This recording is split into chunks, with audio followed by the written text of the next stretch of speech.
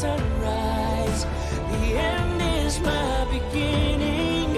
I will rise 1,000 times. I fall and I rise from ashes. This time I'll come back stronger. I know life is getting harder. Not like I would choose another. My tears need healing powers. Just one drop to recover. Can't stop me cause I'm the phoenix. I will rise 1,000 times. I fall and I rise from ashes. This time I'll come back stronger. I know life is getting harder. Not like I would choose another. My tears need healing powers. Just one drop to recover. Can't stop me cause I'm reviving. I will rise 1,000 times. I fall and I rise from ashes. This time I'll come back stronger. I know life is getting harder. Not like I would choose another. My tears need healing powers. Just one drop to recover. Can't stop me cause I'm the phoenix. I fall and I rise from ashes. This time I'll come back stronger. I know life is getting harder. Not like I would choose another. My tears need healing powers. Just one drop to recover. Can't stop me cause I'm reviving. Rise 1,000 times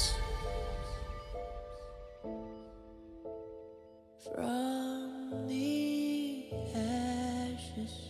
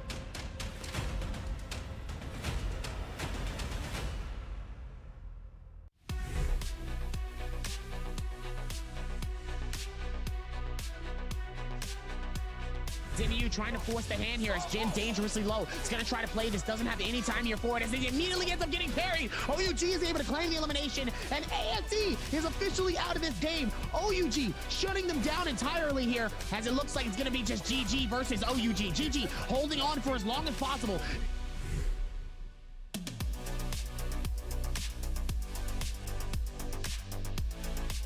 plummeting all the way down to the ground here as he's gonna need to play it as he ends up getting sent outside of the circle and gets claimed. Zinyu is gonna go for the shield swap trade and comes right back into it. The shield coming in from that one is gonna be able to close it out for as best as possible. LXM is gonna be able to get a massive Viper hit damage coming in. All XM needs to do is just stay alive just a little while longer, but it's not enough as ZU.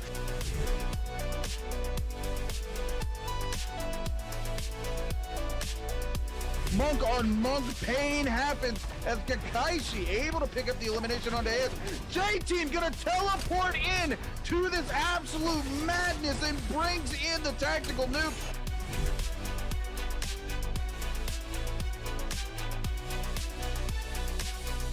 Ventus, 8 eliminations each, but JJHRD still has their entire team up, and Team Ventus is down to just their Viper. Looks like even with this one though, just their Viper, that's not gonna be good towards this one. That Viper can't do it all by himself.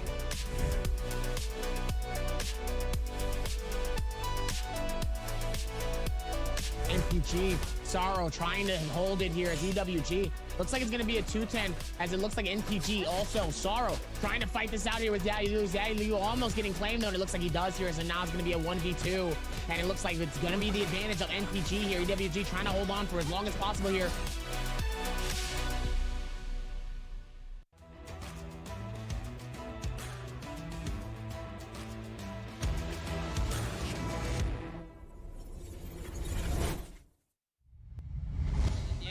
把皮肤全部给它搞成全黄的呀，然后穿个凉快一点。哪里找不到一个？他只会你自己看得到。你 OB 能看到呀？你看这不就全黄了？最下面啊，刚都点开了，最下面黄了。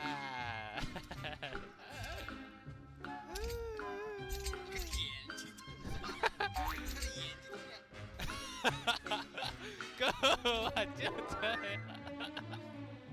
这是谁的？土白的，土白的不好看，这3个我有。打屁股，你装不装？装上去的傻掉。到时候不至于按出来你就臭了。来调戏，直接调戏，上来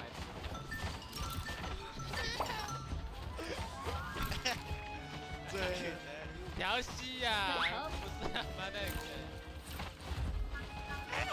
哦，对，这丑啊！为啥我的双马尾这么小个？带错了，带错了，有2个。你看我是在头顶的。啊，我的双马尾！加油！我打回去，请夺下。好多！我死了！吹风回来了，我最后一个吹风，钻进去，有个边缘在圈，没事，顶着也行，这有花，刷。哎，我吃不上了。我杀多少个？10、28。战神有点多。哎呀！我战士快死了，我死了。我们18个。我要想看到，我要在屏幕上面，我要晒屏幕上面啦！红绿灯刺激，真的，最后那张因为红绿灯禁止通行。谈一下你们怎么最后就笑成那个样，是怎么回事啊？算是每次别人一开大，我玩个3娘，我3娘可以开大去把他的大断掉，我就觉得很搞笑，很欢乐。这场比赛这个3位的这个红绿灯造型是出于谁的想法？最近过节嘛，可能车行量比较多，道路千万条，安全第一条嘛，红绿灯嘛。还有的就是给观众们也多看，就比较好，就是一下就认识到。哎呦 ，EWG 咱们的艺人上个解说台，终于是现在特别懂观众老爷们的心了。以后再让选手多上解说台了，下来之后直接在造型上，今天也把队伍变成了大发明家。绷不住了，几家号还能进？101，里面都有机会进。这个80分有可能没机会了，这个86分还有机会的，86分有机会啊，暴打有机会啊，暴打为什么摆了？ KZ 也差一点点，KZ要把大分，咱们应该稳了吧？哦，第7名，7名15分，又是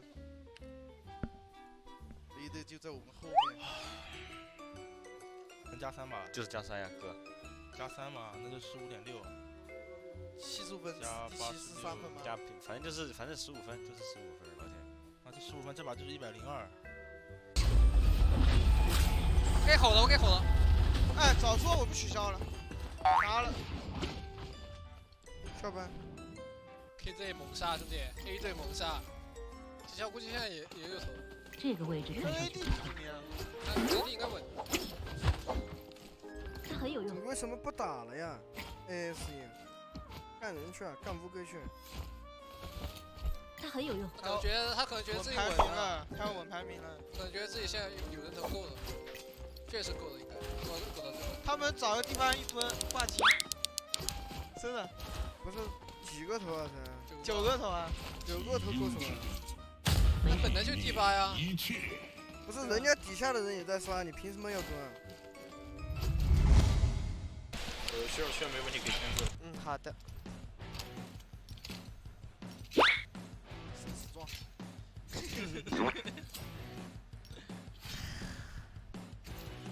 这跟我们挑战赛一模一样。没有，不一样，这次就只差1点几分。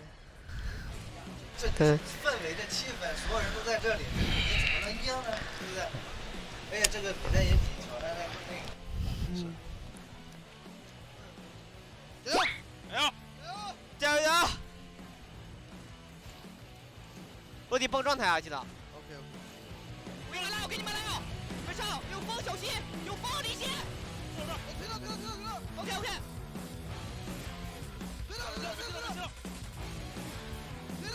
我推了。知道推了，打敌战。OK。他开不了，他好不了。给我上！上一个！炸着原始火山，就打火山。我回家。打火山。我马上要到。我就打火山。我给他。火山。上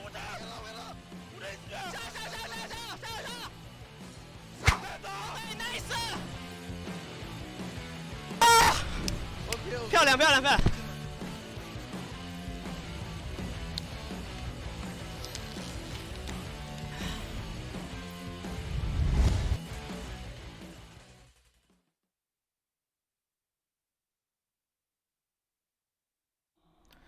喂，阿金，你人呢？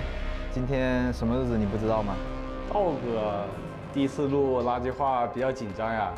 我琢磨了一晚上，我觉得有句话很有说法。有什么说法吗？11月10号 Nbpl S2单排总决赛冠军非我梦。说得很好，你还是别来了。喂，道哥，你人呢？要想说好垃圾话，首先要有一颗强大的 CPU。但是你的硬盘太小了，除了博弈啥都没有。录垃圾话没有我，就像小新没有匕首，王福来没有双截棍。匕首这么好用，请问你们交学费了吗？哎呀，现在这些门徒可太不像话，都快把我案子吹了。格局小了，我黄福来从来不收学费。有些人18岁就能拿下2个周冠，你呢？我还是差了点，21岁，还是你们厉害呀！像你们这么大的时候，根本还在学校里面培养。哎，老了真不行了，确实不能比。希望你在7年以后也能拿下姐杯冠军。大家都说 Nbpl 是水平最高的舞台，我打了3个双周，果然就天然第一了。有没有发现，在座的各位劳模都打了复活赛，到底想卷死谁？我觉得有道理。太卷了，兄弟们！对于很多人来说，保送进总决赛是艰难的，而我一把就过了。看了一下这届总决赛，也没几个泰斗吧？160把泰斗懂我含金量吗？泰斗又如何？还不是打不过我呀。令牌也没几个人摸过吧？确实挺好看。冠军是谁并不重要，但是最后都会被我击败。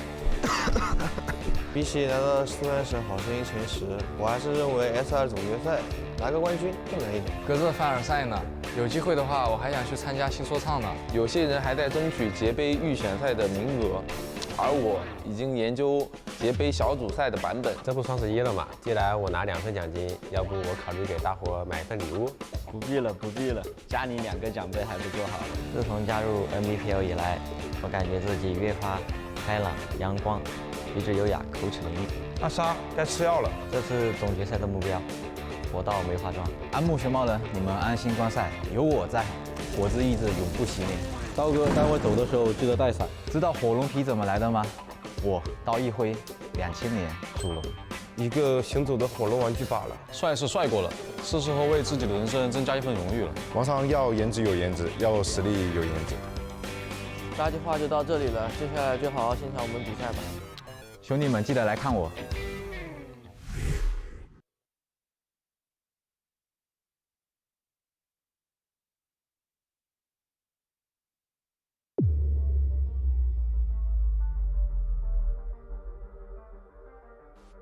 是什么决定你成为了最强之人？是年龄，18岁可以成为你有利资本，但24岁出道，25岁拿下节杯冠军，大有人在。是过硬的刀法，博弈成功的关键要素，刀软注定挨打。海虚庭蓄力2.0，百裂直接打满，这边一个 A 挺接套升龙，送击。换个新的蓝甲，继续打，好的旋转阵，震刀成功，接跳 A， 能不能再接呢？接一个 B， 再接跳 A， 西服到了，没有返回机会了，斯派特，要死赶紧死，直接升龙起来！哎呀，但这个血链都到了斩杀线，但他就敢出这旋风斩啊！但是缺乏灵活应变的头脑，也会惨遭失利。啊！倘若我极致运营，得分虽然稳定，难以突破，拥有强大的爆发力，能够成为你夺冠的底气。小雨里面碰不懂，疯狂的炙烤，他来到了安玉外面，安玉才是最安全的。这一波小雨是大放横财。小仙这边血线很残了，斯派特这个时候提前开大，想要直接直占这个梅花桩，再打起来2个，拿回来了8个，这边再打1个，斯派特这时候有可能要超了。看一下小仙这个时候已经倒了，就剩一个瑞星，现在有一个荆轲剑臂，斯派特这一丝血下。我颜值出众，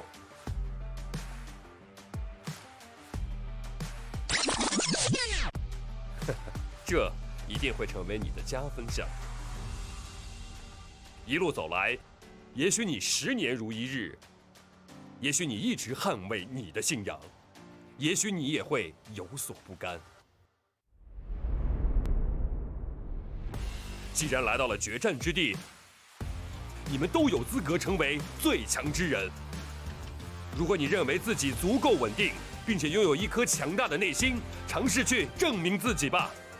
2022 Nbpl S2 总决赛单排赛，最强之人由你来定义。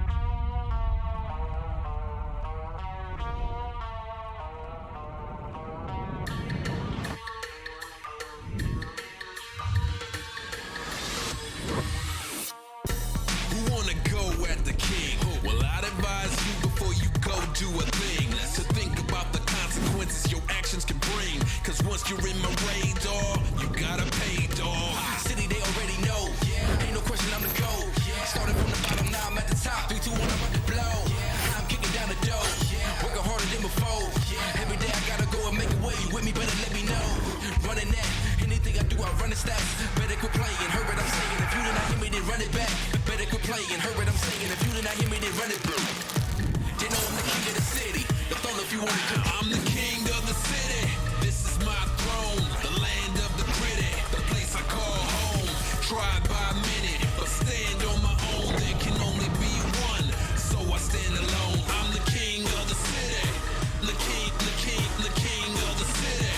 The king of the city. This is my throne, the land of the pretty, the place I call home.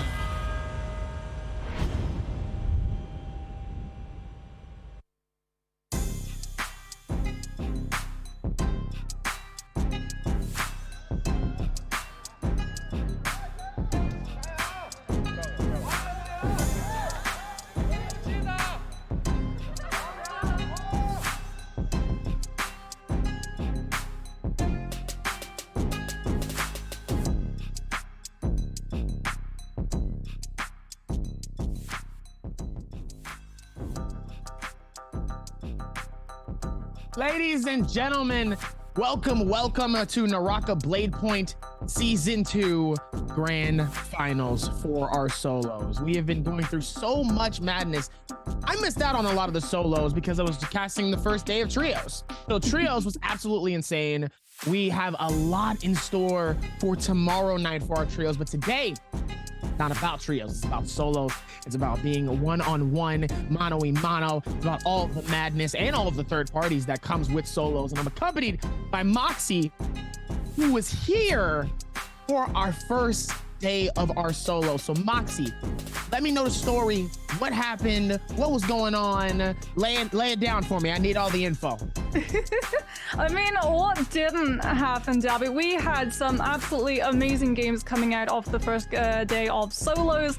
We got to see so many different heroes too, because remember, there is a rule in play now that you have to play at least 5 different heroes every single day, which means that Zip is limited to 2. And we thought, well, maybe we're going to see her both times in horror. No, we actually got to see her in game 5 and game 6. Instead, on the first game of horror, Takeda.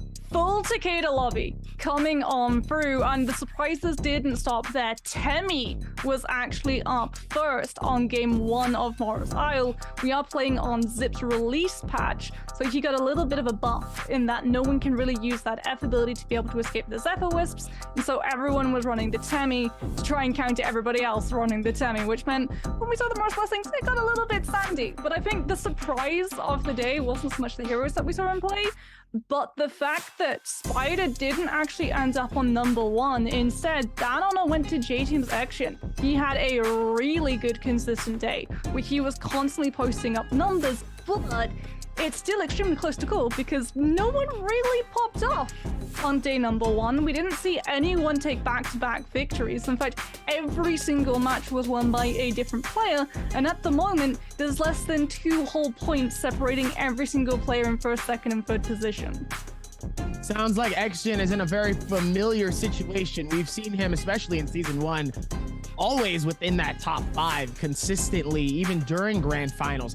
Xgen was definitely one of those that we always had to pay attention to because, you know, certain people end up getting pop-off games, but Xgen always was in that top 5 to top 3 every single game. So all he needed was that one crazy game, and he's back on top, and he's back making magic happen. He's looking down at everybody going, hey, y'all a little behind, y'all need to catch up. As we lock in here, we're going to be seeing all of the usual stuff here from the Game 7. So we did our first 6 games for our solos. That was a couple of days ago, and now we're back to finish off the rest of the pack for our solos. It's going to be game 7 through game 12. And obviously, you know the multiplier, you know the stats coming into this, but 410 CNY for yourself. And then obviously, there's going to be some special rewards as well for some people that's going to be doing MVPs and a couple other things. So everybody is going to be able to walk away with at least something. If you are in this tournament, you are walking away with something. Now, the question is, are you going to be walking away with 7,000? You're going to walk away with 14? Or are you going to walk away with that top prize? That's going to be the difference maker between who's going to get a couple $100 versus a couple thousand. And that's right now.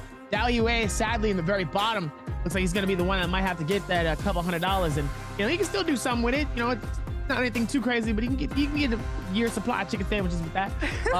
As you look in on the rest of the team, though, GD, Don Queen, taking the top pack of number 9 with 20.4. And Don Queen, one of the hardest working players here, playing both solos and trios. That man is exhausted.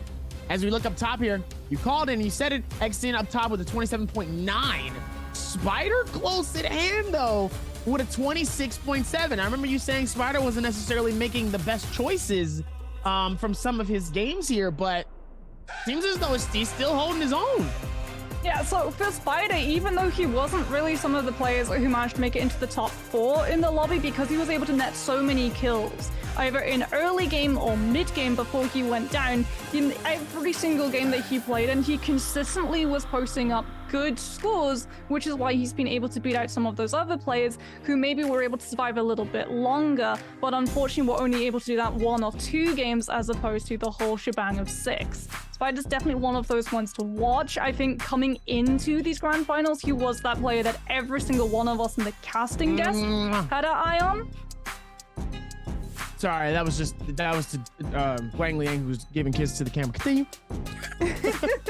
There's your favorite, the necklace drip that yes, you want to see coming on through. AOW drip, you know, AOW got flossing them out with some nice chains, and looks like even the coach got one as well here. So everybody got a little bit of something here, but I'm telling you that intro production from this team has been doing absolutely amazing as we're looking at everybody here. So even going into this this last little bit of madness before we get started here with our game 7. Not our game 1, it's game 7. We've already done 6, so now we got to do 6 more. So starting at game 7 here, with everything going on here for you, Moxie, this is a question for you. For the people that are 9th through 16, what do they got to do to see themselves in that top 5? What's the game plan they need to focus on in order to end it? Because they've already done their 6. So now there's no time to rest, unlike Xin, who is clearly relaxing, being number 1. I don't think he has to worry too much, but he has to at least keep his head on a swivel here with 14,000 damage, 11,000 from average melee weapons, and a 2.7 average kills here. Xin really just feeling it out here, and he's just coasting on the waves right now. So he can rest, but not everybody else. So what do they got to do?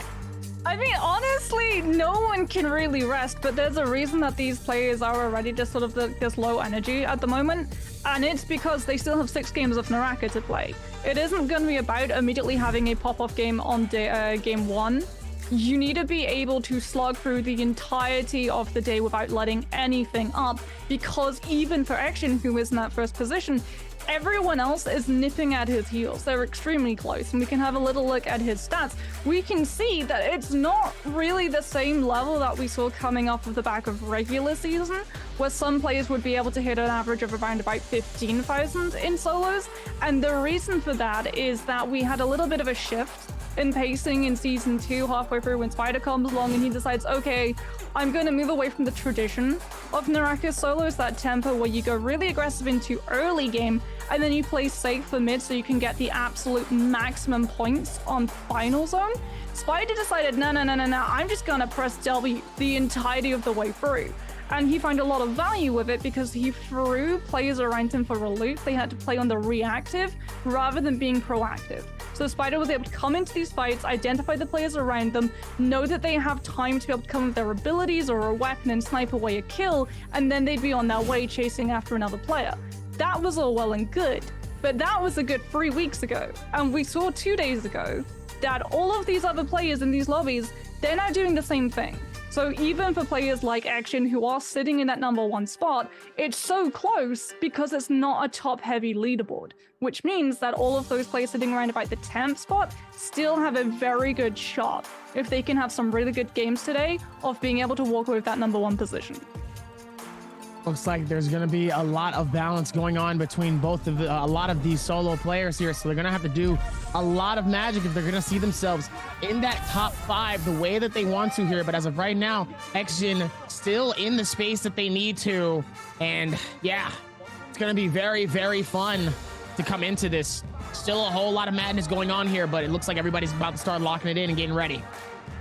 I wonder if we're going to see Zhang Yu do the same strategy he did 2 days ago, which is where on game number 1, we saw 15 Temis, 1 Wuchen, but Zhang Yu actually was running the version 2 of the ultimate, that switcheroo, so that you can actually get that kill, the hit confirmation when they come out of that teleport. And he was running the spear too to try and take advantage of the stagger frames, which was great in the 1v1s. But when he went into that towards the final zone and he had to reposition because he didn't have that version 1 of the ultimate, he got trapped and he went down very quickly. And we are seeing a lot of Temis at the moment. In fact, full lobby of Temis right now, following a very similar pattern to what we saw on day number 1 of grand finals. And I'm not seeing a single Wu Chen, so it is just going to be the full commitment to the Temi, which I'm much more of a fan of.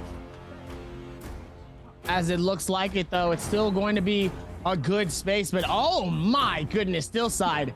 Woo, that temple. Yeah, usually I haven't seen a spread like this for the circle in a minute here, but it looks like still side temple is going to see a massive amount of people here as almost everybody is fully surrounding still side temple. I mean Action, I mean Zin, I mean Spider, I mean it looks like Zhang Yu is going to be holding a top side of temple by himself. Meanwhile, at least two players are going to be heading into Celestia in the very center, but then all surrounding that area is just nothing but players. So still side temple is going to be a very prime place for all of the action here for our first game, technically our 7th game of Naraka Blade Point Pro League. And ladies and gentlemen, we're going to continue it off. Game 7 starts right now.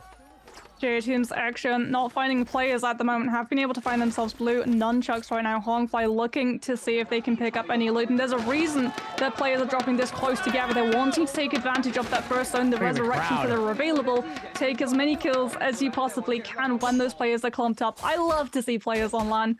It's just so good because you get the audience interaction, cheering them along, and cheering everyone along right now is going to be JDD Xu Sheng. Has already been able to find purple armor, but the majority of it has been shattered as Dubai's position is going to be given away with that bounty on their head. They have to take this 1 versus 1. There's the Temi F to be able to try and escape any follow-through damage from that dagger. And now that it's gone out, Spike can push forward with those nunchucks and absolutely mince Dao Hui, rather Action, who had absolutely no way of being able to escape that one. As we see the nunchucks absolutely obliterated in the face of the charged up left click. Luring King coming in for a little bit of third party action will be able to instantly pounce on that Temi. This is why these players wanted to go aggressive. This is why these players wanted to go to these pockets where they knew so many of us would be around them, because you put so little effort into these fights and you already come away with a kill. Perfect juggle almost to be able to find Luring King, smattering another lot of armor by dropping the ultimate, trying to slow the Temi inside it down, and Luring King will be able to find another brilliant start for that Temi. Absolutely coming in, and Temi actually being very, very beneficial in these games here, especially for game 1. Meanwhile, Rexy dangerously low here, trying to back out. Meanwhile, Exen is going to get called in by Zin. Looks like they both want to be able to get some comeback as well here, and it doesn't even matter that the Tornado is still taking a little bit of his damage. Meanwhile, the Nunchuck still trying to do work, trying to maneuver right through the window. Sadly, is going to miss that opportunity here, but GL Zin is not going to let him go here, as Action is going to keep the pressure on him as well. But it looks like there's going to be a comeback here from Rexy. Rexy still wants to bring some of that energy towards these teams and says, hey, I still want to claim an elimination here, especially an early one for these games here. And it looks like he's going to target Zin with that repeating crossbow and his katana. And let's see if he's going to be able to get anything towards this. Meanwhile, Zin is going to be able to get away from the rotation here. Doesn't necessarily need to get called out into the space here, but it looks like Exton is going to be right behind Rexy. Rexy trying to see what he can do here. Is going to be able to get something here, and he gets the nice clashes coming through here. And meanwhile, immediately pops open the queue, getting ready to strike here with those right clicks. And it looks like he's going to connect it, but going back and forth between Rexy and Exton. Still a lot of maneuvering on each side here, trying not to really get caught in a bad situation. Meanwhile, it looks like Exton is going to get caught inside the Tornado of Xianai, and immediately pops open the ulti of the Tornado. Is going to try to see if he can slow down the movement, though.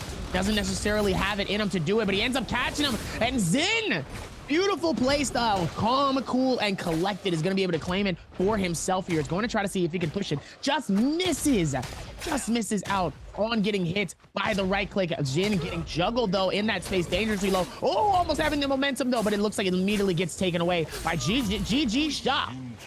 Sha able to do enough maneuvering and damage as he can to claim 2 eliminations here. GG Sha, also another player here that I'm very surprised isn't in isn't in those spaces as well. GG Sha in 7th place. Actually kind of surprising here. Meanwhile, Luren King another top contender. We saw Lu King in the stands yesterday supporting his team at OUG for their trios for day one. So it's good to see our solo players out here in the audience showing love to our trios. Let's hope the trios are also showing the same love and support, because man, as a solo, you need it. You really do need it, and Hongfly needs to get this kill. He's in third position at the moment. He has that championship title in his sights, comes in with those nunchucks, catches out a little bit of damage. Shield's already been broken, has to pop the F ability to be able to break away from any follow-through damage from the side of Xu Sheng, who goes in with the church up, right-click on the dagger. Hongfly immediately pushing back in, actually drops the ultimate to try and survive as Xu Sheng is now going to be trapped inside the dome, going to get juggled and battered into the wind wall, and it allows Hongfly that recovery sliver of a second to be able to go in with those nunchucks and make sure that he does not go down early, as it is now going to be Yiran trying to go away from Xiao, who is currently leading, join with some of these other Tammys, sitting on 2 kills already. Potentially thinking about coming on through, but there's a fight going on over a stash at the moment. Dongqing taking so much damage from the charged up right click. That's the ultimate coming on through, and Lu King does not care a jot. He's going to stay in this fight with those blue dual blades and chase after Dongqing, who's already half health at the moment. Looks for the counter, isn't able to find it, will immediately be punished with the charged up right click as a follow through. The kill just now comes out, but it's not gonna actually be on his side. Wang Liang steals it away, coming in with a legendary dagger. Where do you find a legendary dagger at? I mean, it's the stash, so probably in the middle of the truck. Unbelievable, what a find. Love to see it when they can find something just as good, and a gold dagger. That's exactly what you need in an early game, especially for this game 7 here. Starting off strong here as Wolves Kai Bao is going to come there and immediately shuts him down with an insane parry. It's going to be able to keep the pressure on him just as hard. Doesn't want to let him let go of these situations. Beautiful clicks coming in on all sides here. Tornado comes in from Tianai, and it doesn't even matter because Kai Bao is going to keep that same pressure and claim the elimination on ASE's Jin, just as he's just about to try to get away in this stature. Meanwhile, Hongfly dangerously low here and immediately gets claimed by GG Shaw. GG doing what he can, claiming 3 eliminations, immediately going from 7th to 6th place overall here. So GG Shaw coming back with that energy. He's going to need to do a lot of groundwork in order to see himself in the top 3. But knowing GG Shaw, I think he's got an opportunity. As we go back to Wang Liang, who now has that new gold dagger. He's going to keep that same pressure, but he has gold. Wait, gold spear too? Hold on. Wang Liang's got it all. He's got all the blame. This is the worst possible player as well for Jin to run into, because Jin's one of the players who is characterized by his dagger pick. He will run a blue dagger into final zone if that's the only loot tier that he can find of that weapon, and he's still running great. He's just running into Wang Liang, who has a gold dagger and a gold spear. There is no damage that he's gonna be able to do to manage to win out that fight, and Wang Liang will be able to take it away. Jin, unfortunately, off of the reliance of that dagger and just not being able to find one, goes out of the lobby. One of our first Temis to be removed permanently, as we now move over to Sha and Dubai, who are going toe-to-toe. Dual blades coming on through. Dubai getting so much damage in such a short amount of time, breaks out of any stagger with the F ability. Dubai already gonna have Sha on the ropes, but Sha has that F ability to be able to try and keep themselves away, and Dongqing has spotted that commotion, has thought about potentially a third party, and that intrusion from the Temi saves Sha. He is now given enough time to be able to go for that reset, as Zhang Yu gets caught up in the force choke, unfortunately in the middle of trying to go for that Morris Blessing. He does have action a little bit lower than his own health bar. The Tammy's going to pop out both of those F abilities to make sure that no sniping is going to be coming on through his action with that F ability. Will be able to even out a little bit of those health bars. Tries to bait Zhang Yu into thinking that he's going for the full disengagement, and actually backtracks to be able to get the reset off. Both of these Tammys not wanting to give up this fight, or the Soul Jades that are around that Morris Blessing. Zhang Yu having enough time will be able to get the reset, and immediately the reshield is there, but once it's removed, action comes in with the grapple cancel to make sure that Zhang Yu is still going to be locked in this fight. It does fall a little bit far away, but now he can come in with the cannon. He has to be very careful, though, because that is a flamer that Zhang Yu has been able to pick up. The dagger, the dual blade's rather going to immediately be able to nullify the impact. He has absolutely no way of being able to swap back to that weapon without being punished. And he's being forced all the way outside of the ring as Action manages to move away from the flamer follow-through with the F ability, but now he's stuck on the ground. He's dying to the fire tick, and he will go down to the flamer. Zhang Yu was able to get on top of that Morris Blessing fast enough to get that weapon to his inventory, and it comes up absolutely clutch. Love good clutch moments and situations when you really need to, especially in dire situations like these currently here, as WBG Spider, second place overall with a 28.9. Gonna be a lot of action coming into this. Meanwhile, Kaibao all the way on this other side. Dubai trying to fight this out, dodging whatever he can, pulls out the repeating crossbow, starts hitting shots, immediately taking half of it. Meanwhile, Dubai and Wolves gonna be able to come through even with all of that coming into it. Meanwhile, Kaibao looks like he's gonna try to keep the same pressure onto Dubai in this situation, though. It's the right move to make. Dubai had actually got a broken ranged weapon. We saw it in the red when we hopped over to his POV. So Kaibao does actually know if he just keeps applying this pressure, there is no way that he's gonna have to worry about being sniped away. But he goes in for the close quarters with the dagger. Both times he should have that F ability back online, as Kaibao still not able to lock down Dubai in this fight at the moment. We'll be able to book it over to the Morris Blessing and get potentially a little sneak of what is left in the boxes. Kaibao thinks about maybe swapping onto that pistol to get a little bit more damage off of, as Dunkling still just waiting, hanging around in this tree, squirreling up entirely unnoticed by both of the players around them. The second that they see one of those Temmies get that shield broken, they can come in for that third party.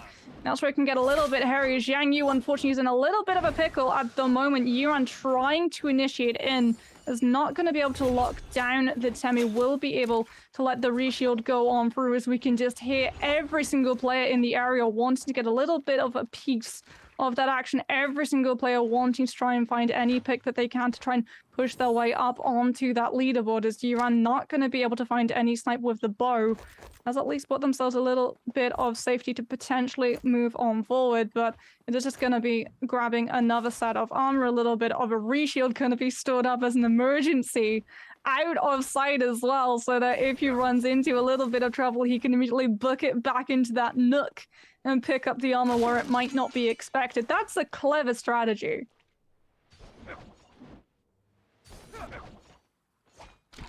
Clever strategy coming into all of this, as Kaibao is going to keep the same pressure onto Dubai here. He's been keeping the same pressure this entire time here, but he's also going to find a middle ground of another player, and that player actually can't tell who that is currently here, as Kaibao is still focusing on Dubai, who currently has no shield to his name, but still has his heals here. He's going to have to play it off to the best of his ability. Meanwhile, GG Shah is also nearby, and GD's Dawn Queen as well.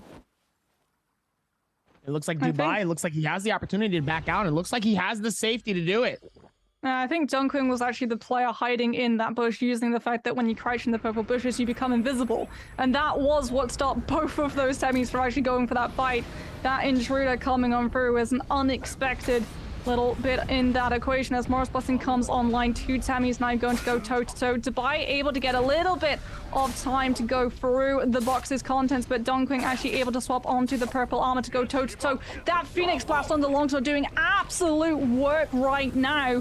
Going to actually force the ultimate to come through from Dubai to try and stop any of the range from coming out. Hong Fly has spotted that there's potentially a moment for him to be able to take away one of these kills. Tries to come in with the charged up uppercut on the right click, as Dubai is now put into the path of the flamer. Manages to avoid the fire tick, but he's still not out of the woods just yet. He is extremely low, and he needs to turn the attention onto one of these other Temmies, and that's just not happening at the moment, as Fangfly is able to break away from the chase behind the rock and get a reset, as Dubai, trying to grapple away from Zhang Yu, now finds an even worse evil in the form of Shah, who is trying to get this kill to connect. He is an absolute sliver of health at the moment. Every single Temmie having a truce to just go for that one target, and Dubai finally falls to Rexy, who'd come out of the woodwork to poach it away, and with that kill secured, everyone books it so that they're not the next one in line of fire.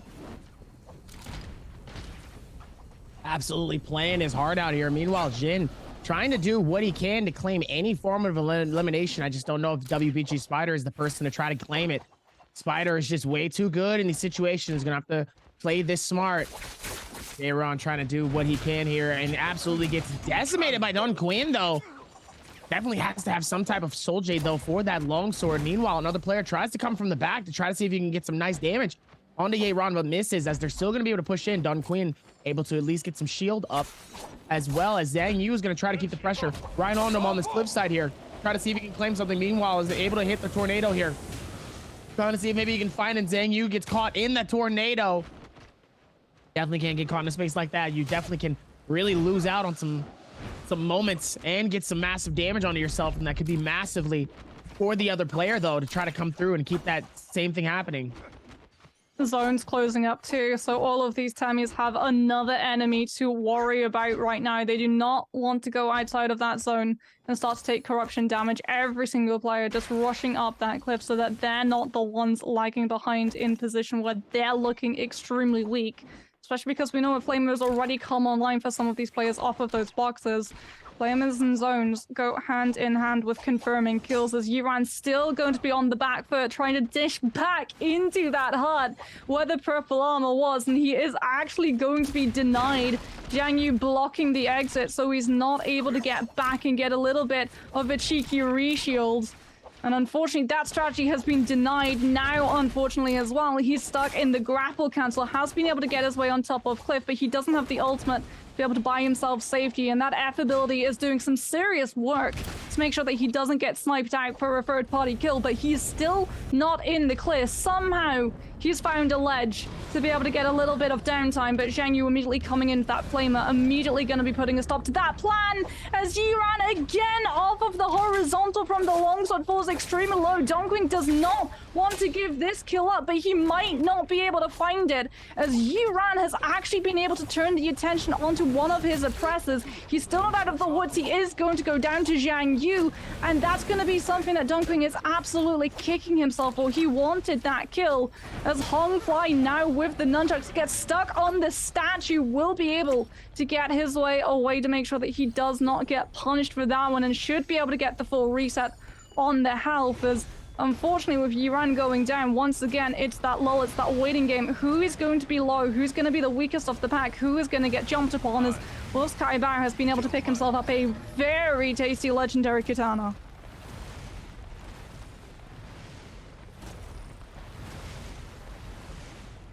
Even with that one as well, Kai Bao with that gold shield is going to be able to go around with these rotations. Don Quinn trying to keep the same energy onto One Fly here. One Fly dangerously low. Don Quinn can finally be able to get his first elimination on the board here, and he's going to need it, knowing he has 20 points here. Oh no, it ends up getting flamed immediately from a flame bringer. Looks like it might have been the owner of Zhang Yu. Zhang Yu trying to find a space here. Dangerously low. One Fly is playing a real dangerous game here. It's not looking good as the circle's going to come through, and Zhang Yu is going to claim the elimination, knowing that the circle was just scrambling and struggling to make it happen. Oh, that was so mean too, because you either die to the blue dagger or you die to the zone corruption because you're caught in the Zephyr. That was no eye playing that one for Hongfly, and again, it's just Zhang Yu seeing one of those times he's low, able to chase them down.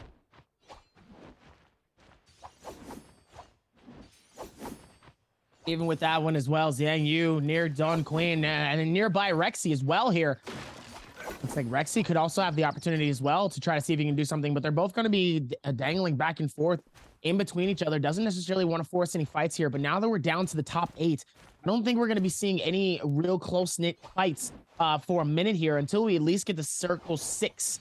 Everybody's going to start to slow it down here. Not surprised at all. This is basically the pro strats for this. You definitely got to last all the way towards the end though, and start to fight when you absolutely need to. But the circle is going to be a lot different. It's a lot of cancel ults. There's not going to be too many, I'm not going to say exciting, but there's going to be a lot of moments here where, you know, movement might get a little slow. There's like a lot of stuff that'll be kind of all over the place here. And yeah, it's a lot harder to go through stuff here, as they're going to try to see if they can connect their shots here. But GG Shaw is going to back out from in front of Rexy here. Doesn't want to get caught by the Flamebringer.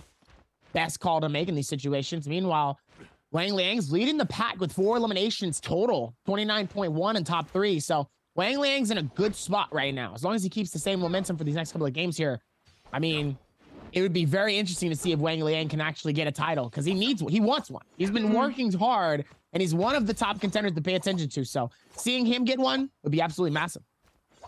Tammy zones in Final Circle are always very interesting, right? Because the ultimate and the F isn't really kill potential, it's just an enabler. So it really relies off of the loot that you've been able to pick up. It's not like a Yoda ultimate, where you can just immediately connect so much burst damage, same for Takeda, on every single player that's left. It really does rely on you coming in with something like Legendary or a really good Soul Jade to be able to set it up, as we can see Jin running that dagger setup. I do believe we've still got a Phoenix Blast in play for the longsword too, so that's going to be absolutely devastating if you have to take both bouts of the charged up click when you're stuck either in that slow from the ultimate or caught up in one of those wisps. As we do see a big deficit in some of these players' loadouts in terms of legendaries to blues. There is a couple of players still running the blue. Dongqing with that purple longsword does at least have the Phoenix Blast to be able to make sure that has a little bit more bite to its bark, as we can see scatterings of blues from some of these players. No one really trying to feel each other out with ranged either. They're all Temis. They all have the ability with the F to make sure that they don't get hit by those projectiles, and everyone really does want to hold on to those abilities until we see the zone start to push them a little bit closer, and that's when the Soul Jades are really going to enable some of these loadouts. That's when it really is going to be about how much damage and chaos can you take advantage of when some of these players falls low. It isn't about doing 97% of the health, or if you can find the last 3. Question is, will they be able to find the last 3? Find out on the final episode of I was gonna say, I don't want to say that just because of copyright. I just want to say, I don't want to say that just to be safe here. Meanwhile, Rexy is gonna be able to go through the rotations here. Let's see. He's going to be able to find something as the circle slowly starts to close in. Is going to make it a lot tighter here, as you're gonna have to force these fights to come out here. So let's see if they're going to be able to find anything here. Meanwhile, Rexy getting hit by Dongquee's cannon here. Gonna have to be careful.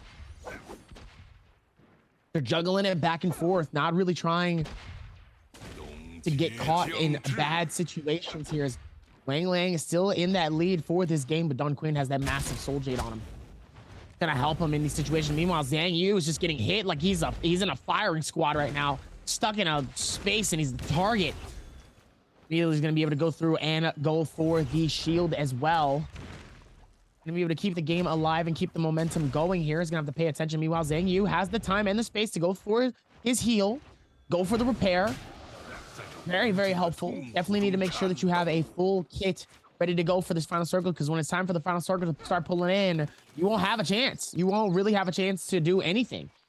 You got to pay attention to that. Focus too, to be able to break away from that Zephyr. If he'd been caught up in that Zephyr, he would have been absolutely done for, but the blue focus enables him to bypass it, as indeed that final zone Davy is starting to close up, and all of this lull is about to be gone, as every single player wants to go for those kills, but no one really wants to be the one to make that first move.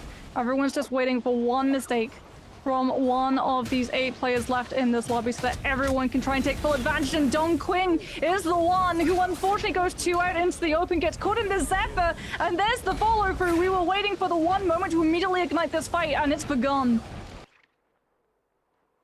Absolutely gone, even in these spaces here. Meanwhile, first couple of tornadoes start to come out in this recession here, and it looks like it's going to be only tighter here for these first games. Still a whole lot of madness going on, but let's see if they can keep that same momentum once they start to close in here, which we still have another 40 seconds coming in. Let's see how this is going to go within this rotation. Only going to get better in this one. Meanwhile, Wang Liang caught up top. Spider just trying to juggle it up top. Kai Bao down at the very bottom. Also as well, fully gold shield. Looks like he might have taken that off of somebody here, at least from what I remember. Meanwhile, everybody else still trying to scramble. Small shots coming in from the Flamebringer from Rexy, trying to see if maybe he can just get minor bits of damage. A little bit of that fire is also massive as well, but ends up getting hit by GG Shaw, shutting him down and sending him back off. And Rexy's like, okay, my bad. I'm sorry. I didn't mean to do that. That's my fault. Meanwhile, even with all that, still going to be able to go with this. See if he can find the rotation. Meanwhile, Rexy's going to try to see if maybe he can heal, and it looks like he does. It's crazy. It looks like the damage actually hit, and it looks like it just wasn't enough.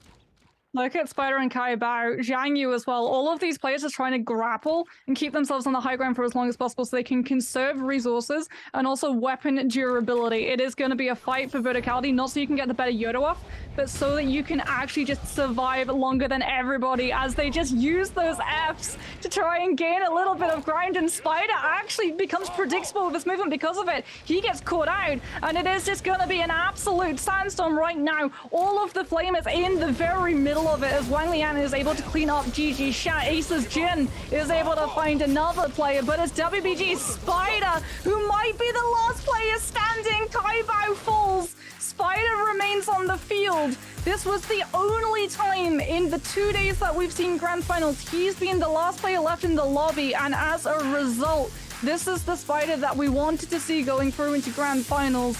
Hopefully he carries this momentum through, because it would be absolutely awful to see all of his hard work in regular season go down the drain. Definitely do not want it to be going down the drain here. Spider is going to claim the first game of game number 7. Has been looking good so far throughout all of this, but even with this one, he's been doing so well here, and you can see a massive sigh of relief coming in from Spider, knowing that he is the target for all of these teams. He is the target of all of the madness here, because that number 1 spot, everybody wants it. Everybody wants to come through and claim it for themselves. And obviously, Wang Liang still focused as well. He did a fantastic job leading into this. He's got those average points. He's going to be feeling good. He's got to be at least in top 3 here. So everybody is still majorly focused, getting ready to go into game number 8. But that little bit of sigh of relief has to feel just a little good for Spider, knowing that he's one step closer to taking it all for the title. Yeah, I think that was the problem for Spider on day number 1. Like, he had a really rough game 1, a even rougher game 2. He was one of our first Cicadas on Holoroth who went down, like, literally off of the rip. When he loaded into Holoroth on Matab, he went down in less than a minute on his first revive because he just wasn't able to find the loot loadout. And so he goes down to a third party coming on through from another player. And it's really unfortunate. We actually cut to his player cam and he just looked so disappointed. And for Spider, it really is about starting well so you can find that confidence, you can play into the aggressive nature that we know he is extremely comfortable on, so you can then continue having that really dominant performance for the rest of the day. Because when we headed into Final Zone, there were 3 Temis who understood exactly how they needed to play that Final Zone. And it's all of the Temis who are using the grapples or sticking in the tree. They know, okay, we have to conserve resources, we have to conserve weapon durability. It is going to be an absolute fight for ammunition, and whoever is able to endure longer in that final zone is going to walk away MVP. And Spider does exactly what he needs. Did exactly what he needed all throughout this space.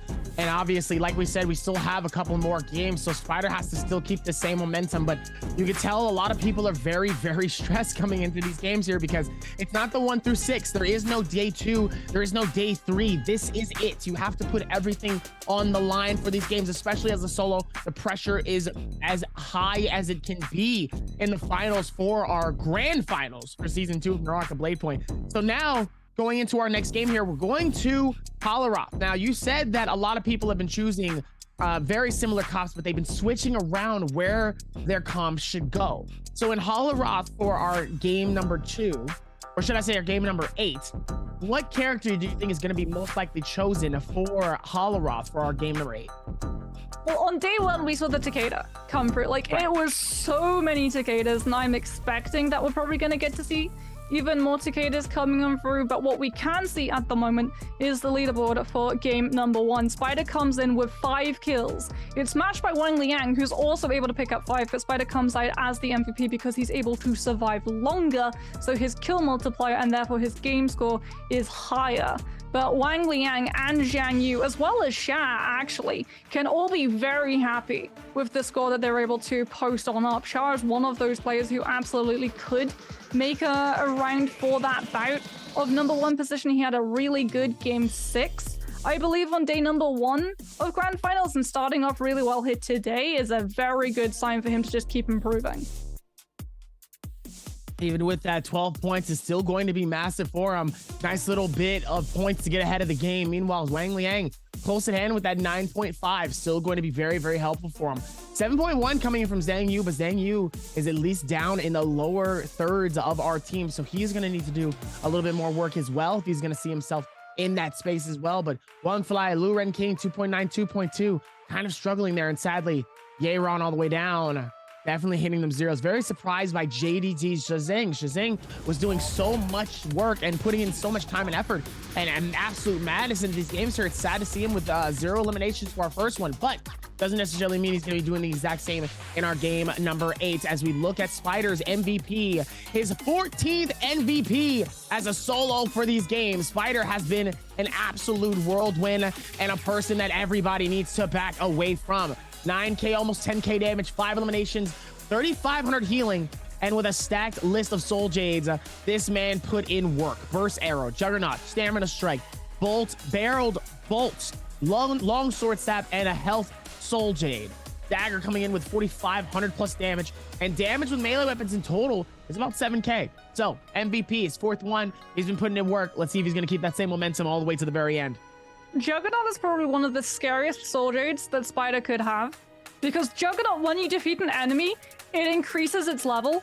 And so for Spider, because he plays super aggressive in both the early, the mid, and the final stage, and he's taking all of those fights, his Juggernaut stage is going to be absolutely massive going into that final zone, and it really is perfect as you can see him coming in with those 5 kills.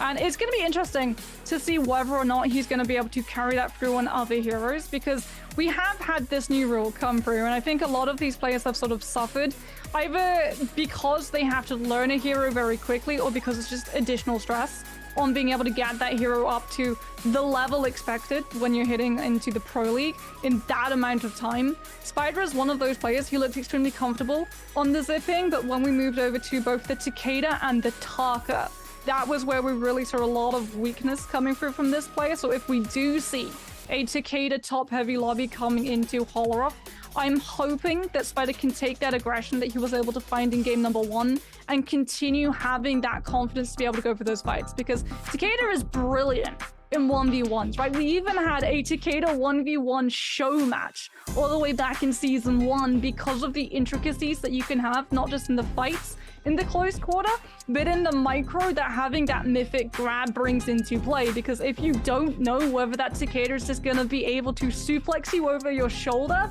and grab the weapon away from you, it becomes really hard to be able to control the spacing in the neutral.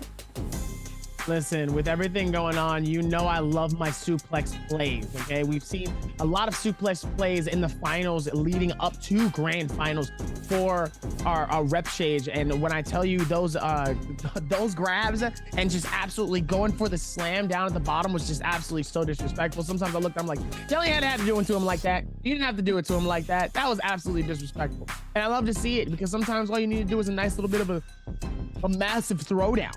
And to see that into a player like Takeda is definitely somebody that, and also, I think he's also really great too in terms of like third-party factors too. I think he's great with his versatileness. And if you have those extra Soul Jades that actually buffs Takeda, he could be an actual real force in certain situations where he might get caught in between 2 teams and he might be able to juggle both. Yeah, the ultimate too is really good for that purpose, right? Because obviously you have all the slashes that it connects, so that stagger effect, brilliant. It can catch out players when they're trying to run, but the added mobility that it brings to the table too. So a lot of the time, sometimes we'll see a Takeda losing that 1v1, or maybe they'll get mythic counted and they have to pop the ultimate to try and be able to increase the distance that they can run and get that reset, that little bit of a lull to be able to hit the reshield. And then the Takeda after them will actually initiate with an ultimate of their own, and the hunt is on. It's a little bit like Zips when they use the bubbles to be able to extend the chases, but it's literally just Takeda's trying to zoom away as fast as they possibly can. And it's just the absolute best on Holoroth, a map where there are so many small enclosed spaces, and it can be really hard if you do get caught out in those claustrophobic spaces to be able to escape the ultimate. It's really annoying to try and tap dodge when there is literally no room to your right or your left.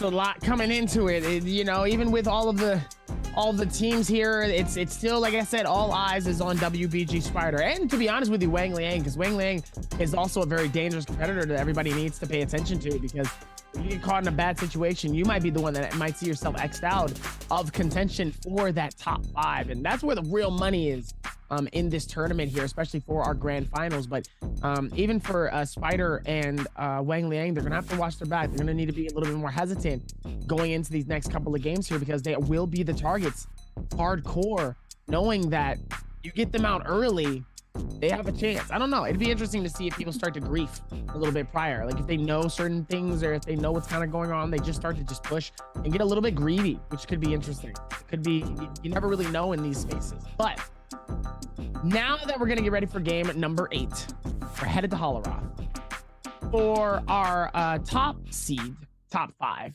You know, the Spiders, Wang Liang, you know, all of those players here. What do they need to do to keep themselves there? Obviously, they've been doing a fantastic job, and like you said before, anything can really change in these next 6 games. So we already talked about what the bottom section of our leaderboard needs to look like. What does our top section need? But honestly, it's the same thing, right? You have to keep that focus up. You have to understand, just because you've had a decent game on the game number 1, you still have 5 other matches that you have to play, and 5 other matches that players can post points up. So if you go down super early and you find yourself taking away so many donuts, you're going to lose that positioning really quickly. So it is going to be about keeping that mental, and you guys are going to have to keep your mental and join us on the other side of a break, because Davy, we're going to move over to Holoroth, but it's going to take a little bit of time to travel over there.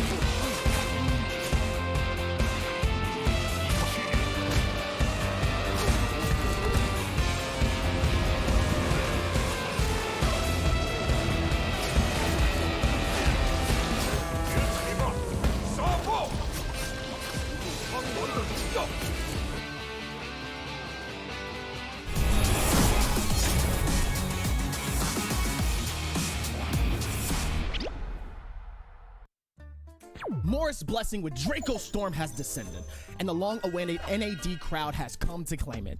Just as Morris Blessing was about to unlock, the NAD trio was blown away by an explosion. Who was sneaking around in the dark? It turned out to be XCG's Nye HQ, who was sitting on a high platform manipulating Ballista. Poorly conditioned NAD had to retreat in suffering. In the end, XCG cleverly utilized Ballista and easily captured Draco Storm. Ballista is a powerful strategic weapon that has been around for a long time on Morris Isle. In the current meta, the Ballista has a range of 100 meters, and the crossbow it shoots will cause a 4-meter radius explosion to the target location with a damage of 600 and an incendiary effect that burns the target subject by 40 points of HP per second for 5 seconds. Furthermore, if the crossbow arrow hits the target right in the head, its base damage will double. In addition, crossbow arrows are affected by attributes such as long-range resistance and general damage reduction. Finally, here's another tip. Ballista's crossbow arrows also receive a bonus from Desperation. We can choose to set up the Ballista on the plane or a high platform, which has a better view and a more comprehensive striking range. So wisely using the Ballista on the high platform can play a significant role in a game. Before shooting Ballista, we should open the map and mark a distance of 100 meters to get a good grasp of Ballista's range. Then, use the right mouse button to aim and let your prey have nowhere to hide. Although Ballista has enormous power, the maximum reserve is 6 rounds. A weaponry chest only contains 3 crossbow arrows, so the consumption of the weaponry chest will be massive. Special reminder that Master Tianhai's the Divine Bell can also reserve the shooting crossbow arrows. So you need to be a bit more careful before facing him.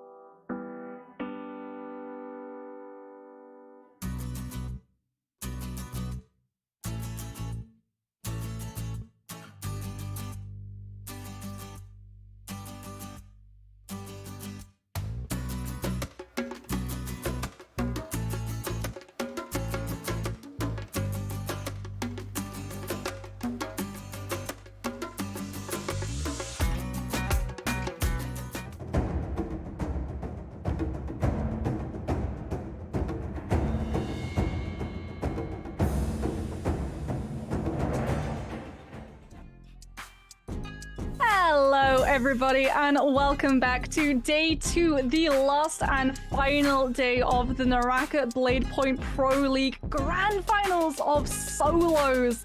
Derby, we just had game number 1 on Morris and Spider took the victory. We're headed over to Holoroth and we think that's going to have a little bit of a change up in the hero department.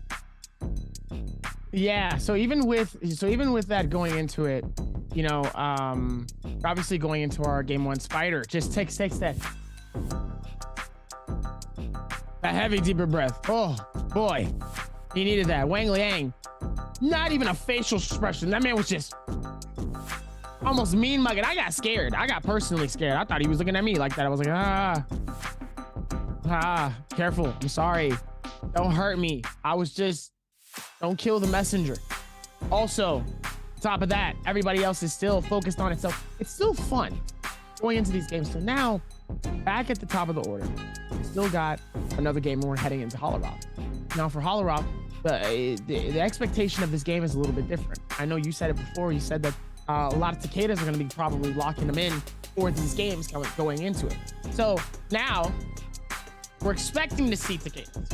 We don't see the Takedas. What do we see? Probably the Z-Pings, honestly. That's the thing. Z-Ping is still extremely strong. We are not playing on current live patch. We are playing on Z-Ping release patch. So she has not yet been nerfed in solos, which means that the bubble and the amount of healing that it does and allows you to do, the fact that you can actually use it to escape grapple chases, and then you sustain in a fight long enough for it to come back online. We actually heard J-Team's XJin give an interview to Jaeger on day number 1, where he had everything in Final Zone. He was on Justina, he had a flamer, he had the positioning, he had the ultimate, he had the high ground, and he couldn't kill a Z-Ping. In fact, in his words, it felt like 30 minutes of damaging her, and she still wouldn't go down. So if we don't see the Takeda, it's probably gonna again be that battle for just surviving on the chase as you book it around Holoroth and try and pick up the highest tier loot that you possibly can find. Okay. So now, I'm thinking, even with all of this going into it, all the madness, all the momentum, reaching around, going into it, do you expect a 2P dub coming from somebody? I would like to see Wang Liang get a 2-piece. That's all I'm saying. Well, Wang Liang might get a 2-piece, but Spider might also get a 2-piece, and I do believe we're actually going to get to hear from the player himself. 因为隔了很长时间没打比赛了，所以说前2把脑子有点没转过来，有点在梦游，然后再加上总决赛的节奏其实跟平常也不太一样，我也没有打过，可能也需要慢慢适应吧。对于今天跟以前比的话，我觉得大家的打都更稳了一点，都更稳健了一点，就不会太去打到中期的话，不会太去激烈的对抗吧。鼓励跟压力，其实我觉得应该是成正比的吧，就是有人鼓励，其实鼓励越多，其实压力其实也会有的。在最后一天的比赛上，我应该会调整好状态，然后如果运气好一点的话，应该是比较有把握的。 Well, it took a day of being able to get used to that tempo that everyone is now playing, as Spider pointed out, a lot more solidly than before, but it definitely feels like he is on top of it headed into this second game of the day after that dub on Morris Isle. Surely he's got to be feeling a little bit of relief from the pressure that's definitely mounted on his shoulders. Remember, he did not play in Season 1. He came into the Pro League fresh for Season 2 and immediately blew everyone away. So all of that expectation has been put on him, and that pressure is probably something he hasn't had to face before. So now, even with that going into it, even with Shazang and a couple of the other players that are down low here, they still need to put in some work. They still need to make some magic happen. Yeah, I mean, Xusheng is one of those players. Ron, two kills average, place 4th, 9k damage. That's gonna be interesting. Ooh, now question: do we? So we talked about game 2, and we talked about game. Sorry, and I actually have to think about it. Game 2 and game 5. The both Holoroth games are a little bit different. Did you see any fireballs from any players that came out of nowhere? Did we see any of that? We did see Taka, but we didn't see it on Holoroth. We saw it on Morris Isle. In fact, we had a very Taka-heavy lobby. Really? Do you remember that game? Was that a game 3 or game 4? I believe that was game number 4. There were smatterings of Takas coming on through, and it was very interesting because some of these players did talk about Taka extensively in their interview, but I don't think we're going to get to see the Taka. Instead, it's going to be another T that we're getting to see. It is going to be the Takedas coming on through. All of these players most likely going to be locking it on down, which means there is going to be a lot of focus on the micro, those engagements coming on through, especially players that prize things like the nunchucks and the dagger, which put you into prime distance to be hit by that mythic grab. They're potentially going to struggle. Oh, and a stacked list of Tarkashis coming in, as I just talked about that earlier here, and I'm very excited to see how we're going to see how Holoroth comes into play all within this spectrum. Meanwhile, Holoroth looking absolutely well coming into this all space, as Spider is going to be landing by himself in the far left section here. And it looks like Shazing and one other player might be nearby here to possibly try to see if he can get some luck in for the puzzle. Meanwhile, Xian is going to be at the city of Tang by himself. Xian is going to be able to take control of that. Hong Fly is going to be in front of a Pheromone village and having that whole side of the snow section to himself. Meanwhile, Gayron and a couple of the other massive solo players are going to be all around this middle section of Cursed Castle. Or should I say, sorry, Plumbed Castle. It's Plum Castle. Excuse me. Plum Castle coming into this. This is going to be very, very fun, and I'm excited to see where these players go and how deep this goes. As now we're going to be able to lock this in. This is going to be fun. Let's lock this in for game 2 as we see the Bauda signs and the Wolf signs coming in. The support from the crowd has been absolutely phenomenal. Let's give them a show. Oh, Xusheng potentially going to be looking to find those glyphs for Salvation Podium solving.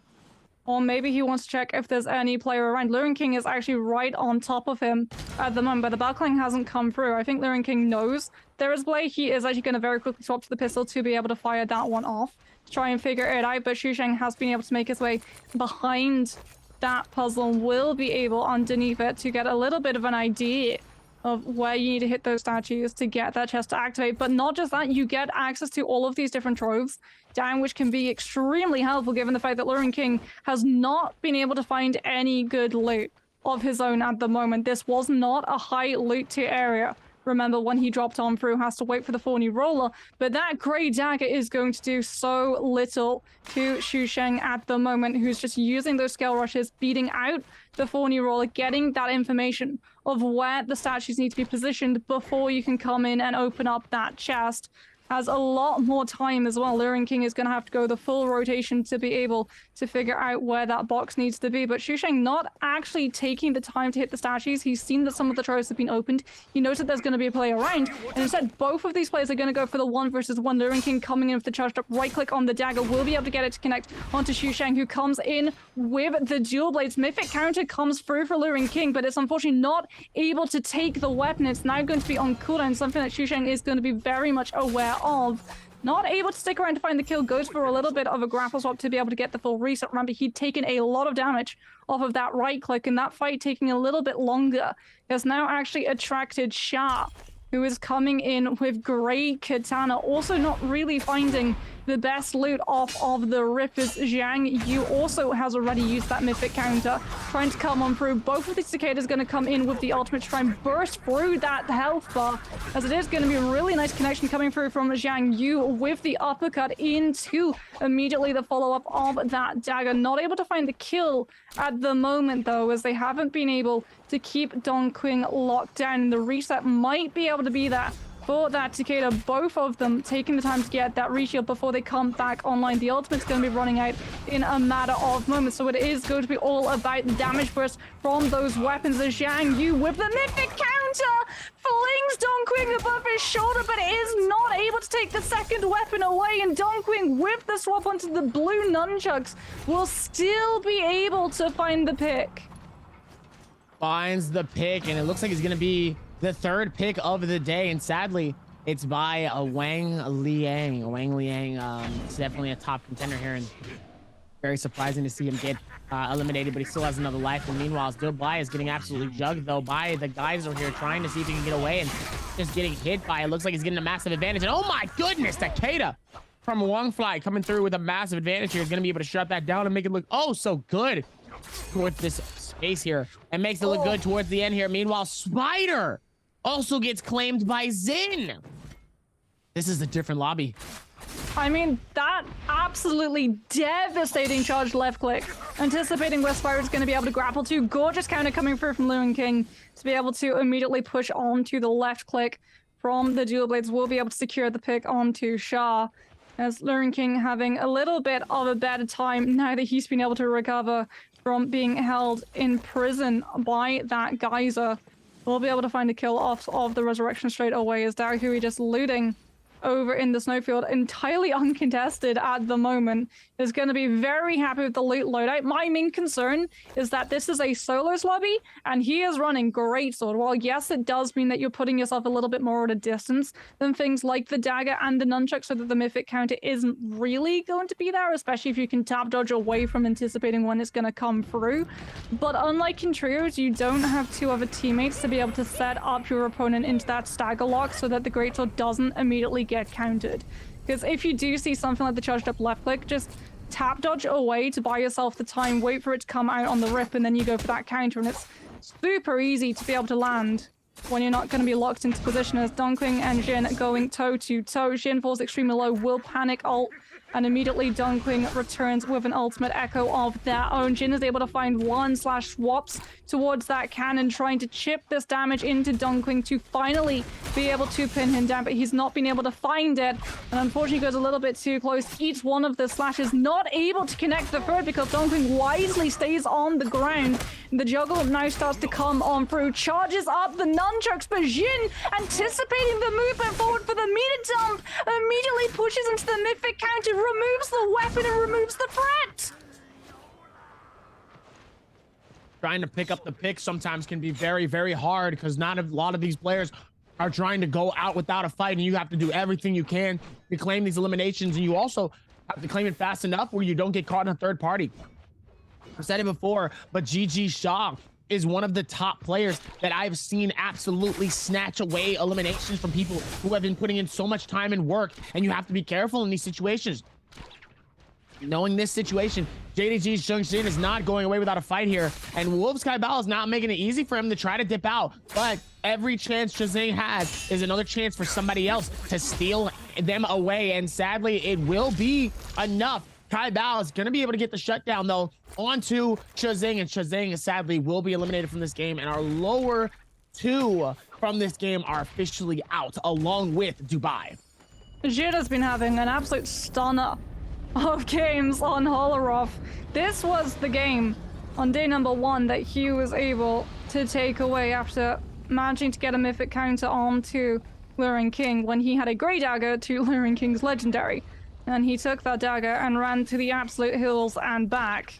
As Zhang Yu going toe-to-toe with Xiao, who isn't in position to third party. Instead, he's the one that has been spotted a little bit out of position. Zhang Yu knows that he's going to be looking for any downtime to be able to get that re-health up, and he is not going to let this chase up anytime soon. Xiao, with that legendary weapon, making it a little bit harder to try and push onto him. However, that just means that the mythic counter is going to be oh so juicy if you're able to pull it off, especially with the nunchucks. We've already seen from Jin the unfortunate consequence of needing to be that close to be able to go into some of those attacks off of the nunchucks. Perfect distance for that mythic counter to be able to come on through, and as a result, Xiao is just not comfortable taking this fight. Thankfully for him, Rexy was actually in the area and is now tagged on, potentially moving away attention from Xiao so that they can survive as a Hong Fly going toe-to-toe with Jin. Oh, gets caught out in the extended staggers coming off the rip of that spear buff, and unfortunately Jin not able to recover. As we move over to Action, currently fighting in the middle of Corruption Dick. Luring King able to take a little bit of time to be able to grapple away and get some of those resources, but Action unfortunately hits the cactus and needs a little bit of damage, and he's not able to get the follow through on that chase immediately. Still hunting after with that great katana, wanted to come in through. Notice he doesn't have enough time to be able to push into that greatsword with the stagger frames not there to set up. And as a result, it is just going to be trying to get these hits on as fast as possible. Swaps onto the pistol, not able to find any connection at the moment, though. As Luring King using the scenery to be able to break line of sight for as much as possible, has to go out into the open. This is where the pistol becomes a lot more dangerous. Action trying to keep himself away, gets battered back by the ultimate activation. That stagger is going to immediately set Luring King up to come in with a hit of his own and force J-Team's Action to temporarily give up the chase to get a reset. Even with the reset, though, it looks like Xin will be able to get it going. Meanwhile, Huang Fly looks like he missed out on... Never mind. I actually thought that he missed out on his grapple, though, and the pull. But Huang Fly, no shield, is going to have to back out. Going to have to definitely take this out to a different advantage here. Doesn't want to get caught in a bad situation. Still wants to be able to work towards it, though. Even with this one as well, still able to rotate this out. But check this out. 3 eliminations shared between Huang Fly, GG Shaw, and GBL Xin. Putting in work on each side here. They're not going to go away without a fight here. They're slowly creeping up towards that top space here. So as a good thing that Spider has at least a 6-point difference, but Spider has to put up way more points if he's going to see himself as the undisputed champ here for our season 2. Meanwhile, Wang Liang is trying to juggle 2 players at once here, putting in absolute work with a dagger. Absolute king of the daggers currently here, as Ye-Ron is going to be able to take a shot at him as well here. He wants to try to get that energy onto Wang Liang as well. Ye-Ron getting some damage onto Wang Liang, finds the gray shield for the trade, and immediately starts maneuvering. Look at the fast movement coming in from Wang Liang, making it so much harder for Ye-Ron to hit his shots. Trying to see if he can get any type of connectivity at all. Trying to damage and hit anything as well. Looks like he will be able to at least hit this one as well. Goes for the geyser, and he's out. Or at least he's going to try to. He's trying, but he's actually the bounty target. So his position is going to be given away no matter where he tries to go to. So at the moment, he needs to find another Takeda that falls low so that everyone stops chasing him and goes after them instead. And J-Team's Action is actually going to be putting out another bounty. So it's going to be a little bit of an easier time for Wang Liang to be able to escape. He still isn't out of the woods just yet. Has to go for that ultimate to be able to catch on to Spider, who is trying to follow on through. As Spider has used that ultimate, Wang Liang still having to worry about J-Team's Action. Dodges away from the chandelier in case someone tries to drop it atop his noggin. And it is going to be Wang Liang with that really nice counter coming on through, getting that little bit of clank to be able to survive, still keeping himself alive. There is 4 cicadas, make that 5 very quickly, closing onto his position. Ultimate trying to catch him out. He now does not have that added mobility. He goes into the geyser to try and get vertical and escape all of the grapple cancels coming on through. Has to dodge into, unfortunately, one of the hallways, which immediately puts him at odds with Yiran, who with that counter bats him back, follows up with the step into the dagger, will be able to find the kill, but he's now put himself into that aggressive position, and he actually has to use those additional dagger dashes to be able to try and escape any consequence, any follow-on through. Goes into the geyser, gets grapple cancelled, so he's not able to use it to escape onto the rooftops. Manages to return back into it a second time, loses his oppressors, will be able to get the full reset. And for Yuan, that is a brilliant kill picked up with very little consequence other than having to bite into some of those resources. Even with that coming into it, EWG's Yeron, as we're seeing his player card come out here. I'm really liking these player cards that come out of nowhere here for this. Let's see if they're going to be able to put this down towards other spaces and see if they can be smart towards other individuals here, as they're going to be able to try to rotate this out. Let's see if they can figure this out. As now we're going to be able to lock this in and keep it going little by little. It's only going to get better, as now Kai Bao going to be able to do what he needs to inside of these rotations, trying to do what he can as we look at the top of the leaderboard here, and it's still spread out in different ways as GBL Xin is still going to play smart, is still going to do what he needs to. Let's see if he's going to be able to figure this out. Still only got that blue dagger though. This is something he has been punished. He was punished for this in the last game.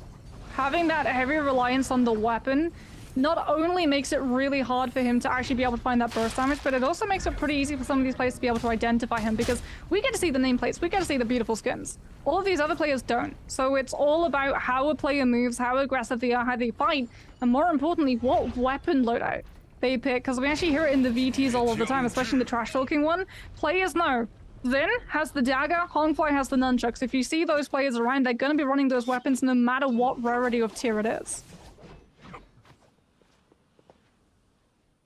Even with this one though, WBG Spider is still going to be able to keep this game alive. And he still has to do something. He doesn't have any eliminations on his belt. He needs something. He needs to keep this game going. He's got to keep it rocking. Been doing so well so far here. He cannot slow down. You said this before. They need to be able to keep the same momentum that they've been doing so far. He cannot lose out on any more momentum than he needs to. But mind you, it's only game number 8. So we still have 4 more games on top of this, but you always want to start strong and end just as strong, if not stronger. So going into this G Shaw, gold nunchucks in his hand. Tied up as well as meanwhile, Kai Bao with 2 eliminations, tying it up with Yeron as well. But right now, GG Shaw, Xin, and Huanfly is leading the pack. Wang Liang eliminated with 0 eliminations. Definitely going to be tough for him, putting him in a lot more pressure. Wang Liang able to do what he can. Let's see if he's going to be able to dish it out and do more towards this rotation. Oh, Zhen getting caught outside of the zone, has to now grapple in to be able to hit that reset.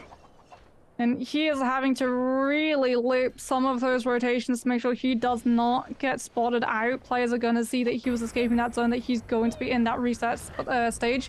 He will be able to get safely through, as Kai Bao might just be able to walk straight up to another Morris Blessing. This player is going to be extremely set in terms of loadout.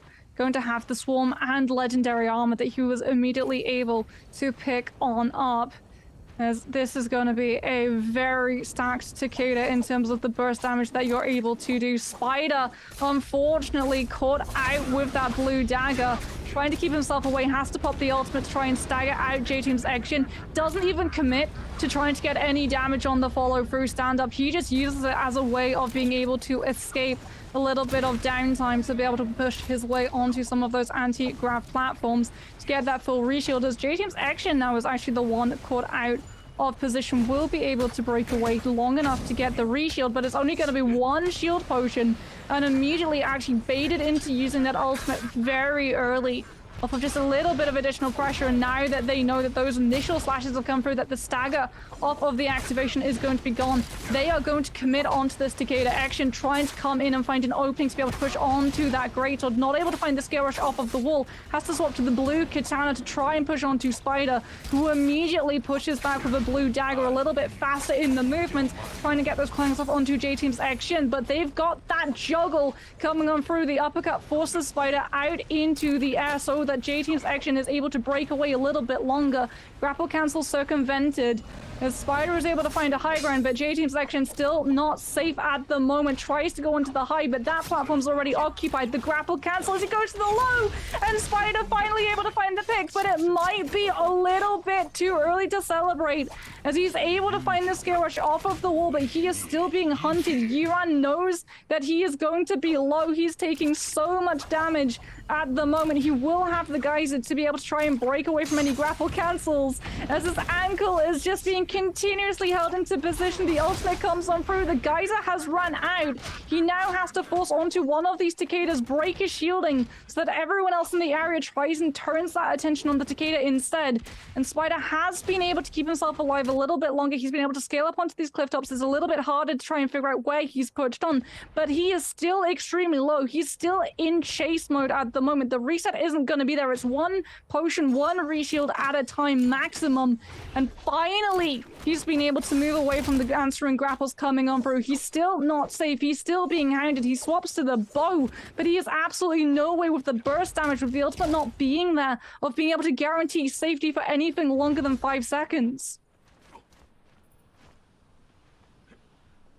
Even with that, all throughout these rotations, all the way up top, Spider still has a safe place to be able to repair his weapon.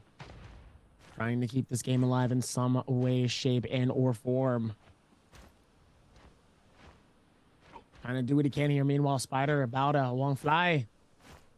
Trying to do what he needs to. GG Shaw and Xin still up at the top here. They're still trying to lower it down. Meanwhile, Xin is going to go through and try to nab some extra stuff here. He's going to nab extra shields and extra heals. Probably a smart play to do currently here, knowing that he does have that free corner to do what he needs to. He's going to be able to pop one of those heals and still has plenty to do what he needs to for the rest of this game. Now he just has to balance what he has until he ends up snagging some more off of another body. But as of right now, with all that he has, Skill's going to be able to put it down and towards it.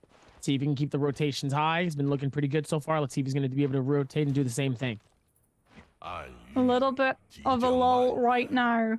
All of these Very players chill. sitting on those Takeda ults. Spider again prizing that high ground. He's swapped to that bow. He's doing a lot of damage, and he's also extremely hard to get to at the moment, because you really do have to put yourself into the open to be able to chase onto his position. He just has to worry about Dongqing, who has had the exact same idea. As you can see, Spider's just going to give up the push for a little bit and then immediately just grapple back on top. He's trying to conserve as much resources as possible, but unfortunately for him, he's not able to get on top of the rock as fast as he wants, and he takes a lot of bow damage coming on through and has to give that positioning on up as Dongqing swaps to the pistol to be able to follow on through. And Jin with the new soldier Hepta D-Tac.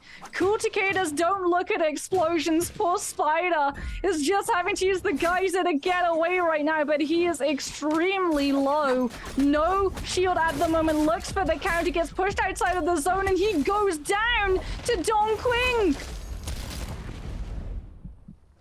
Dongqing able to do what he can within this space. Let's see if they still can be able to work towards this one. Dongqing, as we said before, one of the hardest working players in Naraka Blade Point, and that is no stretch of the imagination. That is absolutely true coming into these games here, as he does work and play for both the trios and the solos. As we look at GBL Zin trying to work towards this as well, seeing what's next and working towards the rest of the pack here, as he's gonna be able to do what he can. Oh no. Oh, as Zin is gonna be able to come out of nowhere here and catch the same momentum pushing in towards it. Let's see if he's gonna be able to keep the same momentum all around. He's got to be very, very careful here, because he could get caught in a very bad situation if he's not paying attention. Meanwhile, One Fly playing off as best as he can here and has been making it look good all the way towards the end here, but very small circle. Everybody is in their well-respected places. The circle is about to close in 28 seconds. Gonna have to be careful here, as now circle still going to close in here, but it's still a three-way tie, and a three-way tie technically for first and second place here. I have to be very careful. Going into this rotation here. Let's see if they're going to be playing this side. Whoa! Queen having a massive advantage, though, with... Look at that. Do that again. Yeah! Do it again. Yeah! Flurry. Do it again. One more time. It's one That of is the so best cool. soldiers. It's absolutely devastating. It turns the dual blades into just a ranged weapon that absolutely minces your health. And that's one of the funnest side effects, too. As that zone starts to close on through, and you know what else has a brilliant sign when it activates? The Swarm! Because remember, Kai Bao has the Swarm at the moment, as well as that legendary armor.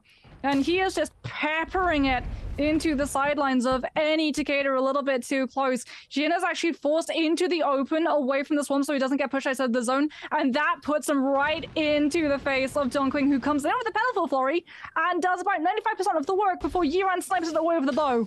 But Dongqing still gonna be alive, still using those dual blades, trying to bat back some of these players, home run them into that corruption so he's able to find that pick because they're not able to recover. Worse, they have to tap dodge out of the corruption into yet more damage from those dual blades.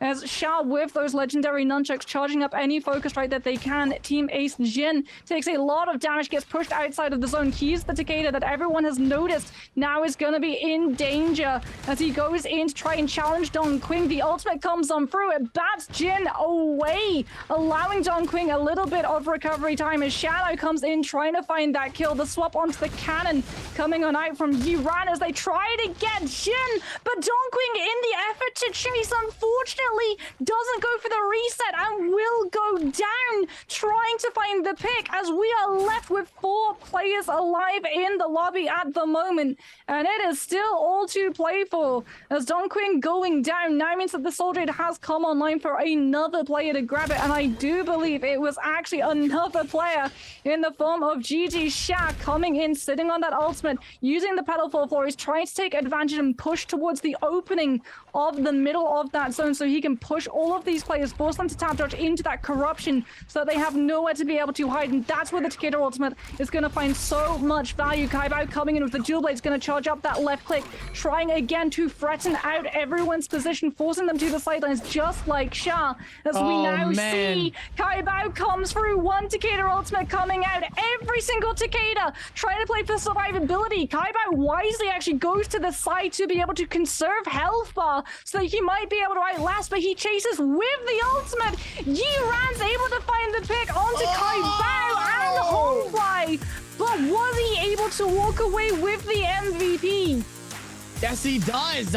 EWG actually did a fantastic job. Like I said, the kills were very, very low in this game. Yeron had only had 1 elimination going into that final circle here. So in reality, all he really needed was 1 to 2 picks. He's tied. If anybody else ends up getting elimination, that's actually could be found by somebody else here, but those points are going to be very, very vital. And I say that in terms of the ranking points. That ranking system is going to be very helpful, let alone those extra eliminations. So let's say he does end up tying, but he does end up titling in that first place spot. It's still going to be helpful for him all the way towards the very end. And obviously, with that 1 elimination was enough for him to come through, final circle, clutch up, get at least 1 to 2 picks. And just like that, Yeron is our selected winner and our MVP for this game. And like we said before, you got to be able to play smart here. And I said it before, people are going to be playing smart for these first couple of games here. We'd said this a while ago. So I knew this is what it was going to be. Now, hopefully we start to see way more aggression past our halfway mark, past game 3, at least,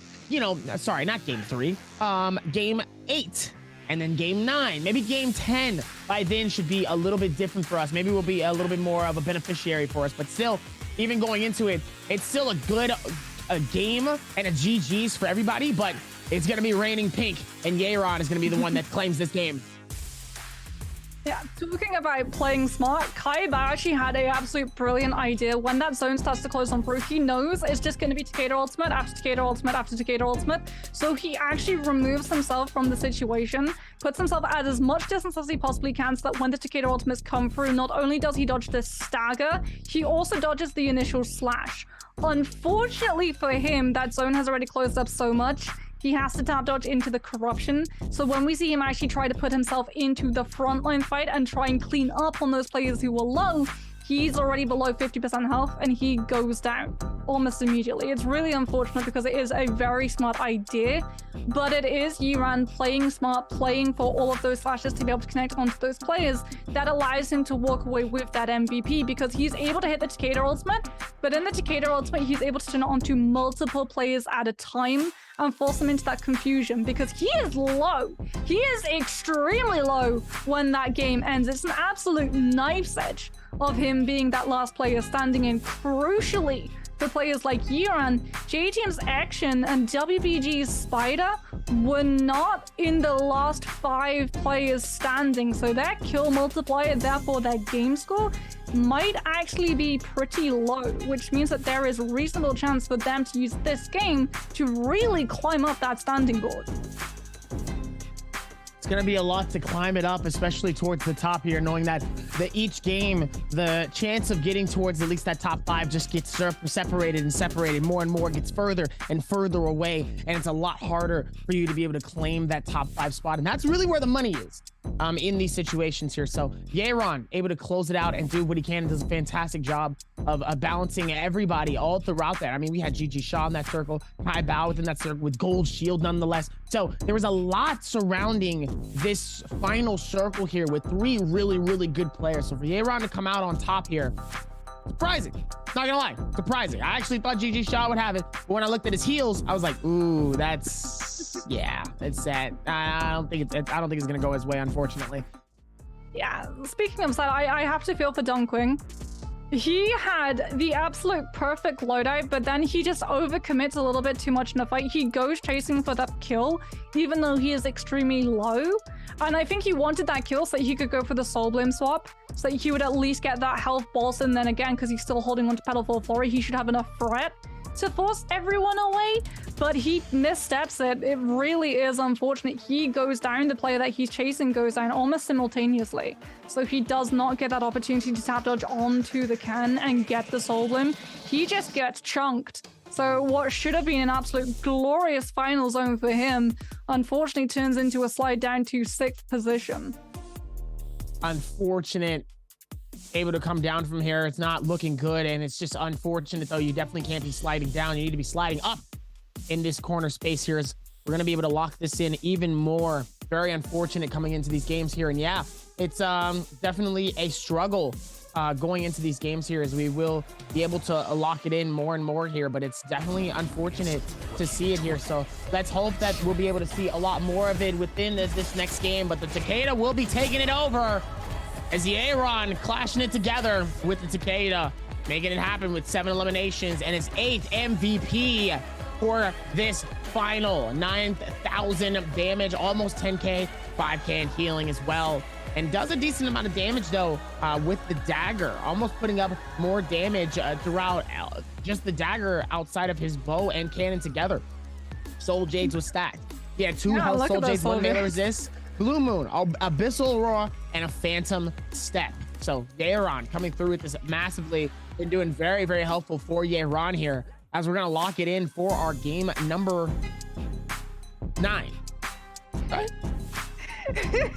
I'm losing count at this point. It's really confusing, but we are going to be locking into game number 9 in a matter of moments, and that means we're going to be headed back over to the Morris Isle, and that means again we're going to be seeing an entirely different loadout in terms of hero picks. So we've had the Takeda, we've had the Temi. Are we going to get to see the full Yodo? So far. You've called pretty much everyone. I mean, at the moment, it's just following the script of day number 1 is the What do you think we're going to get in our next game then? Pretty soon, we're either going to get the full Yodo loadout, or we are going to have a little bit of Taka coming into the mix. And the last time we saw Taka come through, there were a couple of Justinas who were really unfortunate to be stuck in there with the Takas just coming through and fireballing all of their plans. Come on, baby. Give it. I want to see it. I want to see it. I want to see the Tarkas in the final. I want to see the madness. I want to see the fireball. I want to see it. Give it to me. I want to be able to. That's all I want. Here's the thing though, because like there's a rock paper scissors between the Taka and the Justina. The Taka obviously cancels out the Justina F. but the Justina ultimate can cancel the Taka ultimate, and we got to see this coming on through on day number 1. There was a Taka who went for the fireball throw, and because you anticipate the jump up when you hit that fireball, Justina dashed into where the Taka was going to be jumping into, hit the freeze, got the cancel, and found the kill. And I do believe it's actually number 1 of the top 5 plays of the day. So be sure to follow the Twitter. Be sure to check that one out because it is by far one of my absolute favorite plays I've seen from a Justina hands down. We'll definitely have to keep that in mind, though, as we will be able to lock this in. But, man, they've done a fantastic job so far here, and seeing Ron able to get a dub. I'm going to be honest, I'm very surprised. I'll be honest, I didn't really think I would see Ron actually come through it. It's not like I didn't have faith in the boy, but I also was just like, man, there's a lot of other players that are really big go-getters here in this game here. So to see him absolutely put in a massive amount of work here, very, very surprising. But also, it's good for Ron too. He needs it. He's very low down in the standings, so he needs to keep that same energy going into it. So very happy to see that, as now we're going to be able to work towards this one. I'm excited. I'm excited to see how we can lock this in for our game number 9. I think actually because of game number 8 too, Spider might have been able to move up into number 1 position because J-Team's action had a little bit of a slow start on game number 7, and then on game number 8 as well, he went down very quickly. But with Spider's performance setting above 11 points on game number 7, he might have been able to actually overtake. Even with that, though, it's going to be a little bit different depending on who gets picked for our game number 9. And you did say that the Tarkas would be a little bit different, and it might not be a full stacked lobby. I would love to see a full stack lobbies of Tarkas. Come on, just give it to me just once.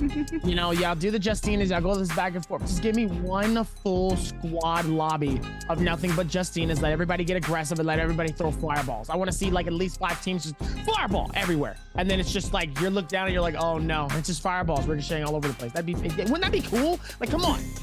I'm putting these, I'm thinking about certain things. I'm like, yo, this is what we need alongside other things too. I talked about what I wanted, and I wanted a whole lot of merch coming in from Naraka Blade Point, not only from the pro scene, but also the regular scene.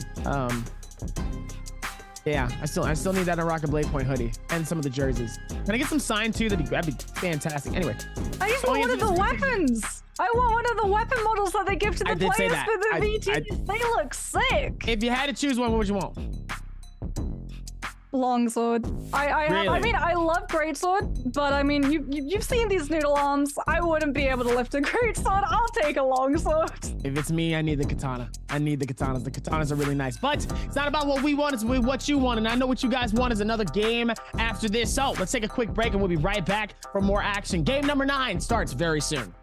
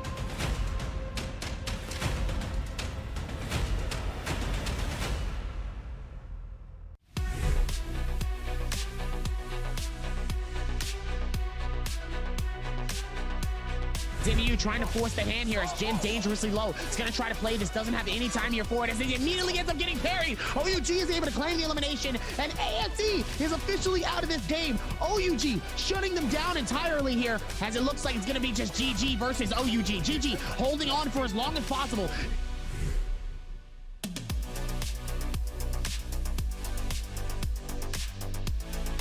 plummeting all the way down to the ground here as he's gonna need to play it as he ends up getting sent outside of the circle and gets claimed. Zinyu is gonna go for the shield swap trade and comes right back into it. The shield coming in from that one is gonna be able to close it out for as best as possible. LXM is gonna be able to get a massive Viper hit, damage coming in. All XM needs to do is just stay alive just a little while longer, but it's not enough as DU.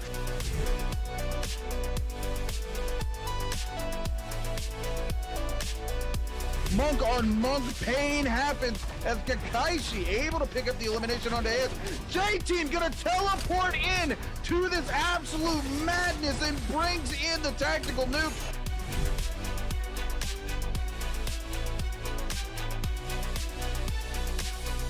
Ventus, 8 eliminations each, but JJHRD still has their entire team up, and Team Ventus is down to just their Viper. Looks like even with this one, though, just their Viper, that's not going to be good towards this one. The Viper can't do it all by himself.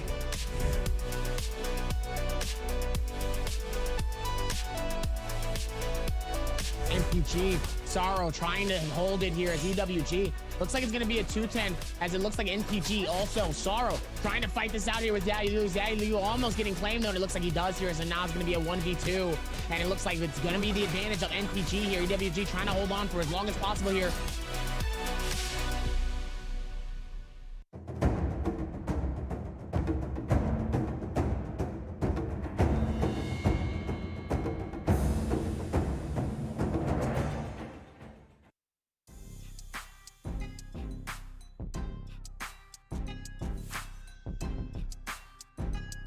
Coming into our next games here. Number 9 is going to be hopefully a treat. I'm waiting. Please let it be a treat. Please, please, please. We've been playing so well. We've been doing so well. Things have been pretty good here. But if you can please just give us something good. Give us something exciting, okay? Trios has been a non-stop. Like, okay, you missed out on Trios yesterday, okay? Trios was nothing but upsets. Trios with nothing but upsets, okay? We were surprised by some of the clutches that came by in the sense that I'm gonna be honest, we got robbed of a 20 bomb. Absolutely robbed.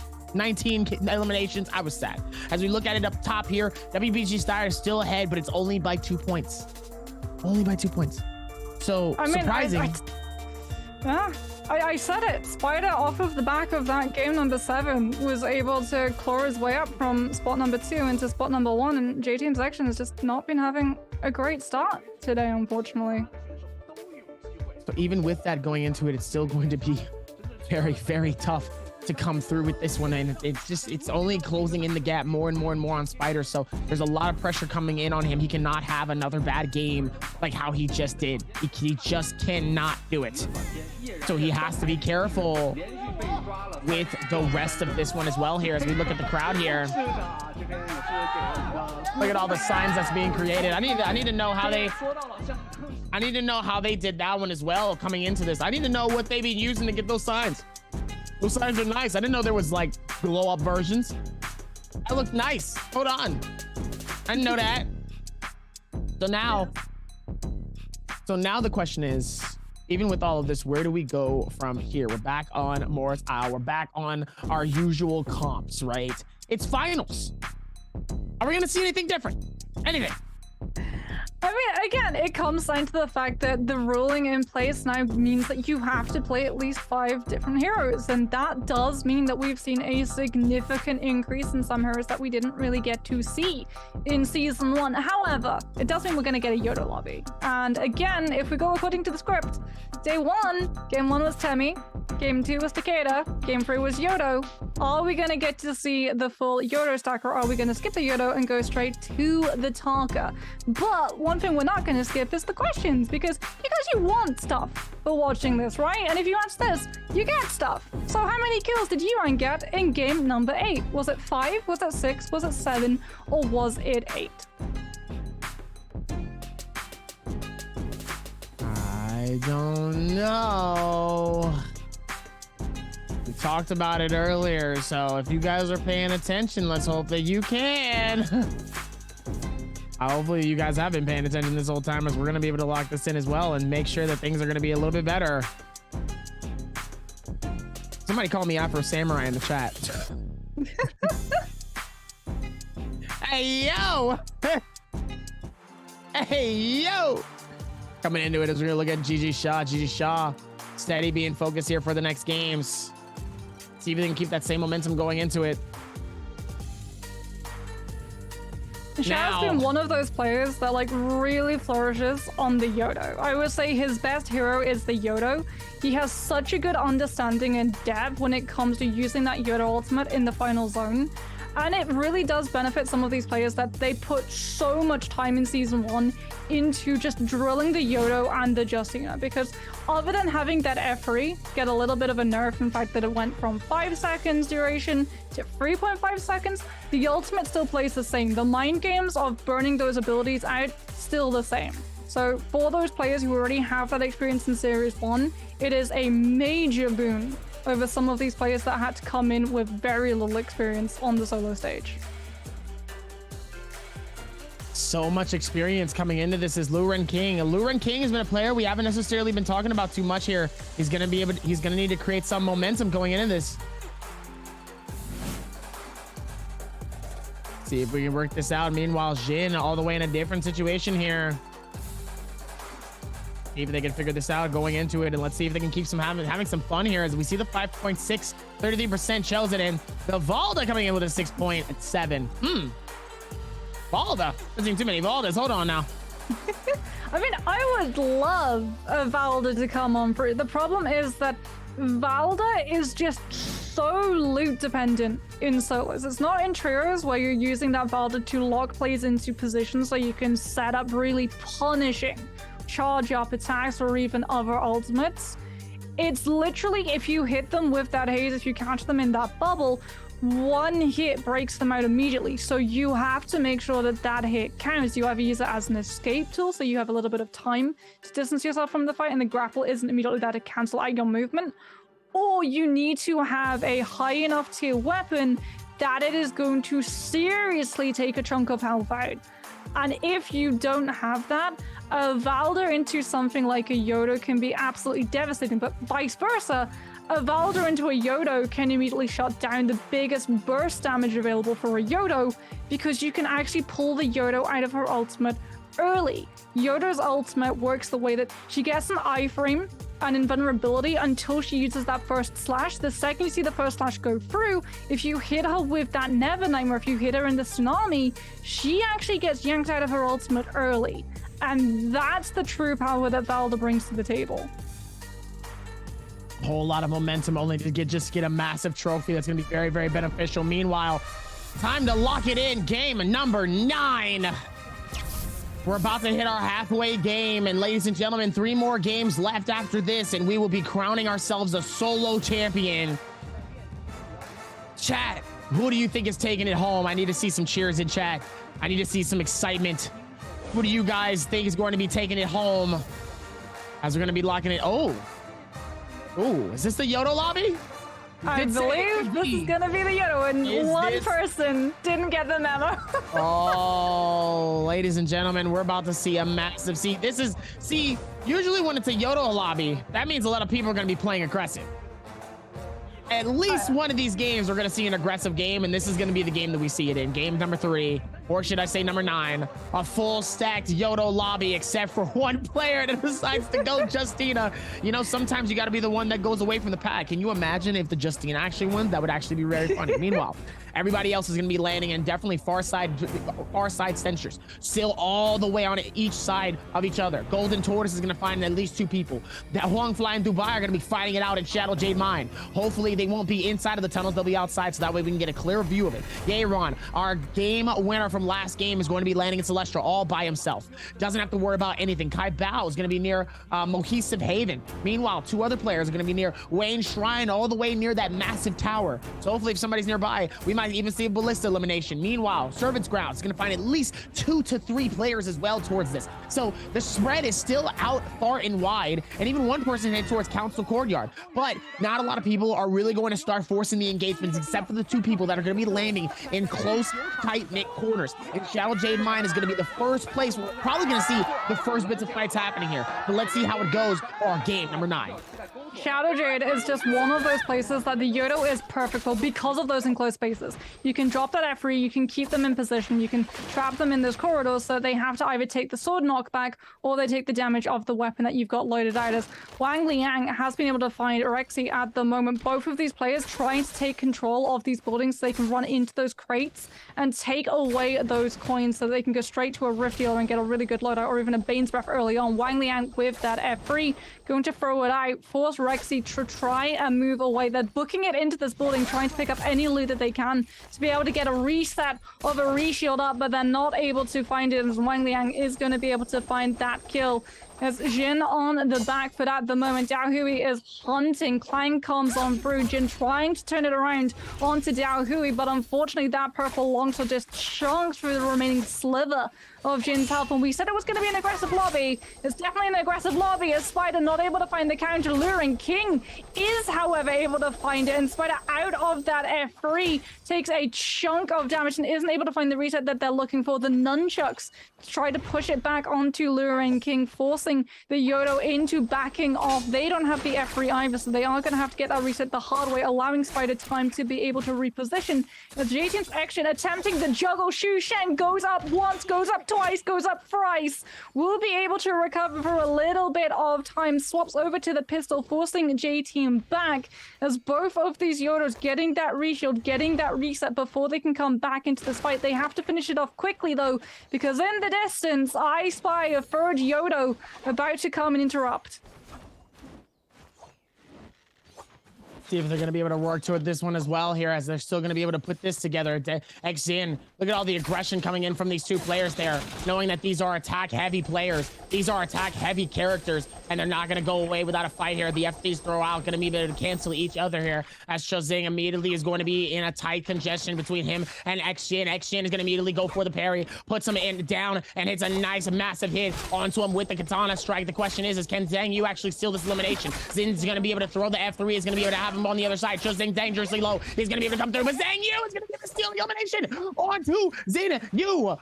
Zhang sadly does get eliminated and does get claimed here, but Zhang Yu takes the elimination away from Xin. Xin putting in the mass amount of damage towards this player, but doesn't give him the opportunity to. He steals it right in front of him though, playing it off and does the best that he can there. Meanwhile, Zhang Yu trying to struggle and getting him down. Meanwhile, Xin is gonna have to force the Yodohime ulti just to try to spread it out, just to make sure doesn't get caught. He says, oh, you want to keep that same momentum? Let's go for it. And since you desperately want to fight me, and he doesn't want to let him go. As now Zhang Yu is also going to start up his ulti. Not looking good for him, as he doesn't have any shield. The force coming into this, making Zhang Yu going to have to push forward even more. But Kai Bao also is going to be following suit. Going to try to see if maybe he can get a third party fight done. Oh! Payback as Xin gets absolutely sent to the ground with a massive parry strike. Not giving him any opportunity or any option to try to hit anything here, and he decides, nope, we're not going to give you any momentum or any time to try to do anything different, as now it's going to be the push between each side here. Xin, Zhang Yu, Kai Bao, everybody all within the side winding rotation, not giving him any chance though. Nice swipes coming in from the katanas on both sides here. Kai Bao having the advantage of more heals here. Xin getting hit with massive damage coming in. Right click comes through and just destroys, but the Destina coming through with that nice advantage of being surrounded by a bunch of attackers and the only one being the self-healer. Gonna be able to do it, but look at the movement. Gonna be able to go through the door and away and not getting caught by the F3. Immediately, Zhang Yu is going to get caught, absolutely getting juggled here. Definitely has to be careful and not getting caught. Ends up going outside of the circle here. Doesn't want to get caught in between the scramble, but ends up getting stolen. Xin gets payback on Zhang Yu and decides, let me take your kill since you want to take mine. Then immediately, Kai Bao wants to get his payback. He put in all that work and he gets his skill stolen. Now Xin wants the energy. So now, here we go. We're going to be able to push this in. We're outside of circle here. We're just outside of circle. We're not that far. You guys can push into circle. You guys don't necessarily have to push and force this outside of the circle, but it doesn't matter. They're both going to be able to go for the right clicks, trying to see if they can nab anything as well. Catch him on side of this rock here, digging out any bit of heals that he can possibly. Xin on the disadvantage here, dangerously low, is gonna have to play this to his advantage here, but the Justina is gonna make it a little bit harder for him, knowing that those heals are gonna come in, but those right clicks are connecting in every which way. Can he eliminate the only Justina that's in this lobby? Yes, he can! And Xin is gonna stay alive and keep the game alive for himself. Exit doing what he can to keep the game alive for himself in this dire straight moment. Circle and everything around him, massive disadvantage, and he does it with style and nothing but confidence. Meanwhile, Spider absolutely gets hit and swiped with a massive longsword. Down all the way in the bottom left, trying to do absolutely decimates him with a beautiful right click and doesn't give him the opportunity to try to come back for another strike here. DAY3 gets his second elimination. This is the most eliminations DAY3 has had. Davy, I don't think we got to see it, but on the bottom right, Action I think just died his own. That's really unfortunate. Yeah, at least it's a resurrection. He'll be coming back online. So he's not out of the lobby, and he still find that pick onto the zipping as we see EWG trying to go for Wang Liang, the Yodo ultimate doing so much damage. Yiran going to be able to get more plays to connect on as Wang Liang going for that grapple, trying to break away, isn't able to break into the buildings from Celestial to break line of sight and get that reset. Has to go for the canyon instead as Yiran still just not letting up. The grapple cancel is every single time Wang Liang tries to move. They've been able to wait enough time for the effort to come on through, but Yiran still able to find the kill. And even though the poison splash hits, they're able to tap dodge onto the Ken in time to get the soul bloom and heal through it so it does not go down. And it is going to be Yiran off of a really good game number 8, definitely setting themselves up to have a similar performance in game number 9. As we see, Spider now is going to be a little bit out in the open. His position given away by the bounty atop his head as Hongfly looking to try to find one player to just nail with these nunchucks. Full meter bolt up, so you can either go for the block or the meter dump as Rexy for the side of Ventus immediately hopping on to that Morris Blessing. Going to throw out the F3, just anticipating whether or not there's a player stuck in one of those buildings hiding out of zone to try and jump onto that Morris Blessing unnoticed. Has been able to pick themselves up purple armor, purple cannon, and a Soul Jade, and that's going to be very tasty for this Yodo. Now you have enough time to be able to go looking for a couple of other players. It was far out as well towards that zone, so you're not contested. You've still got the ultimate to sit on top of as Spider not going to be sitting for long. Has to break out into the open, does not want to get caught out in that building as they get plastered against the wall. Swaps onto the left click from the dagger, will be able to knock their oppressor up into the air, but DAY3 with the horizontal strike from that longsword immediately going to be able to connect onto Spider, forcing the F3. The tap dodge is there, but Spider not able to tap dodge away from the second slash. They pull their ultimate and DAY3 immediately going to be able to try and TP on top, but Spider catches them as they fall, gets one slash to connect, isn't able to find the follow-up slashes as the ultimate ends. Still looking for that pick. Counter not going to be online to save DAY3 and will go down. We see the soul leap off to find the altar as we immediately move on to Sha, who has been able to find Ventus. Remember, Reki just came off of opening one of those Morris Blessings. He is going to be set in terms of resources of loadouts and set in terms of counter potential. Sha loses the dual blades, has to drop the F3 to be able to pick them up again, and Reki has been able to escape a little bit longer. The reset is there, but we can hear so much range damage coming on through. Sha is not going to want to give this up, especially now he has the dual blades back once more. Rexy anticipating the interrogation, goes in with the charged up right click, but Show immediately going to answer back with a charged up right click of their own. Becky immediately tap dodging past to avoid, but Naga's hit against the tree. He's stagger locked at the moment, able to tap dodge behind, but Shat just not letting up. Immediately wrecks the health bar, and it's Shat with the pistol able to catch on to Rexy before he's able to use the ultimate to escape. Even with that Yiran, looks like he was caught in the middle of pressure here.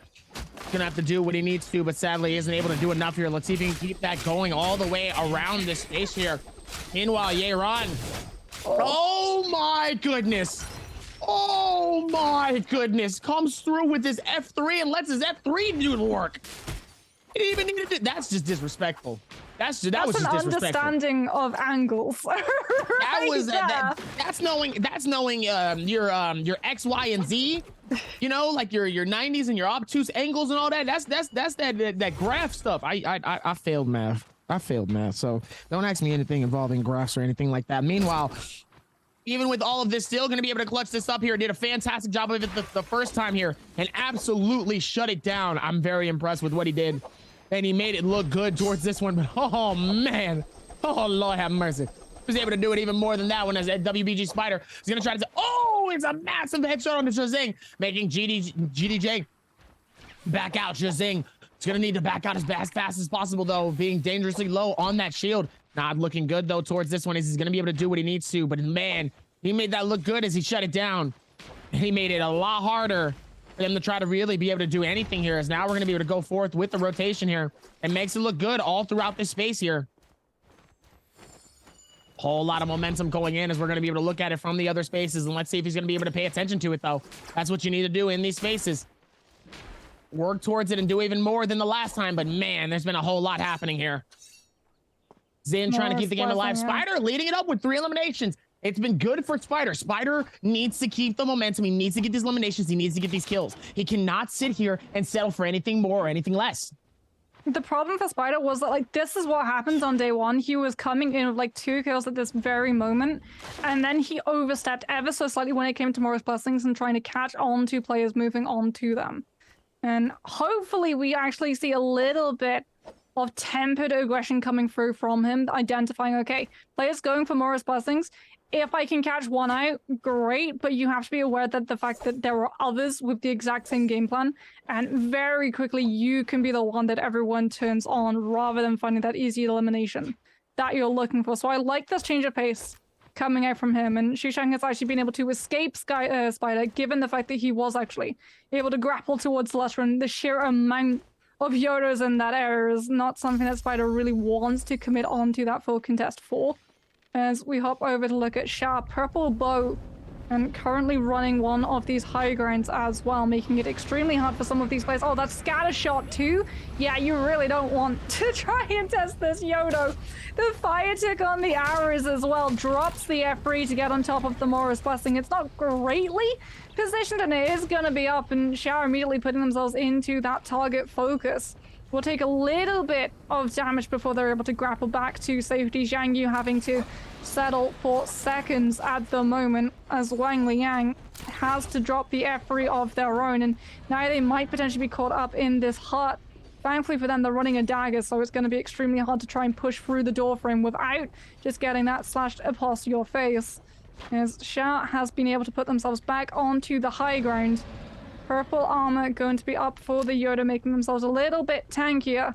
As everyone now just sitting on all of those ranged weapons. The F3 is brilliant for the 3.5 seconds that is up at negating those, but unfortunately 3.5 seconds is over in the absolute blink of an eye, with some of these Yodos really heavily committing onto one of those fights. The problem is there are so many Yodos in such a closed up space that if you heavily commit onto one of those fights, the third partying risk is there, and with how slow we saw them play both game number 1 and game number 2 of today, I would not be surprised if we don't actually see any of these Yodos properly commit in until they feel 100% comfortable that they're not going to get turned aggression on themselves. Turning on the aggression to themselves. Let's see if that's going to be the case in these most moments here, as some of the teams are tied here. Some of these souls are tied with 2 eliminations apiece, and only one player has 3 in total. As we're hearing the Yodahime ulti, at least from what we just heard, could have been audio, but oh no, Yodahime is all the way up top here. Oh my goodness, Wang Liang. That's where the Yodahime ulti comes from. Not surprised here is that now Wang Liang, oh my goodness. The snipe. Oh, Wang Liang, you could tell, is absolutely frustrated and disappointed as Luren King is going to snag the elimination from Wang Liang. Wang Liang absolutely frustrated with, sadly, 1 elimination so far, not looking good for him, as he's just struggling to keep the game alive for himself here. Meanwhile, Spider is just slowly furthering the gap away from the rest of this team, though. And everybody else just trying to stay calm and stay cool in the stature. Sadly, everybody coming through and just sharking Wang Liang, not giving him any real space here to try to do. Oh my goodness. Coming in from WBG Spider that came out of nowhere. The right click comes in, slashes both players, but one of them was so low that he gets the elimination and steals it from the other player. I don't even think he realized how low he was. Oh, Spider knows. Oh, Spider knows the Dahu tried to hide in that bush. And Spider goes in for the commitment. He finds the kill. Spider is just rocketing up the leaderboard. The problem is he is now in the zone and Hongbai has spotted him. He's not actually going to commit to this fight. He's not going to fight in the zone. He knows that his health is going to go down rapidly, and he doesn't want to use his ultimate because then he's in that panic state where everyone can see him. And we saw what happens when you use that panic state ultimate. Everyone just turns their focus onto you, as Spider is not actually going to commit to this fight. We've seen him in this position before, though, when he's on that back foot and he's constantly having to go for that reset angle. As Hongfly traps him in position with the F3, you either go into the F3 or you go into the zone. So he's going to take a lot of damage. Unfortunately for Hongfly, he's not actually able to commit in because of another Yodo coming on into the mix. It looks like it was Nbpl Jin who was going to try and get that one, and as a result, Spider is given a reprieve. He's able to fully escape the streets of Celastra, find himself that hay bale and purple bush, immediately get the repair, the full reshield, and now he can start to move in off of the back of that Bane's Breath. See if he can pick out any player out of position, swaps onto the spear, trying to take full advantage of the stagger frames that you're going to be able to have, as Zhang Yu has been able to pick themselves up legendary armor off of no doubt one of those Morris Blessings, feeling pretty confident with their loadout as we again look at Kai Bao, who has been able to a lot of the time rightly find themselves legendary weapons. The problem for them is that they're never really able to control the tempo of that final zone to be able to fully use that burst potential to back themselves the kill. Unfortunately for them, a lot of the time it feels like Kai Bao does a lot of everyone else's work and then gets denied the credit. Kai Bao with a gold longsword here. Massive advantage. I so want that crystal iced out longsword. I've been wanting that for so. I think that's one of the few outside of the really nice like Kitsune Katana. I've been wanting that one for a very, very long time. Yes. And everybody has it. And I'm like, oh, I'm so jealous. As OC Zhang Yu is going to be inside of this hut safely, as he looks like he's just going to right click out in front of the door just in case if anybody wants to push in and find out. You know what I'm saying? They call it F around and find out here.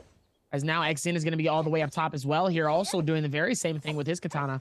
Meanwhile, Kai Bao is going to be all the way around, hopping on this wall like a gymnastics Olympic gold medalist here. Immediately, the gold bell gets hit, signaling where people are going to be in this rotation here. Circle still about to close. Circle closing in here. Circle number 4 is about to end, and we're about to get into for circle number 5 here. So right now is that downtime for our game, and we're at our halfway mark. We're about to hit our halfway mark here. Not gonna feel like halfway in a moment. Because these Yodos, they can either go two extremes. They can either play extremely passively, so they hold on to the ultimate, or they can play super aggressively and Viper positions. Because that's what Yodos come down to in a lobby of Yodos. Like, final zone is position. One Yodo always has to instigate with a Yodo panic ultimate to be able to save their skin, and that just opens the floodgates. So for a lot of the time, we see experienced Yodos like Spider just taking control of these high ground areas. So you have that verticality, you have a lot less pressure coming through from everybody else, less area that you're occupying, less attention that you're taking. So you can just keep yourself up on that high ground, and if you do need to use that Yodo ultimate, you're able to cancel it out relatively early while still being able to use that teleportation to be able to reposition and get yourself out of dodge, so you can serve as much rage as possible, and it takes a minimum amount of downtime for it to be back online once again. As some other Yodos go the absolute opposite way. They go and play in these sort of insides of the houses, which is great until that zone starts to close on through. And then it's going to be Yodos like Gigi Sha, who can just drop the F3 and keep you bundled up inside this ground. So you have to be the one that makes that move before the zone starts to close through, as we see Xu Sheng just book it. Meanwhile, Dubai, I don't know really what he's doing. Looks like he's going through a whole nice little hoppy hop jump, you know? Looks exactly how that's been going, but Dubai looked like he's gonna have to. Well, the circle's like, all right, buddy, you gotta go. You gotta go. You've been jumping up on the same corner for the last 20 minutes. You gotta go, buddy. You gotta go. Meanwhile, we're gonna go through with this rotation. Let's see if they're gonna be able to put this down. See if we can figure this out towards it. Spider again just playing on this tree. Like, we see the cannon shot come through from Dubai just testing the water. He knows that the Yodo is there, and Spider is actually going to start to move a little bit more towards the middle of this circle, so he's not going to be pushed out of the zone. He's going to have the exact position that you want to have when you need the Yodo ultimate to go on down, as in the open as possible, as close to the middle as possible. So when that zone starts to close on through, you have as much room to be able to operate, and you can also get the slashes to connect onto multiple players so that you can just use one slash to force them back out into that zone. As Dubai with that soul slash on the katana going to be extremely set in terms of soul jades and pressuring spaces out, just swapping really cruelly onto that cannon to try to push onto poor Zhang Yu at the moment, who is trapped in the middle of this building. You either go down to a little bit of that zone tick or you walk into the cannon fire. He's not even getting the reprieve of the shielding from those beams because Dubai is still able to just curve those cannon shots in, and the splash damage that it hits still gets Zhang Yu from behind those woods. He's actually forced to throw in the F3 just for a little bit of time to be able to reset so that the projectiles are stopped. Doesn't look like it is anytime soon here as Zhang Yu trying not to get caught as the cannon shots. Dubai just being absolutely annoying. Nice little thorn in Zhang Yu as he's going to force himself to push out and says, you know what, buddy, if you want to fight this, we can. Immediately pushes them out here, and Dubai is still going to be putting them right back towards it, putting them on this outside here. He wants to be able to go through with the steel. Massive dagger hits coming in from the dual blades. Oh, and then Dubai is going to be able to shut that down as well here. It's massive hits coming in, and he's going to have to be careful. Zhang Yu in a dangerous, desperate location, and it doesn't matter as One Fly is going to steal the elimination onto Zhang Yu here, and it looks like Xin might be able to get some. No, actually ends up using the fire bows. One of the other players ends up using the fire bows to try to make sure that no one tries to steal that loot. Could be a massive advantage if he ends up getting it, because that's going to be gold shield. It's going to be very helpful and very beneficial. Meanwhile, Xin in a desperate situation, trying not to get caught, goes right through on the other side. Oh man, massive Yodahime ults coming in on both of those sides. It looks like somebody is going airborne on each side. Meanwhile, it looks like, oh, massive bow coming in on each side here. It looks like that could have been GG Shaw. Meanwhile, Zhazing is going to get the elimination off of GBL's Xin. We're going to be able to close this out in a very strong point, very strong moment here with all of this going down. We're still going to be able to wrap this around towards the end of this, and they can still get good towards this. Meanwhile, GG Shaw and Lu Ren King is fighting this out. Same with Kai Bao and Wang Fly. Zhazing is up top, dangerously low, all the way down towards the bottom now. Gets hit immediately, goes right back in and starts fighting Kai Bao. Kai Bao has to be able to do what he needs to. If he can get the free elimination, that's going to be very helpful for him. Meanwhile, Zhazing is going to pop that F3, going to try to keep the game alive, and immediately gets forced into a Yonahime ulti right in front. Dubai trying to hold on for as long as possible, but they're not going to give him an easy slice. Meanwhile, Dubai is going to be able to claim it and says, that pumpkin pie was delicious. Thank you very much. Meanwhile, Dubai all the way back on the rotation here is going to be able to put this down as well, right in front of Wang Fly, who's also healing. Nice little agreement on both sides here, and says, hey, let's not fight, let's just heal and focus on what's next. We can fight later. That's totally fine. Both on each side here is Dubai. Looks like the one that was going to be able to claim the green shield all the way around it, dangerously right in front. Wang Fly needs to do what he needs to. Already is healed up here and can last on the outside of the circle. Meanwhile, it's not going to be helpful for Wang Fly. Wang Fly is already dangerously low. He gets off of circle. That's it. And Yeron is going to be able to claim the elimination onto Wang Fly. Yeah, Wang Fly eliminated with one elimination into this. Yeron able to claim another. Dubai able to get a kill off of Wolves. It looks like there's not a lot of ultimates happening here. They might have already used them. WBG Spider still has his. He's timing it out as best as possible. Yeron and GG Shaw are going to be able to throw his, but GG Shaw is going to die to Yeron. Meanwhile, it looks like it's going to go right back towards it. Spider dangerously going to get hit on each side, trying to keep the game alive for himself. EWG's Yeron is going to die from outside of the circle here, but it doesn't matter because WBG Spider is going to stay alive for the end of the game. But does he claim the MVP? Yes, he does. Spider absolutely keeping the consistency consistent. And with that smile, I know he's got to be feeling a lot better about his performance, because man, game 9 and game number 7 is owned and is all red. WBG Spider, back off and be careful, because you don't want to get caught in my web. Oh, he is dangerous. No matter what hero that he's on, he's able to come in with that bow as well. So even before we head into that final zone closing on through, he's coming in with 6 kills. And again, we see that positioning come through. When we do that cut towards all of those Yodas as they hit the ultimates, one player is missing from the scene. One player is not to be seen, and it's Spider. And then the camera just pans a little bit higher, and there he is, above everybody else, looking down at the mere mortals below his feet. And he holds on to his ultimate. So even when everyone breaks away, he's able to get that reposition. He's able to turn the ultimate onto everybody else who'd already thrown their ultimates in and done the majority of his work for him. So he doesn't have to actually use all of his hits to land onto one specific player to confirm the kill. He is literally the cleanup crew, and he is running those aisles.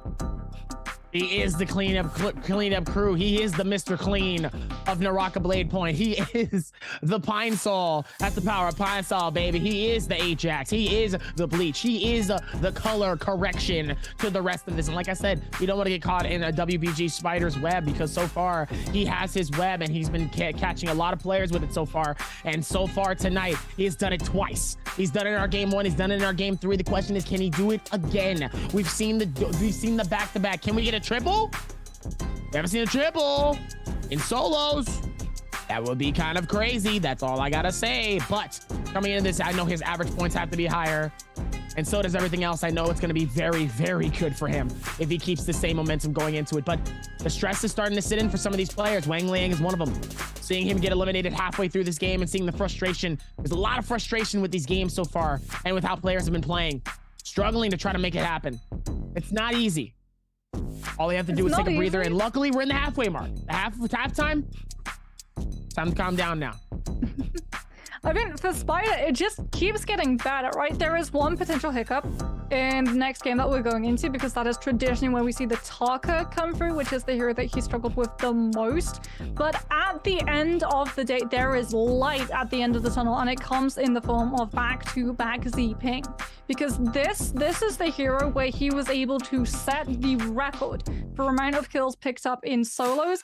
This was the hero that he was then weeks later able to break his own record upon as well. Even on day 1 of Grand Finals, where we saw Spider come alive, where we saw him have that aggressive streak that he was really able to tap into, was his Z-ping games. So honestly, him having 2 really good breakout games on heroes different than the Z-ping puts him in really good stead to take away that championship. Even with this one, it's still going to be a lot better than what it is. And Spider obviously is showing that he is absolutely focused, and he only has one goal, and that's to make sure that the Spider is #1. It's a scary guy. It's a good guy. That is a man that you have to be very, very patient of.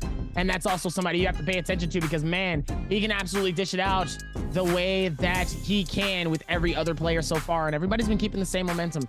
GG Shaw, XN trying to keep the average points up as well, trying to stay alive during these games. He's been doing a lot to keep this going, but now still has 3 more games.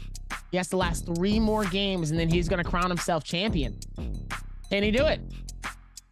It's not just champion though. Remember, it is playing for a place in Worlds as well. So for some of these players who weren't able to put points together towards Worlds in Season 1, that is going to be absolutely massive. And there it is. Absolutely massive is how top heavy that leaderboard is. Spider walks away, the last player standing, with the majority of the kills in lobby. 8 kills picked up for Spider, setting him more than 10 points ahead of the next player down. Still pretty impressive, knowing that, I mean, once he got into Celestra and he was getting those eliminations like left and right, it was a wrap. He was already kind of ahead of the pack, let alone coming through with the dub. This is exactly the momentum that you would want. You want to be able to get that game where you pop off and you get some kills halfway through the game and towards the end, rather than maybe having a decent amount of kills in the very beginning and then die very early off. Not only does he get that, but he gets the 4 ranking points. He gets the 12 points. He gets the 8 eliminations, all of that concluding to 16.8. That is massive as a solo, making it further and further away from first to second place here. Spider has already floored it in his new Ferrari, and he is trying to skedaddle away from second place because he does not want to see it. Meanwhile, his 15th MVP, ladies and gentlemen. 21,000 damage, 8 eliminations, 13,000 in healing. Look at the graph. Look at the graph. It's almost filled to the max. This man went insane. 2 attack Soul Jades, 1 melee resistant, 1 ranged Soul Jade, Sunwing Shot, and Nether Step. Spider is a force to be reckoned with. I mean, it becomes even scarier when you look at the amount of damage he did with a longsword, and you look at the Soul Jade setup, because he doesn't even have a stacked longsword setup. It's literally just how much damage he can do off of the rip. It's absolutely terrifying. Honestly, the big change for Spider on that Yota lobby as opposed to on day one was that he actually makes the decision to reposition early before the zone closes on free, because on day one, when we saw him need to reposition, it was off of the back of a Yoda ultimate that he uses for duress, and then he falls to the middle of the center, very, very low, and needs a full Dragon Slayers into Nezas and just gets absolutely Thanos snapped from the lobby. We see a massive difference in terms of his positioning, and when he moves position today, where he decides, okay, I can't stay towards the edges of the zone, because if I have to use that Yoda ultimate to be able to escape this position, I am the one everyone's going to focus down. I'm the one that's going to go down before I can hit everyone with my own ultimate. I have to make a move now, and I have to do it when people aren't prepared to actually punch me for it. He takes that initiative, and he finds himself the perfect position that he then gets to hold onto as the zone closes up, that sets him into position for the ultimate and sets him into position to take the lobby. Even with that one, he still was able to do what he can and tops off all the way at the very top of the leaderboard with those massive amount of points. So now we're at our halfway mark. Spider is in the lead.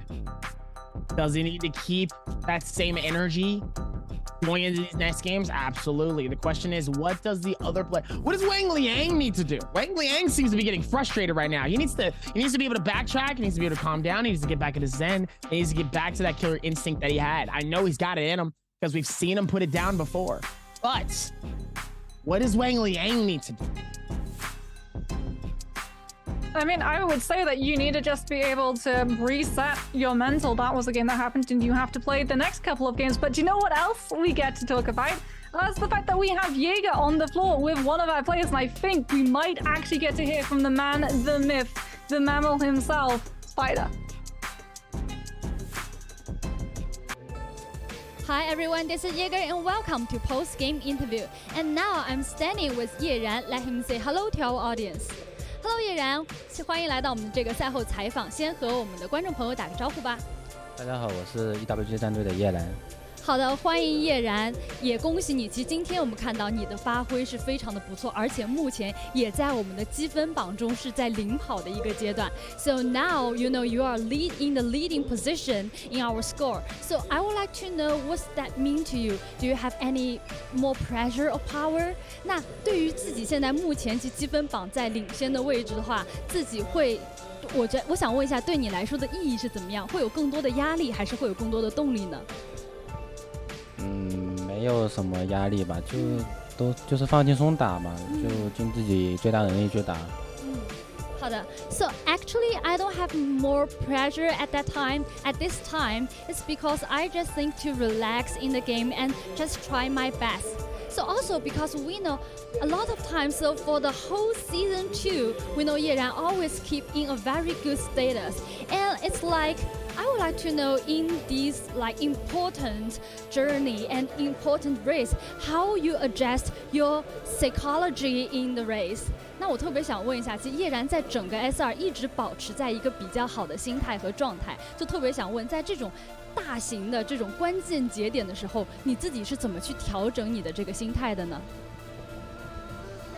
就没有什么调整的，就是平常就是放轻松的去打比赛嘛，就你自己的能力，就你能做到什么你就去做，然后就是这样的，就也没什么说调整什么心态的。所以其实对于你来说，像这样在总决赛的时刻，对你来说的心态其实跟平时一样，是不是？对的，就反正它也就是个比赛，所以才能发挥得很好。好的 So actually I think in the important race and I just like train it like in the regular race, so I will always be relaxed. That's why I can have very good status in the important race. And we know that today we saw like in the solo game, everyone would like to choose the same hero. But you know, you have very high score today and we know you won a lot of one-on-one fighting. So I would like to ask Ye Ran, what's the most important key you think if we ignore the selection of hero? So what's the most important key to win in the one-on-one fighting? 那我特别想问一下叶然，因为今天可以看到单排比赛当中，大家选择的英雄是非常的相同的。在相同的情况底下，你自己觉得1v1的这个博弈怎么样可以胜出？它的关键点在哪里？因为有些英雄是有受击的嘛，就尽量就是博弈先取得优势，把他的受击打出来之后，后面就好博弈一点吧。比如说什么英雄？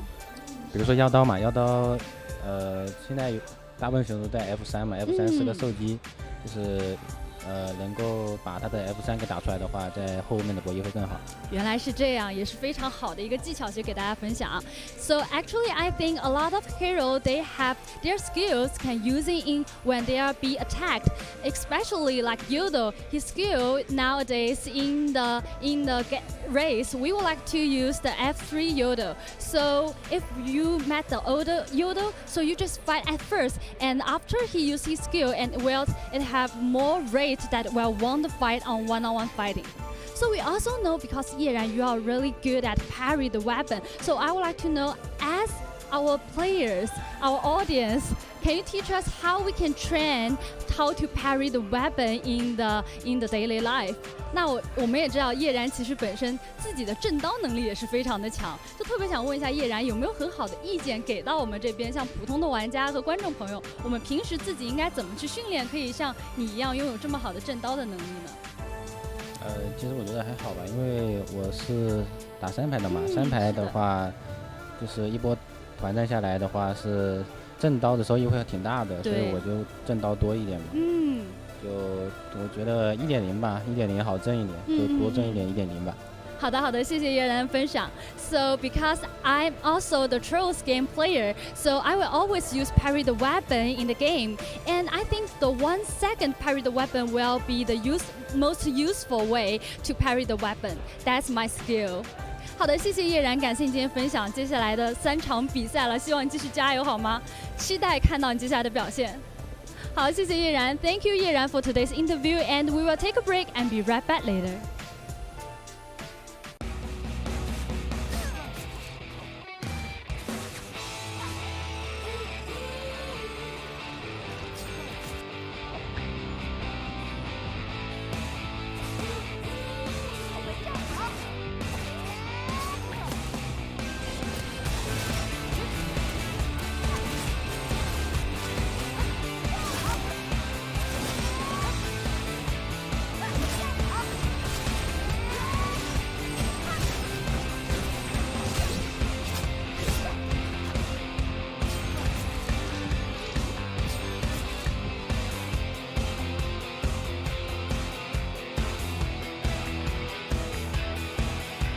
NBWC is Worlds, just because I guess it means everything to me. I guess right now, as of this moment, it's just my #1 goal. It's the world for me.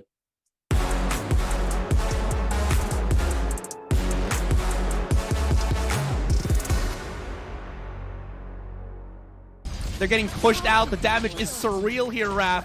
And Master Demo doing the best that he can to use that nunchuck for the combos. Huchak, nunchuck, and that is going to be Master Demo taking this. Tries to go for the mix, but a big punish on that crouch uppercut. And Tanoshi, he might die from the shadow. Beautiful fallback here. From making anything happen anymore. Mid-air follows up. Beautiful stuff from Foods here. Thankfully, it's the zip-in, so Sitkin can always just heal back up. Hello, nice to meet you guys, and my name is Jamie Palmado, and I'm from the Philippines, also known as Master Demo. Hi everyone, my name is Boss. You can call me by my in-game name, which is Tanoshi from Glitch Gaming. 大家好，我是 Food， 我来自 ESK 战队的。近期的感受就还行吧，目标还是在 NBWC。 So I want to participate in this tournament because like I get to meet a lot of people and I get to play in like one of the highest stage tournament of the game. It's just gonna give me more experience about the game and more things for me to learn. I think I qualified because I think I'm one of the best players in Southeast Asia, and me practicing every day just show this efforts, and yeah, I just came to it. Well, if I would describe myself, I'm really fearless. I really like to go crazy in my playstyle, although I do try to play smite from time to time, but I would say I'm really like just crazy, I guess. I just go crazy most of the time. 优势还是在1v1吧，就是可能没有人在骚扰的时刻，1v1还是属于蛮稳的，还是属于有自信一点的，心情也比较稳的，没有那么多压力，就1v1就可以好好的操作，就比较有自信了。I would most pay attention to would probably be China, because throughout the seasons they've always been just the strongest. Like everybody just looks up to them because they're just the best. They just have the best players in the best region currently in Naraka lane point. So I will be playing Scream to practice on my solos, and I will play some Immortal Wall solos in the end. I think I just sparring with my partner.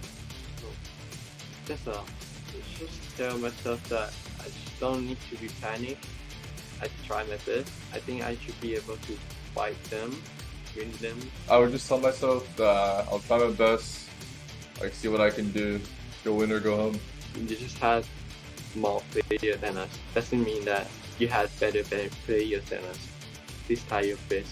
One last thing I want to say, that China, I'm coming for you.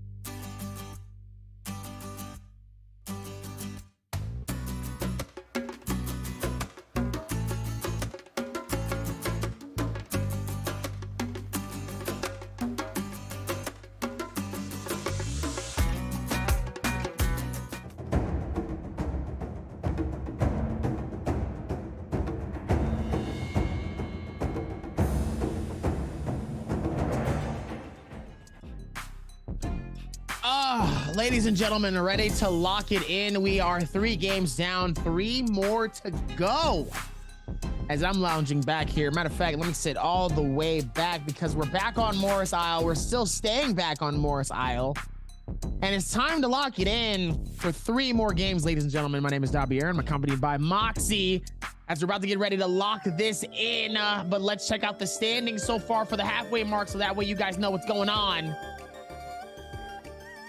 And it looks like all the way down at the bottom still, Dao Hiwei has a long right ahead of him. Don Queen staying within this pack, 25.2. Looks like not a lot has really changed at this bottom lobby here, but I feel like our top 5 might have, except for Spider. There's definitely been a little bit of a shuffle after the first game of today where Spider was able to move from second to first. But I think what has changed is most likely going to be the distance.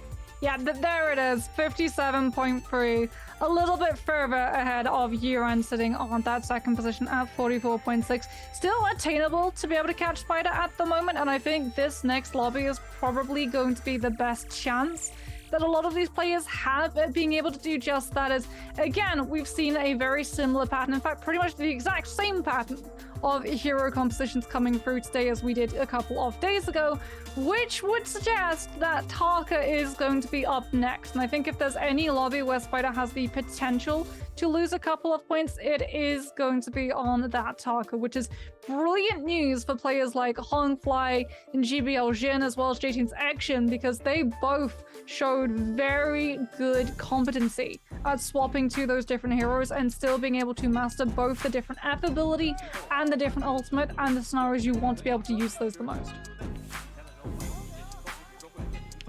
Look at that crowd, absolutely stacked out.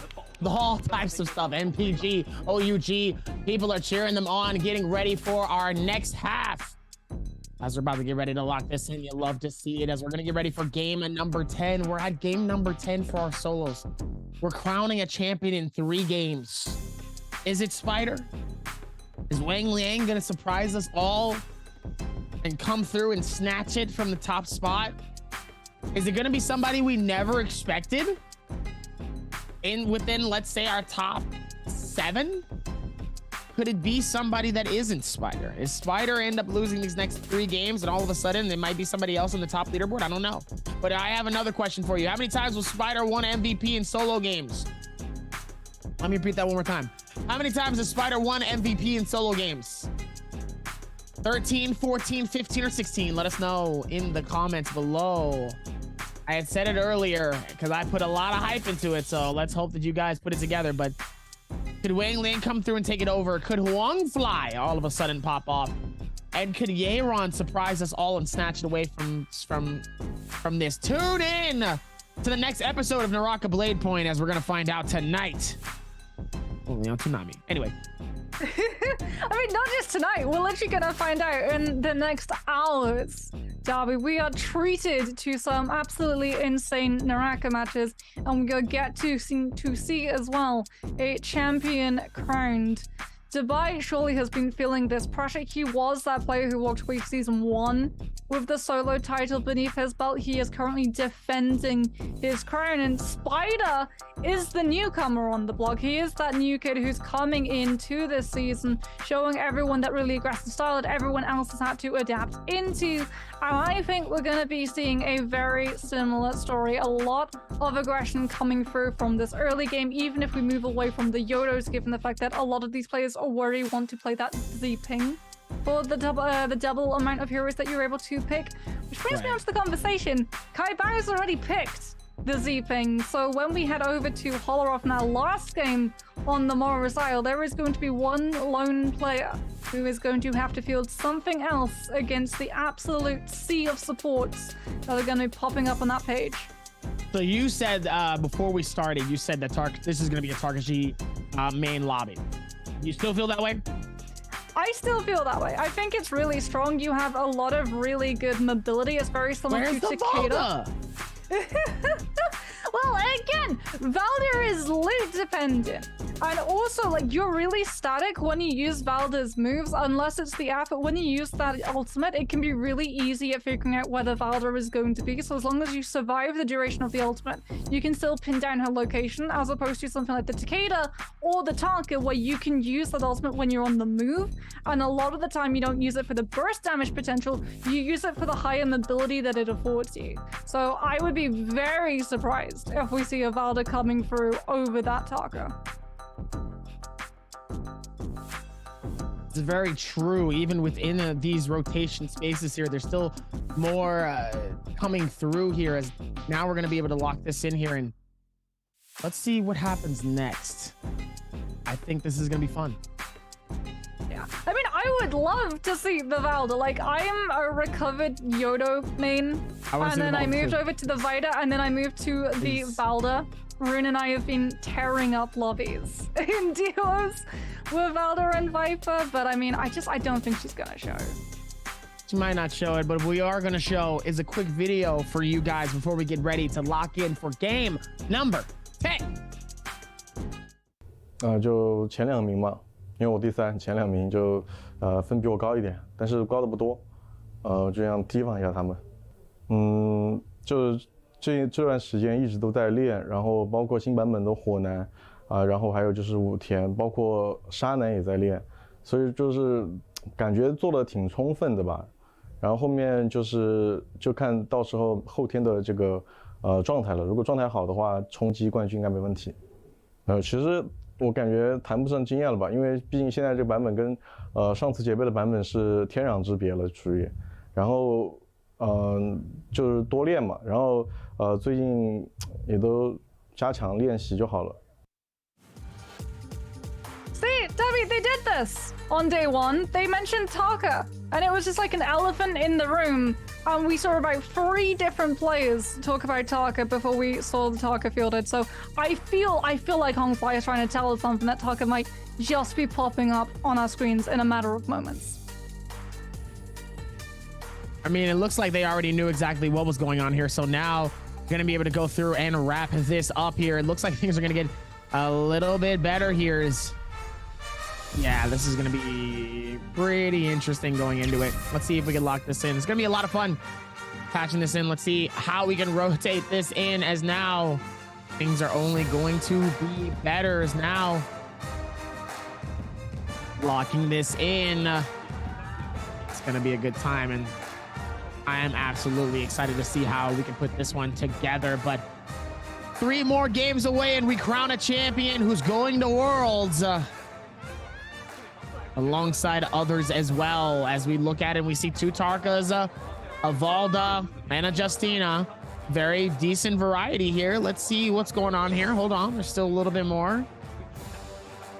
As we see 3 Tarkas coming in and another Justina. You did say it. There is going to be a random straggler in our final game. So that's going to be very interesting to see. Whoa! Looks like you were very much close to being right. Wushin throwing in there every now and then. Nice little sprinkle of Wushin. Try to keep the game alive here as we see nothing but Tarkas coming through, and another Wushin coming in. And this is going to be very fun now to see how this game is going to go as we look back, and we're back at it again.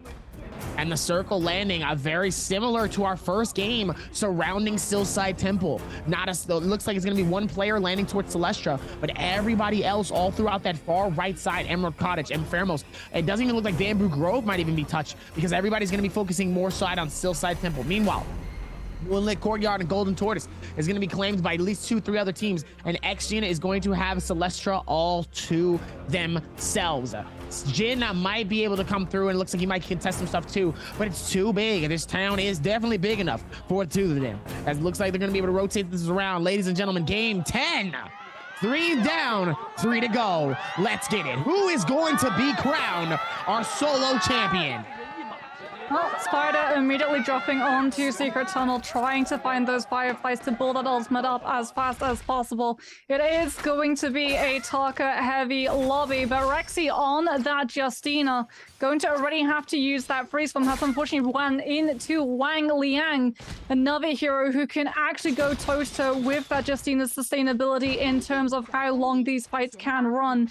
Is both going to have to use those apps a little bit early on. Rexy does find a little bit better an end of that engagement, as Wang Liang will be able to get that reset. That bubble comes on a little bit faster than the Justina's freeze bomb, as Dubai waiting out another Justina's freeze bomb. Not going to be able to find the follow-up of the charged up right click, and it's going to be OC Jiang Yu immediately having to panic ult out with the ultimate and those dashes to afford to get away from the grapple cancel that could potentially have come on through. But Dubai's been able to close up the distance. He knows now that the Justina is not going to be able to have the ultimate to escape. Her wings have been clipped, and he is about to hit his ultimate, so he's going to have a lot higher movement capability if he decides to hold on to this one. absolute gorgeous anticipation of movement too. Catches on with the charged up right click from the longsword. Not going to go into the counter. Zheng Yu has been able to outweight the freeze form, but there's the Taka ultimate. The fire tick nullifying any of that Justina's recovery. Has to cancel it out early, and unfortunately that just means you have to go down to the sword rather than the ability, as Dubai can potentially now find a second. They've got one hold up in the insides of this building. Dunkling takes a lot of damage again off of that charged up longsword, trying to just chip onto some of those shieldings. Not going to be able to find the full engagement, as it is going to be a backtrack towards the Ken to get some of those resources. Spider has actually already pushed on at the moment. He is in hot pursuit with that spear, trying to get the stagger frame onto his oppressor. Ventus's Rexy not going to be able to go down to the stagger frame. Has to be very careful not to commit into this fight until that Taka ultimate runs on out, and it's still going to be online for a little bit longer.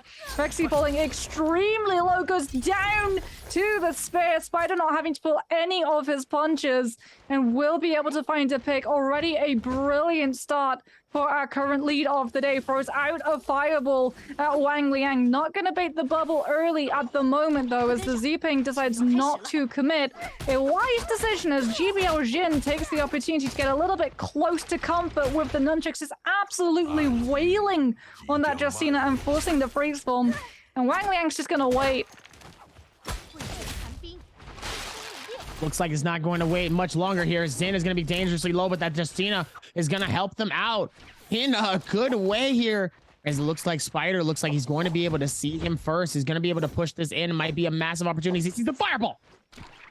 Fireball come through here, and it looks like he's going to be able to push this in and keep the same aggression. And it looks like Spider's going to claim that next elimination coming in. That counts for 2. Wang Liang is also going to be in recession right in front. Oh, massive strike coming in, pushing in on Wang Liang. Can Spider just absolutely nab the player that is Wang Liang? This is going to be absolutely dangerous. Oh my goodness. Yeah. Spider is on fire. It's probably the best way to describe it right now. Yeah. Literally. Yes. As we see Shazing, looks like he's going to be able to claim his elimination as well here, and does what he can towards this next stride. Plays so well towards this. Let's see if they're going to be able to figure that out. J-Team's action already having to expend that Talker ultimate to be able to buy themselves that reset. Downtime goes in with the greatsword straight into the grapple onto those charged up left clicks from the dual blades. Tries to hold on to the clang, doesn't actually let it rip. Lurin King anticipating that potentially it is going to come through, so you can look for the counter. The J-Team's action without teammates to set the stagger up does not want to hit one of those really easily counterable strikes, and instead opts for the current disengagement at the moment. Lurin King still chasing both Tarkas, now in that ultimate, trying to catch on to each other. As we see J-Team's action get juggled up, the Katana, absolutely devastating combination with the Tarka ultimate, continuously bounced on through. And it is going to be Wang Liang going down very quickly to Lurin King. Even with that as well here, it looks like One Fly going to be able to rotate this in and make this look good towards the other spaces here. Trying to keep the game alive. Let's see if they can focus on more and more of it. And meanwhile, Shazing is going to be able to push in on Kai Bao. Kai Bao holding that strength, trying to make sure that he dodges with the daggers. Trying to see if he can dance around it. Shazing putting in massive damage right into Kai Bao. Kai Bao making it a lot harder. He's dangerously low here, trying to pop the ulti, but the ulti pops it too late. Doesn't matter because all he needed was 2 hits and he was able to claim it, and Shazang does just that, eliminating Wolves, Kai Bao from this game, and Wang Liang and GG Shaw are eliminated.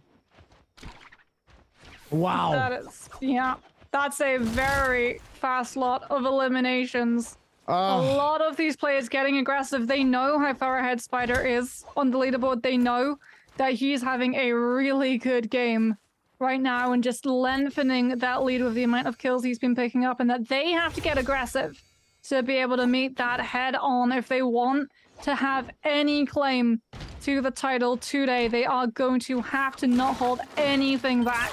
And so we are seeing a lot of players go down. A lot of players run out of those resurrections.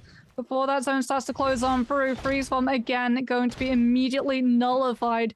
But the Justina actually decides to hold on to it, even with the fire tick, does not want to go down to a charged up click, as Spider might actually take a little bit of damage. He's going to go up against Dunkling, who does have the ultimate. Spider too has an ultimate of his own, and he is actually going to opt out of the fight. The grapple cancel to make sure that he's not able to scale over the cliff, forcing his hands now into this Katana versus Katana. He's being batted back up into the air. He does have the purple Katana though, which means that the burst damage is going to be there, but the infinite comes on through. Daohui with a fireball to keep him up in the air even longer, is able to find the pick onto Spider, and off he heads to a soul altar.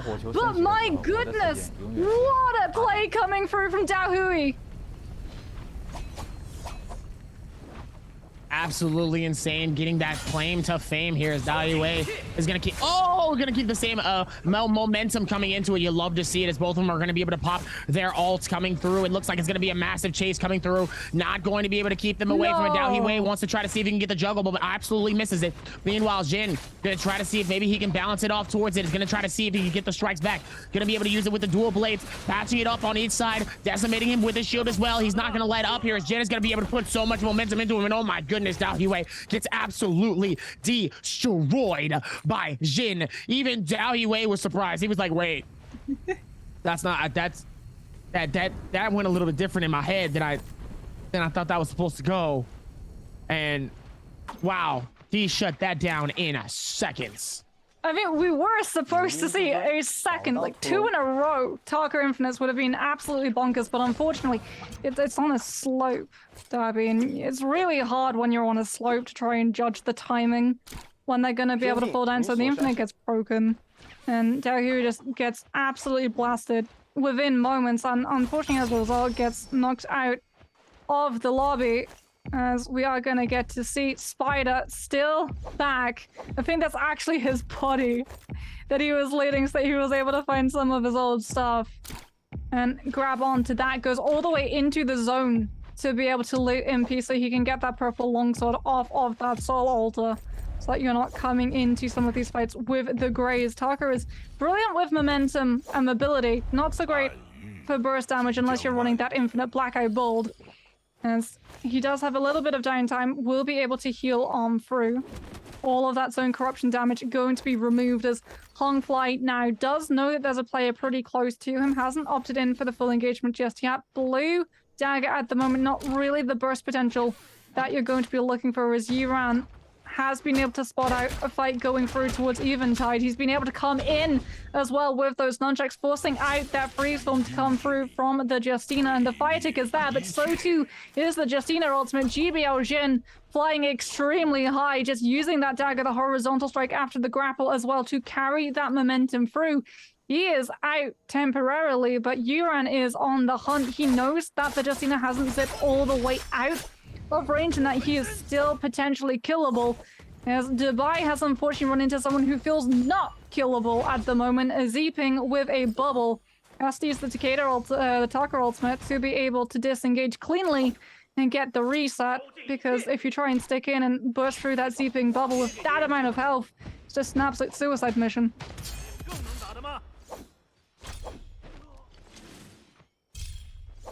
Looks like even with all of this too, WBG Steiner will be able to rotate this around and down. Even within this momentum, let's see if they can figure this out towards it, as now things are only going to get better and better. See if they can rotate this in and or out, as Hongfly is going to be able to fight this out with Dun Queen. Dun Queen with, is that a gold spear?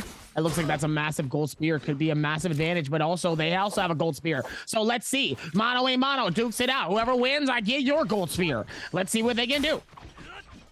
Love to see it, as they're going to be able to keep the same momentum pushing into it, as now Hongfly might get caught on the outside here. Dun Queen is going to be able to push him in towards the wall here, towards this door, dangerously low. This could be a massive moment. Spider could actually steal this elimination if he really wants to, and this could be big for him. He's going to be able to go for the grapple, pushing in and just dangerously getting close to him. All he has to do is find the hits, find the momentum, and get the elimination. If he does, this could be massive. He's already 5 eliminations deep, and the farther he gets away from it, the worse it's going to be for everyone else.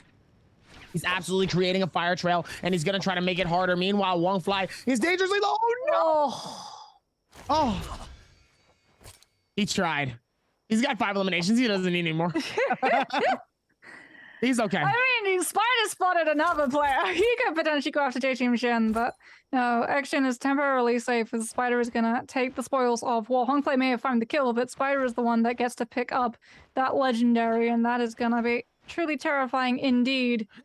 As J-Team's Action, seeing that the heat has died down a little bit, will slowly start to make his way closer towards that zone so he doesn't have to worry about being bullied out by Corruption Tick. Hongfly, with those legendary dual blades, has been able to retain it, given the fact that apparently the spear and the dual blades are mightier than the spear, even though you would think the spear's stagger frame would last a little bit longer, as Morris Blessing comes online, immediately fireball coming out from Yuran, so that Xu Sheng is forced to use that bubble, immediately going to be broken in a matter of moments if they stay in there too long, and that is the reason that Xu Sheng, even with that bubble, decides not to commit to that fight. That repeating crossbow would have absolutely melted it, but they might have been able to pick up something off of the box before they were leaving.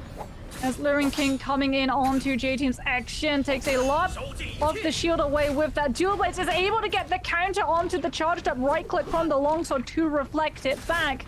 Will be able to survive, not getting locked into the stagger frame off of the back of it. J-Team's Action actually opting in to the ultimate to try to push on to the box, and Spider comes in for the kill steal with the fireball. Spider now having Luring King on the back foot, swaps towards the musket. There's the legendary spear that he was able to nab off of the Ken, and he might be able to find another kill off of the back of it, but he is not getting any downtime to be able to lock this one down. He is getting absolutely hammered by the repeating crossbow. As Luring King falls extremely low, will be able to, with that ultimate, escape the wrath of the repeating crossbow bolts, but Spider is still moving into position. The reheal is there before the musket shot comes through, so Luring King is able to survive, but now he has to worry. Yuran is moving forward. Spider is moving forward. He wants to get this locked down, but he doesn't want to go for the full commitment. The grapple cancel to make sure that Luring King is stopped in his movements, but Spider not actually committing, knowing that if he does go for that frontline fight, he is going to run into that repeating crossbow, and those bolts are going to run right into his spine. Trying to play what they can here as they're just absolutely throwing it ground. This is an aggressive lobby. Very aggressive lobby. Oh, there's one fly. Looks like he's going to be able to take the elimination and get the elimination onto Luring King here. It looks like this could be an early elimination game here also as well here. Everybody's being so aggressive in these games so far. There's only 7 players alive. Moxie. Yeah. That's the second time. Circle. They are getting aggressive in this game. That's the second time Hongfly took a kill away from Spider. He is going to be peeved. As it is 7 players left in this lobby, perhaps 6 in a matter of moments. Yi Ran, unfortunately, taking a lot of damage with those up stagger frames coming out from that spear. And here comes Hongfly. The fireball to make sure that Yuran is able to stay in the air a little bit longer. He's trying to run away from Spider. Unfortunately, he's run right into another target in this lobby. Spider swapping to that musket. Doesn't want to get the kill stolen from him a third time. Yuran falling extremely low. Is about to go down, but is it going to be Spider? Is it going to be Hongfly? Spider comes in with the spear, and he's able to find the pick. Hongfly not going to be able to steal this one away this time. Absolutely insane. Still a whole lot of madness coming into this. Very impressed with how people have been able to dish out all of these eliminations, but at the same time stay alive towards this, because it's only going to get crazier and more hectic the closer that we get towards the end of these games. And man, they're gonna have to rotate out of this Bane's Breath here. Doesn't want to get caught in a bad circle here, but it looks like somebody might possibly, but no. If Spider had been able to find those 2 kills, by the way, he'd be sitting on 9 kills at the moment. Insane. He still might get 9 kills. He still might get 9 kills. He might get more than 9 kills. He's sitting on the absolute perfect board for Final Zone. The young protege coming into this game, shutting down all of the veterans. Spider coming through this season. Never would have thought a youngin like him would have actually surprised all of these veterans. And says, yo, let me take this over. This is my game. Well, he has to survive at the moment. Zhang Yu not going for the confrontation on that. Justina doesn't want to make the first move, wants to play for sustainability. Wait until they see how that final zone is going to collapse on. Use the ultimate when the most amount of players are clumped up in that space so that you can catch out as many as possible with as little of those dashes as possible to conserve on resources. So you can use a couple of the other ones to be able to hit that verticality. As Xu Sheng has spotted out that Justina. Xu Sheng wants this kill. The grapple zoning out the Justina, the zone making it even harder to be able to move forward. There goes the bubble. Xu Sheng able to use it to be able to get a little bit of recovery and get that full reshield as we do see the follow through bow shots attempted to come through, but there's the zone knocking on the door, forcing both of these players a little bit away. As Zhang Yu swaps to the longsword, Xu Sheng able to dodge past the charge dub click, goes in with the dagger, forces out the freeze form. Hong Fly has smelt a splat going on around him. He thinks that he can snipe out another kill, and there's the Justina ultimate allowing Zhang Yu a little bit of an escape. The second dash going to be able to freeze Hong Fly in position, but Zhang Yu with the fire tick is still gonna go down as Hong Fly with the pistol shot denies the Justina's existence. Absolutely insane coming in, shutting that down. So unfortunate just to see the fire take them out, playing it so well and doing so well. Meanwhile, there's only 5 players alive here. Spider's still in the lead with 7 eliminations here. One Fly could technically take this over if he gets these next 3 eliminations. This could be massive for him if he plays this well. But as of right now, it 1000% looks like Spider is going to be taken away. A 3-peat, ladies and gentlemen. We haven't seen a 3-peat yet within these games here, and we've said it before. Can somebody do it? Would it be WBG Spider? It would be WBG Spider of all of the things coming into this, and man, Spider has been fighting everybody. It doesn't matter whether it's rain, wind, snow, and or a meteor shower. He's gonna catch these hands, and these hands are ready to eat for everyone. And he has been letting them know he is ready to fight. And he is one of the greatest players of Naraka Blade Point. And he said, pay attention to that. My web is venomous, and so is my venom. Woo! Fired up with that legendary spear and purple musket as well. Extremely venomous at the moment. Hong Fly, the only player in this lobby really who can vie for that MVP at the moment. Spider's got Xu Sheng in the corner. Xu Sheng able to dodge out of the window. The zipping trying to take to the rooftops to survive the bubble. Going to be there to allow Xu Sheng that extra dash to be able to book it into the building and try and break away from that grapple. But now that the bubble is gone, Spider is going to start lightly toasting this Z-Ping. The zone gonna be extra basting on top. Xu Sheng still not able to escape. Out comes the fire tick. Zip able to avoid the barbecue for now, goes into Dong Qing. Still not out of danger at the moment is Xu Sheng. GBL Jin has spotted an opportunity, but the bubble is there. And the Z-Ping, able to sustain long enough, will be able to hit that little bit of breathing room to be able to afford a reposition. As Spider has lost the scent. Instead, he's keeping his eye on the high ground. That is an absolute gargantuan setup. Spider giving away the high ground, not wanting to find himself dropping down, forced to that zone. As we see him going out into the open again, positioning, using that zone and the flying breath in tandem, forcing players away from him, knowing he has the advantage of loadout, that no one can really come up close and personal to be able to challenge his space. So he gets to hold on, just as we saw in that last game, to the ultimate and be the last player in the lobby left standing. Looks like it though, as there's gonna be a 3-man scramble between Don Queen, Juzin, and Spider here. Looks like they're waiting for somebody to fully get nabbed here in this situation. It really can be anybody's game, as Juzin is going to be taking fire damage. So from that fireball, got that gold. So it is very vital for him though to keep this game alive for him, as he's gonna be able to go through and get these rotations going here. Oh no. Even with that one though, still gonna be able to put this down here and still figure this out. Spider's up to 8.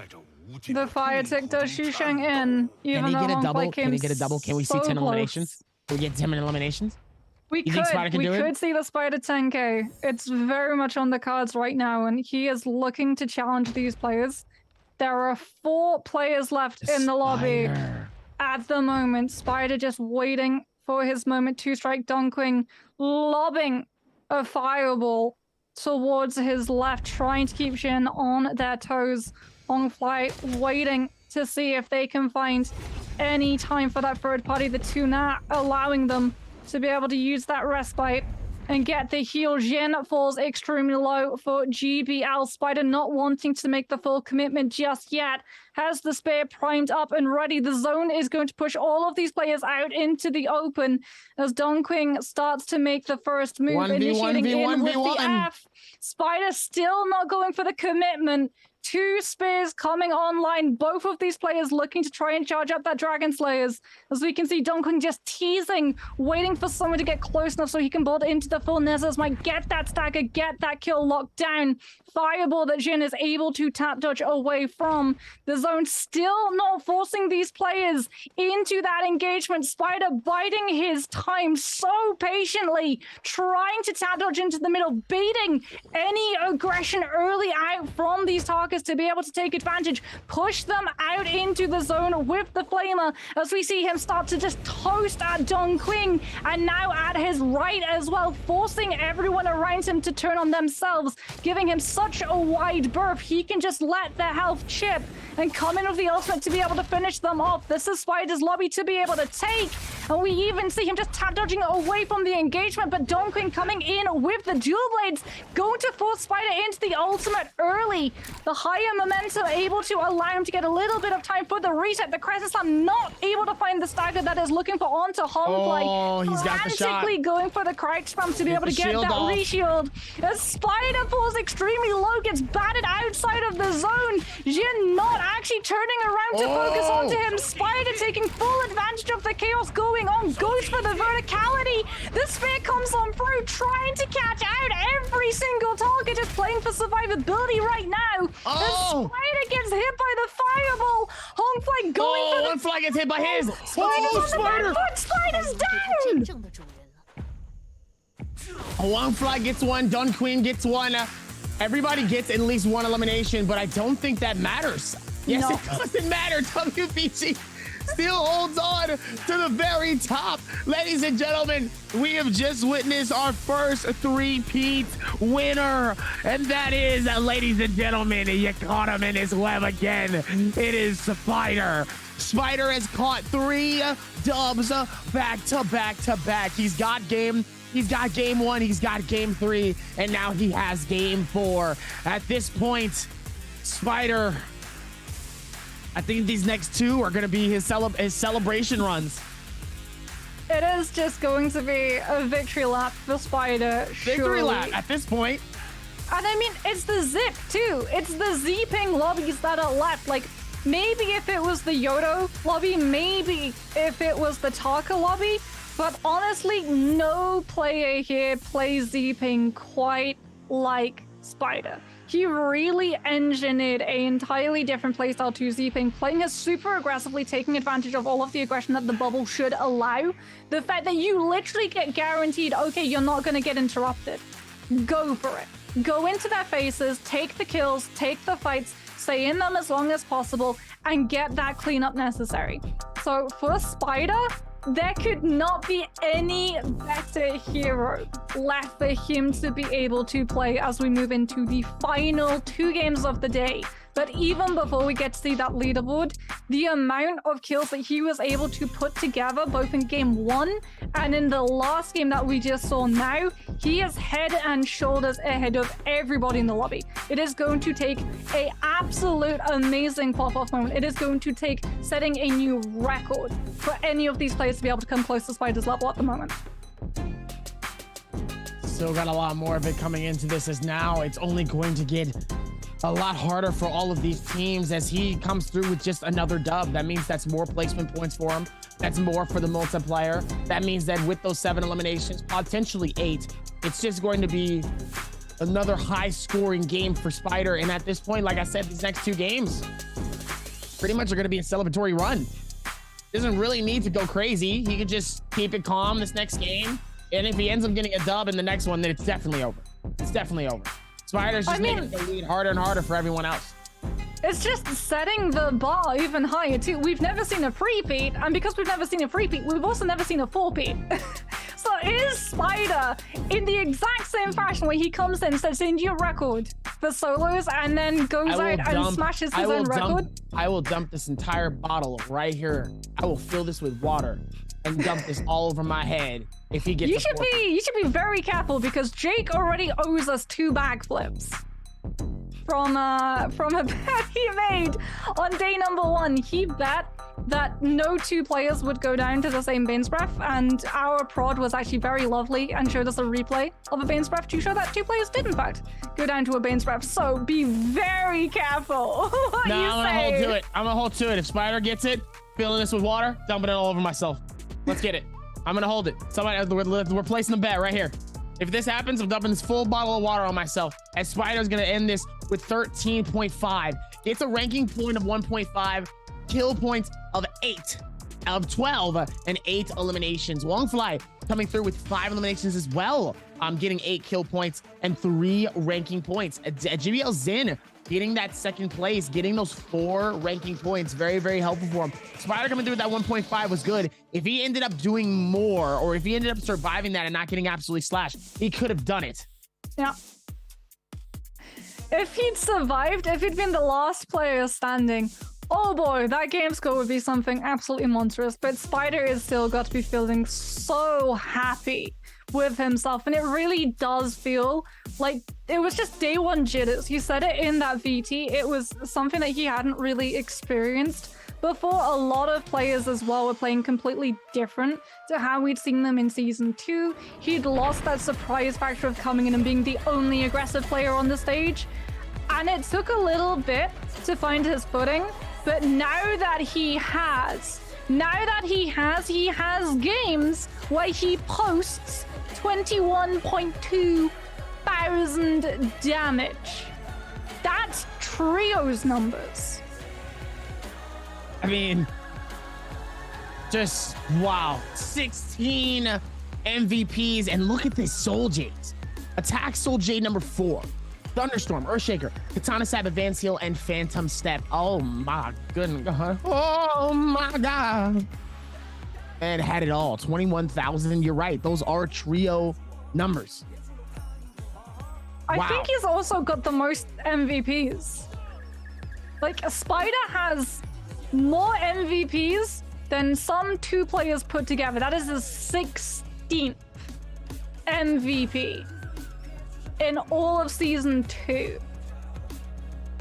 It's still insane, and it's still impressive. Absolutely impressive. It's a absolute insane amount of momentum coming into this, and he makes it look so good. Spider shutting it down and making it look good towards this. I'm very excited to see what these next 2 games offer us. But as for Spider even does just if he does half of what he did in this game, we might as well call this last game a celebratory run for him. And at this point, 2nd and 3rd place is just gonna have to fight for who's going to take 2nd or 3rd place. Mind you, that's still a big money gap. 4th and 5th place, that's still a big money gap. You can go from getting 5,000 to 10,000. Depends on how much you want it. All I gotta say. As we go into it for the next one, there's still gonna be more vibes coming into this, and I'm very, very excited. Moxie, your next 2 predictions for these next 2. Now, I've seen some people do some Justinas. That means that we're not gonna have a full Justina lobby. That means that we're not gonna have a full Yodo lobby, because some people chose to do it early. There is going to be diversity. We've seen players already running that Z ping, so it does mean that some players are going to be out there already having used up one of those choices. But I think if there's anywhere that we see the double Z ping come through, that 2nd game has got to be Hollow. So I would expect we see more Z pings now, and then when we head into the final match of the day, which returns the Morsel, that's when we see the diversity coming into play, because that's when people have really run out of the Z ping choices. I mean, but still, even with that too, I mean, we already know Holoroth is going to be a pretty strict game, I would think. But I definitely think by that next one, though, by Moore's Isle of Game 6, we're definitely going to see that variety like how we saw in Game 1, because Game 1 gave us just a small little bit of variety. I think like Game 6 is going to be very, very fun to watch just to see what happens. I want to see some craziness. I want to see something that's a little out of pocket and unorthodox. But I got to fill up this water bottle. Because if he gets another dub, I'm letting it fly. But what are the rules exactly? Has it got to be back to back to back? No. He has to just get another win. He just has to get another win. So he has 2 chances. He just has to get another win. He ain't got to do nothing. You have 2 games. He's got 2 games that Spider could potentially take away. He's got 2 games. If he gets a 4-piece, I'm losing my mind. This is just... I'm calling it, right? Okay, here. so if that's the level of the 4-piece, what's the 5-piece?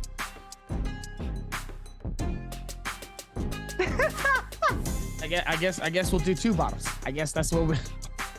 I was gonna say, just like go to your bathroom, pick up the whole bathtub, just no way he gets 2. There's no way he gets 2. I can almost be confident in that one. There's no way he's getting 2. But if he gets 1, at least I can handle it. But there's no way he's getting. It's just he's good. He's good. He's not that good. Mind you, he's about to be crown champion. If anyone could, it really is going to be Spider. Because like I said, his Z-ping is just absolutely exemplary. Like, he really does have really good grasps of when he's being chased, even when he's playing other heroes, like, you always really feel like he's playing that Z-ping still. And that was our complaint with a lot of day 1. He was playing some heroes where it felt like he was playing with that Z-ping bubble as the safety line to be able to pull back onto, and that was when he got punished.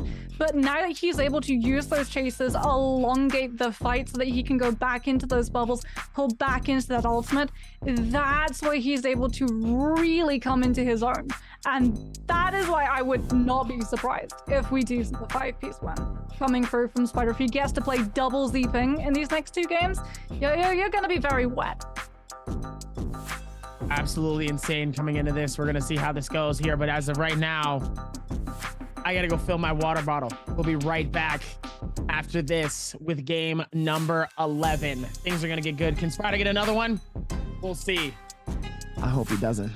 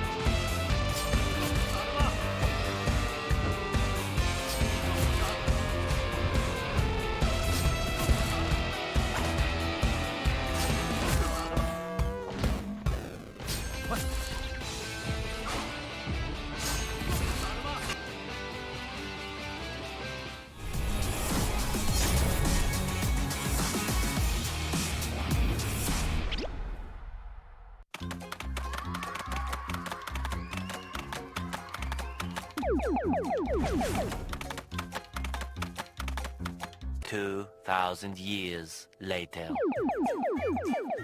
The Nbpl Professional League is held in the Ice Cube venue in Winterstar, located in Lingang's special area of China's pilot-free trade zone in Shanghai. The Ice Cube covers an area of more than 4,000 square meters with a peaceful white exterior wall and translucent blue glass, which makes it elegant and luxurious. It's located next to Shanghai Haichong Ocean Park and only a 10-minute drive from DAY3-SOLO Lake, the largest artificial lake in Shanghai. There's also Shanghai Pudong International Airport, and to the north, the famous Shanghai Disney Resort. Everyone entering the Ice Cube must have a PCR test and their body temperature checked to ensure that all players are safe for the games.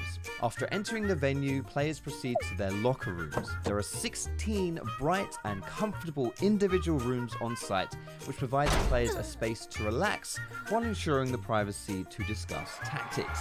After being all rested up, the players then proceed to the stage. The stage competition area is divided into 3 levels from low to high, while the center of the stage is divided into left and right sides with one group on the same side. There's space for a total of 48 players from 16 different teams that can participate in the competition here at the same time. Well, all the Nbpl players have their fists bumping and are ready for some intense games. And although we're not with them, we can also cheer them on at home through the internet. The second season of the 2022 Nbpl is guaranteed to be exciting.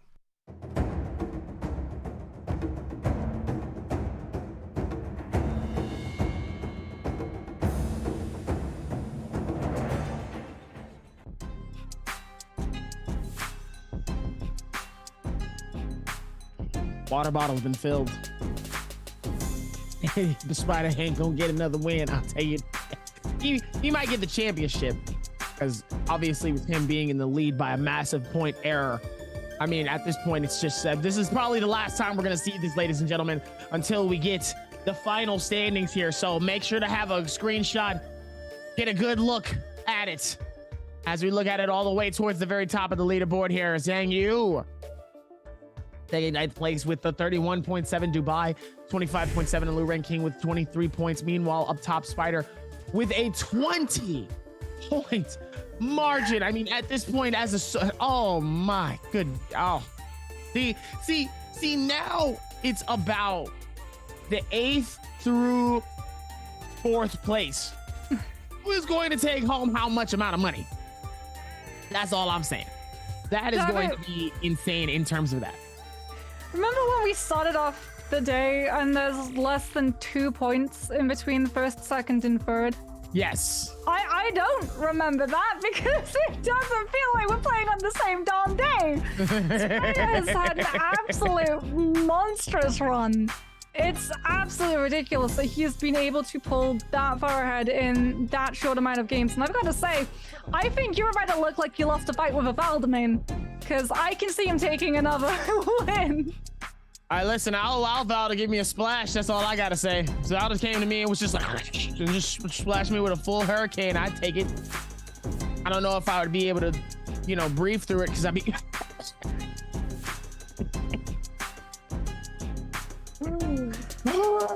You know, I might be suffering through it, but that's just what it is when you talking about it. You never know, you might be the one that ends up getting wet. Anyway, as we are ready to lock this in for our game number 11. Yes, game number 11. I almost had to think about it for a second. I had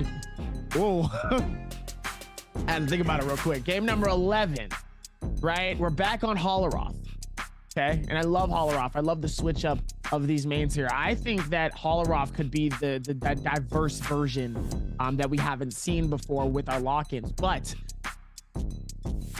now this one y'all can't get wrong. Y'all just can't get this one wrong. How many times has Spider won today? I'll give you a hint. Nobody has ever done this in Naraka Blade Point history thus far. Spider is the first. What can we say? He sets the bar. He does. Spider. And it's so good as well to see him succeed, because again, like, it's not just season 2 that he's got to look into, it's also ahead into Worlds. And we heard it from players, they're already practicing for Worlds, and so for Spider, it was just about getting to Worlds, being able to compete on that stage, really put yourself out there, because honestly, when it comes to solo players, on his best days, Spider is the best player in the region, hands down. And it would have been horrible to see him not be able to broker into Worlds because of a rough patch on Grand Finals. But we have 2 more games to play, And I mean, I think we're gonna see the Zeeps come through. I think we're gonna get the Zeeping top heavy lobbies, and everyone else is gonna save that diversity for the last game, where you don't have to worry about the environmental hazards. You don't have to worry about having a bubble to be able to break line of sight. You've got places like Celestra or Sunwings with that verticality that allows you to do just that. Check this out, though. These are World Cup standings currently here for all of our players. As we're looking at the list here from OC, that has 25 points coming in from Zhang Yu and Gigi Shaw. Wang Liang 21 points and 21 from Xjin. A lot of 20s with a lot of these. Let's see if they're going to keep that same momentum as Spider. Wow. Wang Fly with 66. 55 with Dubai. So Spider basically gets to go directly into World Cup. This is the way that it works. Whoever takes both solos and trios in Grand Finals immediately gets to move into Grand Finals and World Cup. So we don't have to worry about his points. He's already made it. So Spider, basically, for him, that is a huge relief, because you look at all of these other players, he wasn't in Season 1. So he, off of the back of a not great performance on Season 2, he wouldn't have made it into Worlds. So for Spider to be able to hit that position, he needed to be able to place high into Grand Finals. So for him, not only is this essentially a victory lap, this is him having to just play relaxed, cool, calm, collected, and know that he doesn't have to hit the additional pressure marker of trying to qualify into Worlds at the same time. Okay. Even coming into this one, let's see how we're gonna be able to rock this going here. But I'm really hoping that I don't eat my words here. But that's okay though. If I end up doing it, I'm gonna get in the shower anyway. It's okay. You're gonna get clipped. It's gonna become a GIF. It's gonna be clipped. It's already a GIF. It's already a GIF on our production channel. I didn't even know it was a GIF. Listen, the first time I dumped water on myself, that's an insane game. I didn't know the production had already clipped it. So then they sent me the clip of me dumping it the first time. So they're like, cool, this is just another GIF for us. And I was like, I didn't even know y'all got it the first time. Nobody told me this. All I'm saying. I tell you what, pretty soon we're gonna need to do a camera check, a mic check, and does Davy have a shower cap and some swimming goggles by the desk check, because I think at this point, the next time I'm casting will be next to a pool. And if someone ends up winning something, I just get pushed right into the pool, just full shoved into it. Oh, I can't wait to see whether or not that's going to come through, but we are going to have to wait just a little bit longer, because we have one of our brilliant VTs thrown on, which gives us a little bit of an inkling into some of these players' minds. 我就是虽然说别的武器也玩得特别好，因为也都是花了时间练的。他们有的时候我粉丝都叫我武器大师嘛，就是什么武器都玩得比较好。但是我为什么这么喜欢玩太刀的原因呢？是因为这个武器我一拿上去，我一拿到手上，我就觉得我特别自信。就平常我就很自信了，但是拿上太刀之后，我觉得我只要用太刀跟你打架，那我一定会是赢的，我不可能输的。但虽然有的时候还是会被打死，但是我拿太刀基本上打架胜率还是算比较高的。奖金的话，我就拿来买衣服嘛。我特别喜欢买衣服，就是我家里都有几百件衣服了，但是我就是特别喜欢买，我不知道为什么，我特别喜欢买衣服。然后我觉得拿冠军的话，也算是不辜负我这段时间的努力，还有身边的人、粉丝啊、俱乐部的朋友啊，或者是女朋友啊对我的期望嘛。我觉得也算是付出得到了回报。Listen, I'll do a Kurumi cosplay. I ain't ashamed of it. I ain't ashamed. I'll do it. Listen, we was talking about it while we was watching. One of the pro players talking about all of the pressure coming into this game here. Like you said, we still have 2 more to go here. But I mean, listen, as long as the girls Jaeger and one of our other amazing interviewers is also there too, I'm down. We can just have a full-blown pool party. I'm down for it. Let's get it. I ain't ashamed. Dude, you don't see my massive thighs in the screen. let me stop. As we're gonna get ready for this one. Game 11 is about to be absolutely insane coming into this space here, but now the pressure is on. Wang Liang in 7th place, originally was in the top 3, has now lost his top 3 spot. He's gonna need to do some work if he's gonna see himself back in the top 3. But it's not impossible. It's not impossible for him. Wang Liang is a dangerous man, and I feel like he can still do it, but I want to see him make it happen. Meanwhile, Zhang Yu, a top contender from season 1, is in a different standing. Top 9, still struggling here to even see himself within top 5. But it's still possible for him to see him in that top space. The question is, can he do it? This is the silver lining, because Spider's come in and just taken all of the kills in so many of these games today. It's still really close in everything other than that first position. So for some of those players who are trying to break into those top 5s, like, it's really easy to be able to shuffle around some of these standings, but it is going to rely on brilliant pop-off games on these last 2 matches of the day. We're headed over to Holleroff. This is typically when we tend to see the Z-Pings getting broken on out. Are we going to see the full Z-Pings, or are we going to have a couple of players trying to throw some Cicadas into the mix, hoping that they're going to be able to use those stagger frames and the verticality to force the Z-Pings into them, to walking into the brunt burst damage coming through from the ultimate. As we get our first look at the first 4 players, and I see Z-Ping, Z-Ping, Z-Ping, and yet again, more Z-Ping. That's not what we're gonna see in our final game, though. A whole lot of Z-Ping, good God. Come on, somebody's gotta do something different. Come on, one of y'all gotta do something different. Come on, one of y'all gotta at least split it up and do something different. Come on, give me one. That's all I want is one. I'm not that picky. I don't ask for a whole lot. Just give me one of the... All right. Denied. All right. All right. Okay, that's fine. You know, that's fine. If you straighten your ears somewhere in the distance, you can just hear Jake screaming. No, it's okay. You can hear him in the back. Yeah.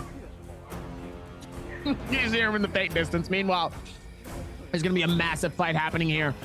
It looks like Metab is going to see a whole lot of people. Rexy and one of the other players is going to fight towards the center. Meanwhile, Zhang Yu and Shazang is going to be at Salvation Podium going through this. Meanwhile, Dubai, Lu Ren King, and another player is going to be all within a plummeted castle. All within this left side. Jin Armory is going to see a fair share of people. This is going to be a very aggressive game from the start, and I cannot wait. Knowing that all the Z-Pings are there, though, everybody's definitely going to be fighting it out. So there's going to be a lot of juking and a lot of back and forth. So there's going to be some heals. There's going to be a lot of time spent keeping this game alive. And Spider, at the top of the world, the max amount of kills, points all the way, is already looking like he's going to qualify for Worlds. The confidence is there. The performance is high. The eliminations are bar none. He has strengthened and pushed for every single push he has done so far, and he has fought every single team, and he has eliminated so many, and he is absolutely decimating. And he's steady. Keep doing it. WBG Spider keeps going as he claims his first elimination in the first blood of game number 11.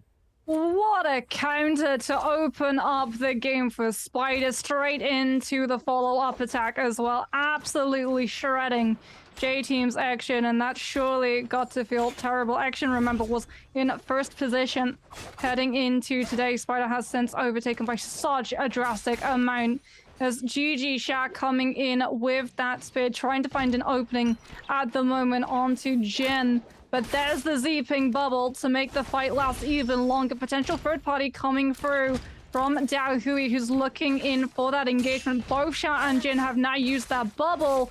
This is something that Dao Hui can use as an advantage, but Jin falls extremely low, gets caught on the cliff face, is able to grapple away because Sha and Dao Hui actually went for the fight against each other, as Spider has got another elimination onto Hongfly. He remembers the last match. He remembers Hongfly pilfering away 2 kills. And he is still out for blood. Dabby, I really hope that water is still pretty warm, because you are not gonna have a fun time if you have to cast another game after you've just emptied the bottle over your head. Question is, do I stay in the wet clothes, or am I allowed to at least change? We never made that a stipulation here when we did this, but come on, Spider, you know, hey, listen, buddy, you're doing well so far here. Let's, you know, let's not get hasty here. Meanwhile, GG's thought trying to fight this out. Instead, he's trying to keep the game alive, but Deli Wei is going to claim his first elimination, or no, his second elimination. He's already got 1 elimination. He's going to get his second. On to GG Shaw.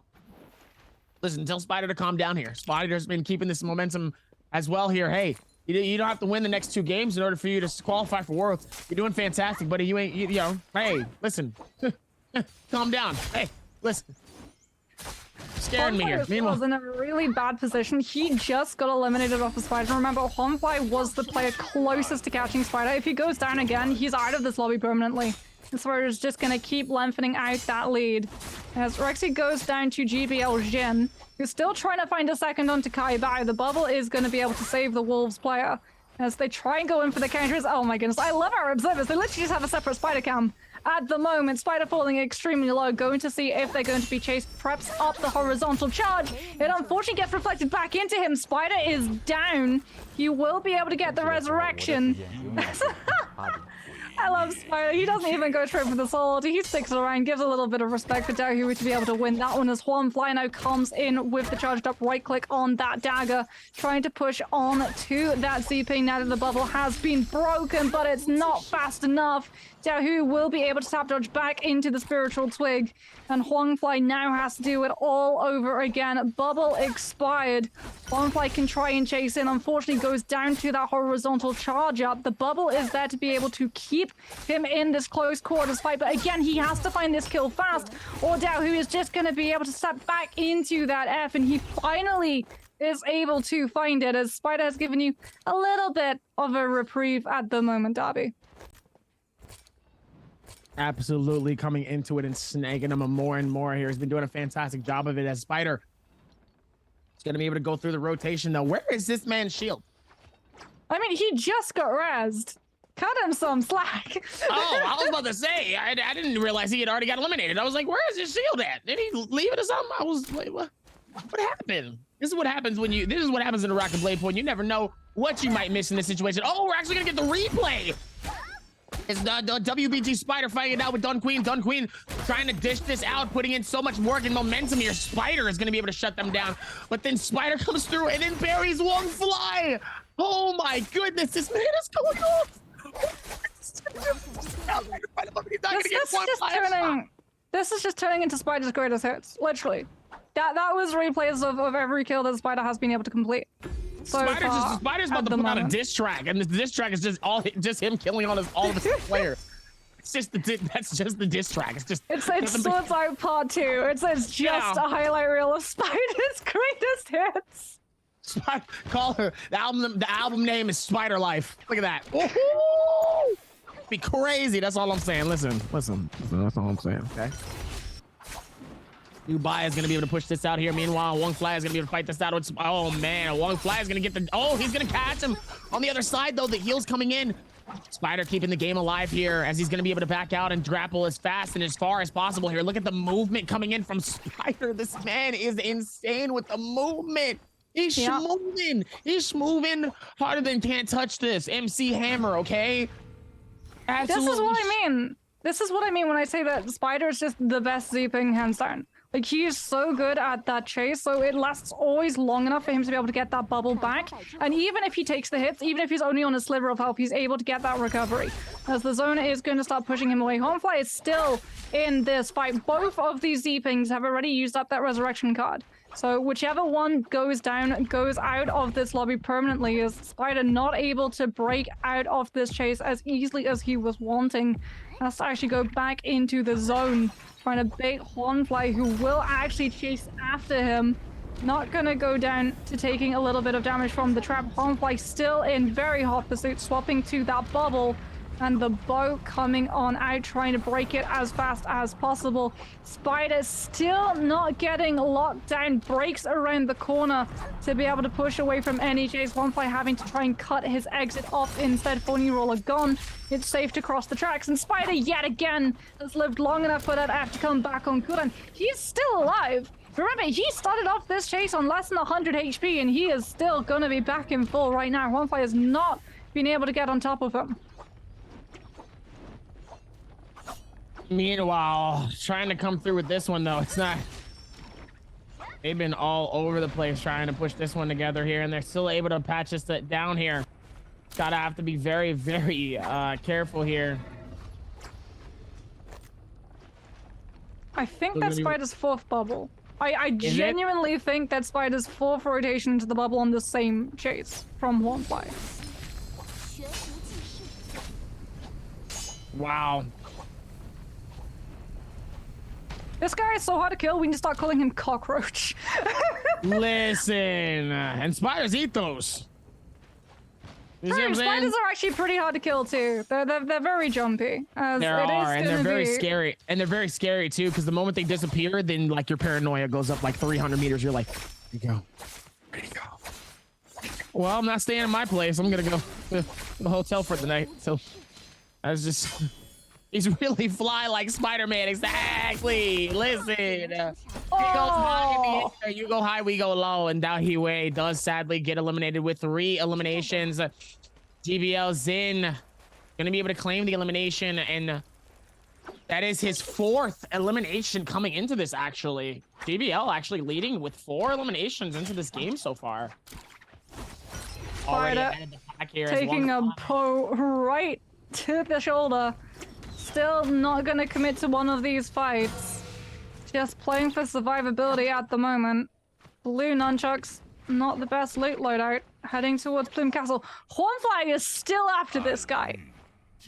We've cut away. This chase has been going on longer than a minute now.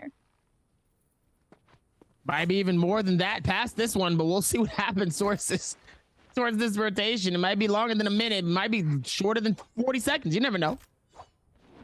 Looks like Hornfly is going to be able to go through with these rotations. Meanwhile, Rexy. And still here, Spider. Oh, no. Hey, Spider. Caught in a tough situation here. Oh, no. Spider. Spider. No. Dubai. Claiming the elimination and getting the finish all from Spider. 74.1 does get those 3 eliminations. It's okay though. He can cost 1. He's still got 3 eliminations, so he does get 3 points, but still. He can check mark 1 off the list at least. Well, currently we're having a fight going on between Kai Bao and Hornfly, who has abandoned the hunt for Spider and has instead turned their attention towards another player in their crosshairs. Hornfly trying not to get any catch onto that dagger, goes on to GBL Jin. Bubble is going to be that for Jin, but so too is it going to be that for Hornfly, allowing both of these Z-Pings to get that full reshield. As the bow comes on through from Hornfly, not able to land the shot that they're looking for, just using that bubble to be able to break any of the grapple cancels. Come on through, Jin immediately going to take control of that high ground. So when the grapple comes on through, you are going to have to either go to a different direction, further away from the zone, or walk toward Jin. And Hornfly chooses to backtrack immediately. They do not want to take this fight. The purple dagger is mightier than the blue. And unfortunately, it is now going to be Dongqing going up against Oshi Jiang Yu, taking a lot of damage. But again, there's that Z-Ping bubble. Even if you're able to get a couple of knocks, a couple of bumps, the Band-Aid is immediately going to be in play to allow Dongqing a little bit of respite. As Rexy has taken control of that ballista. The zone not quite pushing onto that back just yet, but enough time has passed that all of the Z-Pings before that ballista is swallowed up by the zone have already been able to make it towards the base of the tower. And now that Rexy has been forced away, they can move and reposition without having to worry about the ballista threat hanging above their head.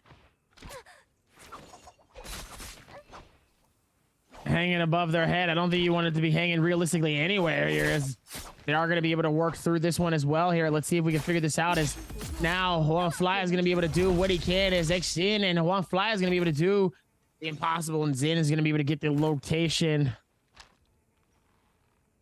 Does a fantastic job of it, as Hornfly is just going to have to sit back and relax. Second place, 51.5 points here. The gap further and further away here, but it does give a lot of players a chance to catch up here. This could be massive for some of these players though. Oh man, Dubai absolutely doing the impossible. Is he going to be able to get a double here? Hold on. He's absolutely being able to juggle both of them and does what he can. He gets the pressure onto him, and Zhang Yu is going to be able to get the shutdown, but doesn't get the finish though. Both of them is going to be able to oh! Did he just die to the... So we heard it coming, and it's sort of like a truck reversing. I feel like the bunny roll. It looked like he did. That's really unfortunate. We might have to check the replay on that. Yup. Yup. That just confirmed it. We just saw somebody die. Yep. Luren King as well gets hit by a phony roller as well. Doesn't go down to it. Is able to make it towards the central. So they are able to find that right click with the charged up from the dagger, but they are extremely low. Zhang Yu not going to be able to chase. Anticipated the counter to come on through and wanted that parry in denial.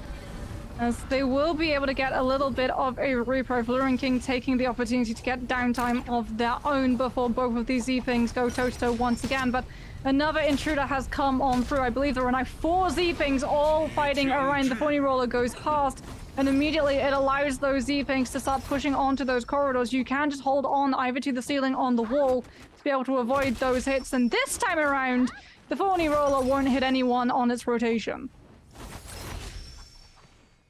Even with this one as well, let's see if they're going to be able to keep the same momentum pushing into it. They've been doing so much, even with this one, with more and more time and space to be able to happen. Meanwhile, the Ballista is going to try to see if maybe he can connect something here. Doesn't look like they were able to, though. Very unfortunate, as Rexy looks like he's going to try to see if he can find anything, though, with the Ballista. Everybody else is pretty much down low here, as Rexy's going to have to retreat and get out of there. Doesn't want that one to actually connect the way that it's been going so far here. Meanwhile, Blue Ran is just on top, just walking on walls. Oh, that could have been real bad if one of them ended up hitting it specifically to Luren King. Luren King trying to keep the game alive here, as he's going to be able to fight this out, but Luren King dangerously low. He looks like he might die to the circle, and he does. Oh no! Wait. There's no way we got another one. There's no way. Jin's still alive? Oh no! The grapple isn't in time! Action is just stuck in this. This is scary. He's in zone scary. too. Remember, he's in zone, so he's literally having to go in super quickly because he's taking corruption tick damage all of the while. And he's just having to use those nunchucks to try and beat that zone tick. Will be able to get that extra dash to that bubble to be able to escape and start to heal, but a tough patch for the Z-Ping. Definitely a moment of panic that is thankfully been avoided. I got scared. Like, my heart dropped. I almost jumped out of my chair. Me too. I got so scared. Those phony rolls, like I said, they need their reverse truck sirens so that you know when they're coming, like the beep, beep, beep.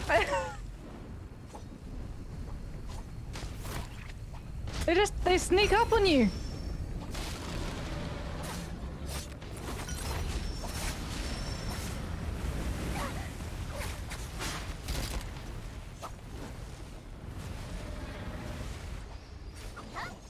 GBO Shen thankfully able to dodge away from that trap before it can activate. It would be awful if we see a player go down to that too. Rexy, on the other hand, not going to be able to find an escape until the next lobby. Dunkling able to take that one out with the cannon snipe, and with that pickup immediately make sure that they are out of line of sight. No one going to be able to follow up on that Z-Ping, as everyone just wants to try and carve out a safe position for them to be able to hold up into, so that they can wait until those bubbles are back online.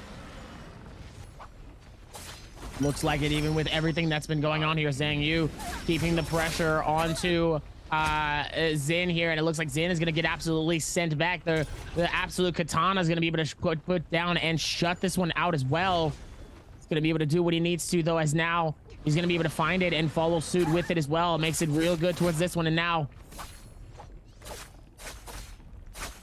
looks like he's going to be able to catch him inside of this corner here. Zhang Yu dangerously low, has no shield, and it doesn't matter, as Zen is going to be able to shut them down. Oh man, the heals coming through from the just is going to be very, very helpful with the Z-Ping. Really trying to create any form of momentum here. Zhang Yu dangerously low. Zen wants to be able to shut this down, stopping Zhang Yu and everything in his path here. Meanwhile, GG Shaw coming in, the infamous third-party master, is going to come in and try to see if he can take it, but Kai Bao is going to be the one that takes it away and dips out and says, no, this game is mine. Immediately pushes in towards GG Shaw. GG Shaw gets hit by a massive bow coming in from somewhere. It looks like GG Shaw looks like he's going to be caught on this rock here. Is trying to see if maybe he can go through the momentum here. Making it a lot harder to do certain things here, as X-Jin is going to be able to find it. See if they can find more towards it, though, as they're going to be able to rotate towards it. But, yo, tell me what's going on here. Moxie, help me. Absolute gauntlet at the moment for Jin to be able to get through. J-Team's action, unfortunately, chased back outside of the zone, uses that charged up left click from the dagger to be able to not just escape zone tick, but also get a glancing shot onto Jin, allowing them to be able to escape freely without having to worry about the grapple cancel coming on through. They pull into that bubble form so that they will be able to keep themselves ahead of the chase, but the second it runs out, they are going to be very, very vulnerable, especially because Jin still has a bubble of their own available, and Action cannot commit to this fight until that bubble is gone. Their bubble is about to come back onto rotation as well, so they are going to have a much easier time. Uses it almost immediately off cooldown. But Jin's already find another Z-Ping to go toe-to-toe as we hear the daggers clang off of one of each other. Jin has been able to survive long enough for that F ability to come back online for themselves too, and they're able to book it into the hallway, but the reset is not in time. It unfortunately gets cancelled on out by J-Team's X Jin, seeing that Jin was in a little bit of a weaker position. Try to go for that punishment, isn't able to find the burst damage in time though, and both Z-Pings will be able to survive. As it now is going to be 5 players left in this lobby, 5 Z-Pings. A lot of ground for them to be able to dodge around as well, to be able to wait until those bubbles are going to be back on cooldown. As high ground, low ground, corners to dash around. This is an absolute dream to try and save some of these fights for as long as possible. As Jin still going for that chase, has spotted out Dongqing, coming in with that bubble already being used, trying to break it. Now turns their attention towards one of the Jin still in play. Immediately going to be chasing after with a bubble of their own, not able to find the follow-up damage. Checking to see whether or not anyone had gone beneath the bridge. Checking that second story, seeing that the high ground is currently in contention at the moment from Dongqing. Will go for a little bit of a pass around the block to see whether or not they can get anyone out of position with that dagger, as everyone is just waiting for that one moment where one Z-Ping goes a little bit too far forward, a little bit too out in the open. When this zone starts to push some of these Z-Pings out, that's when we're going to see everything start to immediately pop on off, as Kai Bao takes a lot of damage from the cannon splash coming on from on high, tries to immediately break away from the follow-through by ducking into the tents, and that puts them into the melee fight with their back against the zone. Takes a lot of damage, but the counter is good coming through from Kai Bao. They've turned it onto a Z-Ping that they've left behind. Xu Shen with the ultimate will be able to survive to be able to dodge onto that katana and get a blink strike to connect onto GBL Jin, allowing them escape, but it's only going to be temporarily.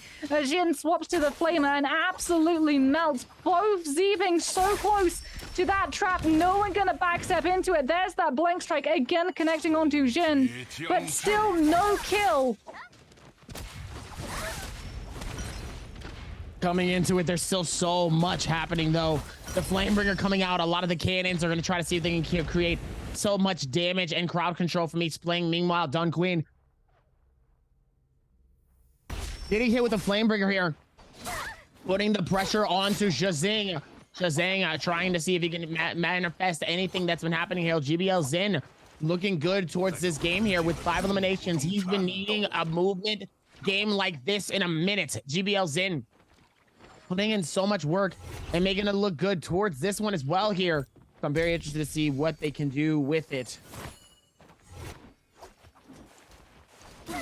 All eyes going to be on GBL and Jin, currently really wanting to put as many kills on the leaderboard as possible to make that kill multiplier really work, as Dongqing opts to take a lot of damage to be able to get that reset off, as we see J-Team's action having to try and keep themselves away from everybody else to be able to get that reset of their own. The bubble already going to be used. That zone starting to close on through. Still a lot of different stories for these Z-Pings to be able to hold themselves up into. Dongqing with the perfect position at the moment, entirely unobstructed by anybody else, as he just gets to sit on those abilities and wait for everybody else to duke it out for last player standing before he can come in with both the bubble and the ultimate to be able to sustain.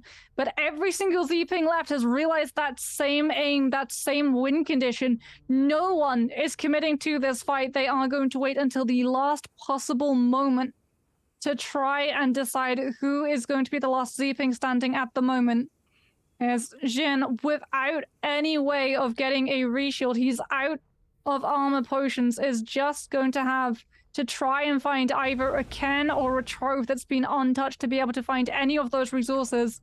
Kaibao with that high ground just putting a little bit of threat in with that flamer, keeping everybody else in the low ground, forcing them to really try and carve out a position that they're going to be safe. Skill rush up the side of that building to be able to contest this Z-Ping currently on top as that zone starts to close on through. J-Team's action, keeping themselves in a corner, trying to look as unnoticed as possible. Dong Qing trying to hole up on top of them as well. We might not actually see a fight go through until that zone entirely shuts down, as now they start to make the move. Action comes in with the bubble first of all, still not initiating in to a fight as every single Z-Ping plays for survivability. The grapples start to come on through, the dagger and the uppercut trying to allow Jin any moment to knock these players outside of that zone and keep himself in the middle. Swaps to the flamer as he falls to the low ground. Grapple to get it right back up, allows him to cut past Dong Qing and claim the kill, and that flamer is still doing so much work, but Kai Bao is getting a lot of damage done too. Xu Sheng is going to be the last player standing. Is he going to be the overall MVP? Was he able to find enough kills? The answer is no. GBL Jin, with the 6 that he was taking into that final zone, will be able to triumph on top.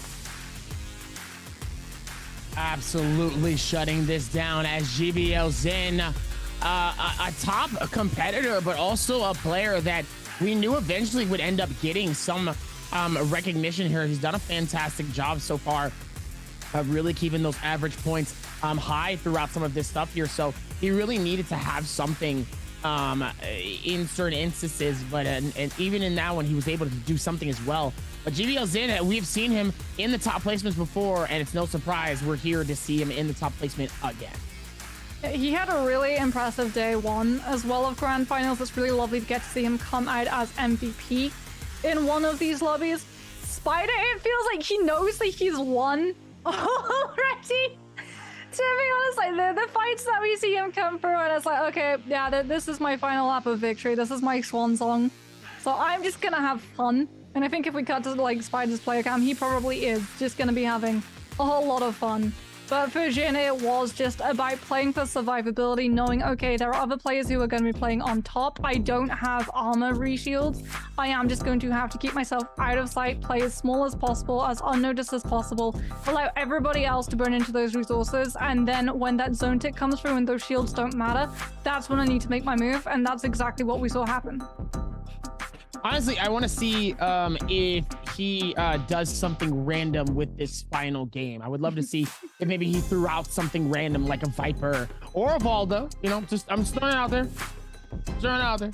You know, just a random Valdo or something that maybe we don't see too often in this standing. It would be very, very interesting to see if maybe he does, or if he sticks with the same meta. At the end of the day, if it ain't broke, don't fix it. Completely understandable. So you got to be able to play to your advantage. And even with this one, let's see what type of advantage that he has. Because at this point, even a one pop-off game from our second place, I don't think would be enough. So now coming into this, ladies and gentlemen, I think we're about to crown a winner. And I feel like it's pretty obvious that we're all caught in this web. Story's already been made. We're just stuck in the web, just like, it's a spider's web and I'm stuck in it. Ladies and gentlemen, he is a dangerous man. A very dangerous man here in Naraka Blade Point. You don't want to get caught by him, because if you do, you're gonna get 8. Not ready. Not ready to get 8. Yeah, I mean, I genuinely suffer from arachnophobia. So, same. Like, Same. if I was in these lobbies, I'd be like, no, I don't want to go anywhere near that. Spiders and nah, just give him the trophy already. Like, he is Did so player insane. 21 disconnect? Absolutely. I don't like spiders. Y'all didn't tell me spiders was in this game. I don't like that. Anyway, coming into these games here now, like I said, this is where the fun comes for a player's 6 through 3rd place, because they're the ones that's the ones that we're gonna have to pay attention to, because those are the ones that, you know, we're gonna see who is gonna be the one that ends up getting the most money. Those are the ones that's gonna be fun to watch, because like I said, those little bitty fights are worth it. Who is gonna take those slots? Who is going to be the one that gets a little bit more money than the last person? It's gonna be fun. But obviously, we all know Spider won. Can we give a round of applause for Spider? Spider has been absolutely just putting in work all of this season, and to come through for a season 1 to collect 4 points, only to connect nothing but 20s and way more of a, sorry, it was past 66 points. Spider is going absolutely off here, as Zin is gonna get those 12.5 points though. Does a fantastic job of it and makes it look good all throughout this. Yeah, something else as well that's going to have a major impact in this next map is that we saw all of the Z-pings come through on Holoroth, right? Some players have already played Z-ping twice, which means whatever we see from some of these players is going to be new. It's not going to be the Z-ping on this last game. Spider, I think, hasn't. Spider can still opt for that second game of Z-ping, but I'm with you, I'm with Prod. I really hope that we just get to see something like a Matari or even a Yui. I remember talking to Rune and he was like, yeah, we had like a monk in solos one week, which didn't really go well, but if there's any way you want to go out on this one song, it's Tien with fists only. Oh, now that would be absolutely fun, but you know, with everybody going on, you know that's not gonna do it. You know everybody ain't gonna be able to do that. I would love to see them do that though. I don't think that's gonna be able to do that. And now we're gonna be able to look in, and it's gonna be his 12th MVP. And look at this: Hepta Detach, Juggernaut, Soft Step, Katana Step, Nether Step, and Erudition. 39,000. He almost dropped 40,000 damage. I'm sorry. That's the Z-ping. What? Yeah, so here's the thing. You can always tell which lobby is a Z-ping solo lobby and which lobby isn't, because the Z-ping solo lobbies, the MVPs will always be doing above 25,000 damage, because you have to chunk through the bubble, through the Z-ping healing, and even then you don't find the kill. So because of how long those fights go on, because of the amount of times that these players get those resets, the damage numbers are insane. And again, it circles back to the whole thing of it's an endurance fight. When you're in a Z-ping lobby, it's not short, it's not quick bursts of aggression. It's literally just being able to endure from beginning to end, keeping your resources up, keeping your position, not losing your focus, and not getting countered either. Because it's one thing to be able to endure and focus on to surviving. If you lose your weapon and you have to try and stay in that fight, even if you have that sustainability, you're just not going to be able to burst through any of that shielding. Yeah, let alone knowing that when you have that bubble and you have that protection, it's really hard because you have to hit that. And then once you get past that, you have to get immediately going down towards their shield. It's really hard in those situations, especially when there's a third party, or if there's other cannons, or if there's other means of people trying to create that damage. It just makes life so much harder for you. And the Z-Pings is able to keep you alive a lot longer for a long period as you're trying to maneuver through all of this stuff that's going on with so much damage happening and ricocheting from all different angles. So even with that one though, Z-Ping is able to do it, but it looks like Z-Ping is done. Now, who locks in for our final game? It's still going to be a lot of Z-Pings. I hate to tell you. Really? I hate to tell you, but here's the thing. Only a couple of players, like 5, played Z-Ping before that second game of Holoroth. So we could potentially be seeing 5 different heroes, or we could just see players going for something a little bit random, a little bit more curveball-like, just trying to throw something into the works that is unexpected and taking advantage of the surprise factor. But I still think that if you have Z-Ping and you're playing for that placement in the top 6, you go for consistency, you go for reliability, you go for survivability, you play Z-Ping. You play the Z-Ping. What everybody wants to be aggressive. Wants to move for the aggressiveness. You don't think that's gonna happen? Okay, all right. That was just a general question. I was just asking. You just looking at me like, really? You can still play Z-Ping aggressively. Like, I know that she gets a lot of flack from just how long she's able to survive, but you can still use her to play aggressively. That's how Spider was able to do so well in regular season. That's literally what he came in and did with Z-Ping. he was able to just play super aggressively because he was always able, even if he was going for these third parties, even if he was going into multiple amounts of players, he would be able to find that pick, and then he would be able to grapple chase for about 5-10 seconds, bubble would come back online, and he would just go straight in for another kill. He wouldn't use it for a reset. He would use it to set up another kill. So even with that one though, as you'll be able to rotate this around, everybody's going to be probably playing. Do you think people are going to be playing it smart, or do you think people are going to be pretty aggressive? I think people are going to be pretty aggressive. It's the last chance for these players to be able to make their mark and try and climb up these leaderboards. It's go big or go home. If you play safe, if you play consistently, you're not going to be able to really shuffle your position because you're not just relying on yourself surviving into Final Zone, you're relying on people above you not surviving into Final Zone and not getting more points that puts them ahead of you. So I really think you need to take the ropes into your own hands and decide your own destiny. Be the black horse, as they all say. From our first season, be that dark horse. If you want to be that dark horse, now is the time to strike. As we're about to get ready to hit for a commercial break. Who do you got outside of top three? I'm going to say, what do you think is going to take third place? Third place. I feel like we already pretty much know what first and second place is. I feel like Hornfly is up there, right? He's been doing really well. His kill snipes have been absolutely on top. The problem for him in that last game was that he was in a fight with Spider for so long that his kills didn't increase, as well as the fact that he didn't really get the time to be able to go for the reset because he died really quickly. He used that resurrection up really quickly, so he didn't feel safe enough to be able to try and go for the clean disengage, because if he misjudges that, if he doesn't have that bubble up for when the grapple cancels him out, he turns his back to Spider and Spider minces him. So he is forced into this really long chase where we keep cutting back to him and Spider going toe-to-toe. We cut back to another section of the map entirely, and then another section of the map entirely, and then we cut back and Spider and Hornfly are still going at it. And Spider's already picked up 3 kills. Hornfly is still trying to increase that tally. And for him, unfortunately, it means he doesn't really increase the kills on that game. As we're going to be looking over here and over there and over there and over there and over there, I'm going to go over here as we're going to get ready to lock in for our 12th and final game. I'm going to... Moxie, you go that way, I go this way. We'll see you guys in a second. This way? Yeah, you go this way. You go this way, I go this way.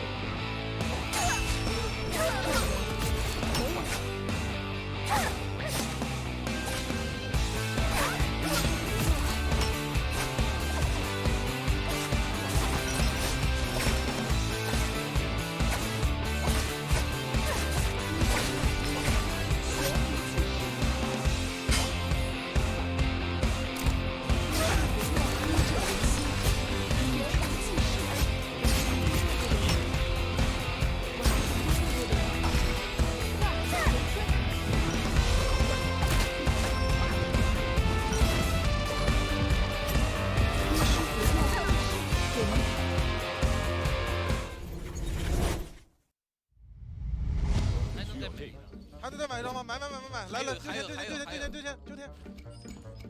丢，买了。我没有服啊，他竟敢进洞，他们都下来收了。等一下，我死了，后来被晕了。完了，2张。变，连一变。我变了，别死，不能死。你要活着。我包里符还在的，你没事。打样，死不了的。你得先把我包里的符拿了。他们直接先把我包里符拿了，他们要进来舔包。完了，放我这个符没用啊！直接聪明反被聪明误了，兄弟。2张符。给狼队送大分。2张符没了，钱也丢了，白买兄弟，还不如开个包呢，我们这还不如。好冷啊，真的，真可冷。找不到人自己变坏物。不是你，我穿个这都没事，你娃穿个这还一直摸摸我的手。没事，快，身体不快疼死的湿了，兄弟，我今天没喝枸杞原谅。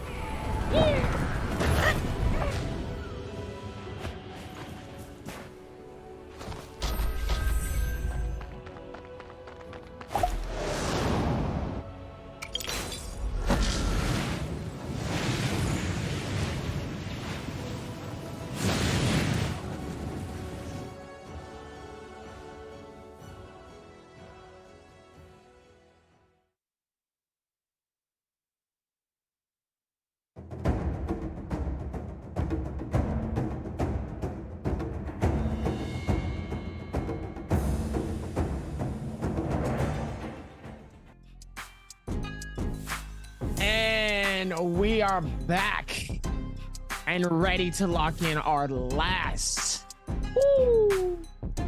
our very last game of tonight. Game number 12, game number 12, game number 12, game number 12. As we're about to lock this in here, we have seen some incredible moments from a lot of our players, but I think at the end of the day, the winner here is clearly been decided, and that is Spider. Spider coming through and surprising pretty much everyone so far, putting in so much work and time and effort and just shutting everyone down here. They did a fantastic job of it, and they've made it look really well towards the end of these games, and I'm very impressed. So now that we've gone through all of this, now that we've gone through all of the hype, we've done so much of it, now pretty much this will be Spider's victory run, because there's no way at this point anybody can really catch up to him. And even if there was a massive top-off game, I just wouldn't know if that's going to be enough. So going into this now, it's about 3rd, 4th, 5th place. How's that going to go for those guys? I think that's where it's going to be most important. And then we'll kind of go from there. I think it's going to be fun. I want to see what heroes are going to be picked. I want to see whether or not they're going to go for the commitment onto the meta of Zping, or whether we're going to see some flexibility come through from some of these players, whether or not we are going to get to see a little bit of fun, a little bit of spice coming through with something like a Valda or a Matari, or even a Yui. Like, Tien on solo is not great, because when you go for that ultimate form, you're lumbering, you're really easy to pin down. Yui has those jumps, he has a little bit more mobility, a little bit more versatility. But here's a question for you all at home, and I think this is actually going to be the last question that we get to ask for you at home, so this is one of your last chances to bag some free loot. Which weapon does Nbpl Jin use the most? Is it the longsword, the dagger, the greatsword, or the spear? And that's one you absolutely should know, because the amount of times that we've seen him running around with a less than great tier of rarity of this exact weapon, because he loves it so much. I mean, you know, it's gonna be very different though with all that. See if they're gonna be able to put this down here, but I can't risk any answers. I already gave out one yesterday, so I've already had my limit of how many answers I can give out. I can't give out another one. I had my limit. It's like you never ask a caster on broadcast to do two things: maps and answer questions. Listen, I'm not trying to look like that guy. You know, I'm not trying to be that guy. That's all I'm gonna say coming into this. Is now we're gonna be able to rotate this, and now all eyes on the man himself at the top of the leaderboard here. 3.4 average kills, 12,000 plus damage, 8,500 with just the melee weapons alone. Spider up top. Nbpl Zin, last game's winner. Putting in that work. Let's see if they're going to be able to work towards it and figure it out. They'd love to see it. Zid, I think, was one of those players that we all sort of had our eye on after day number 1. He was definitely one of those players who was best getting to grips with the flexibility of the amount of heroes that you need to be versed in. And so I think he has a really good shot of being able to pull off a lot of climbing on these leaderboards. Xu Sheng was unfortunately one of those players who there was a lot of expectation on given his performance in some of the bi-weekly finals, especially the first one. And it's been really unfortunate for the guy. He hasn't had the greatest run. A lot of the time he's run into players like Spider.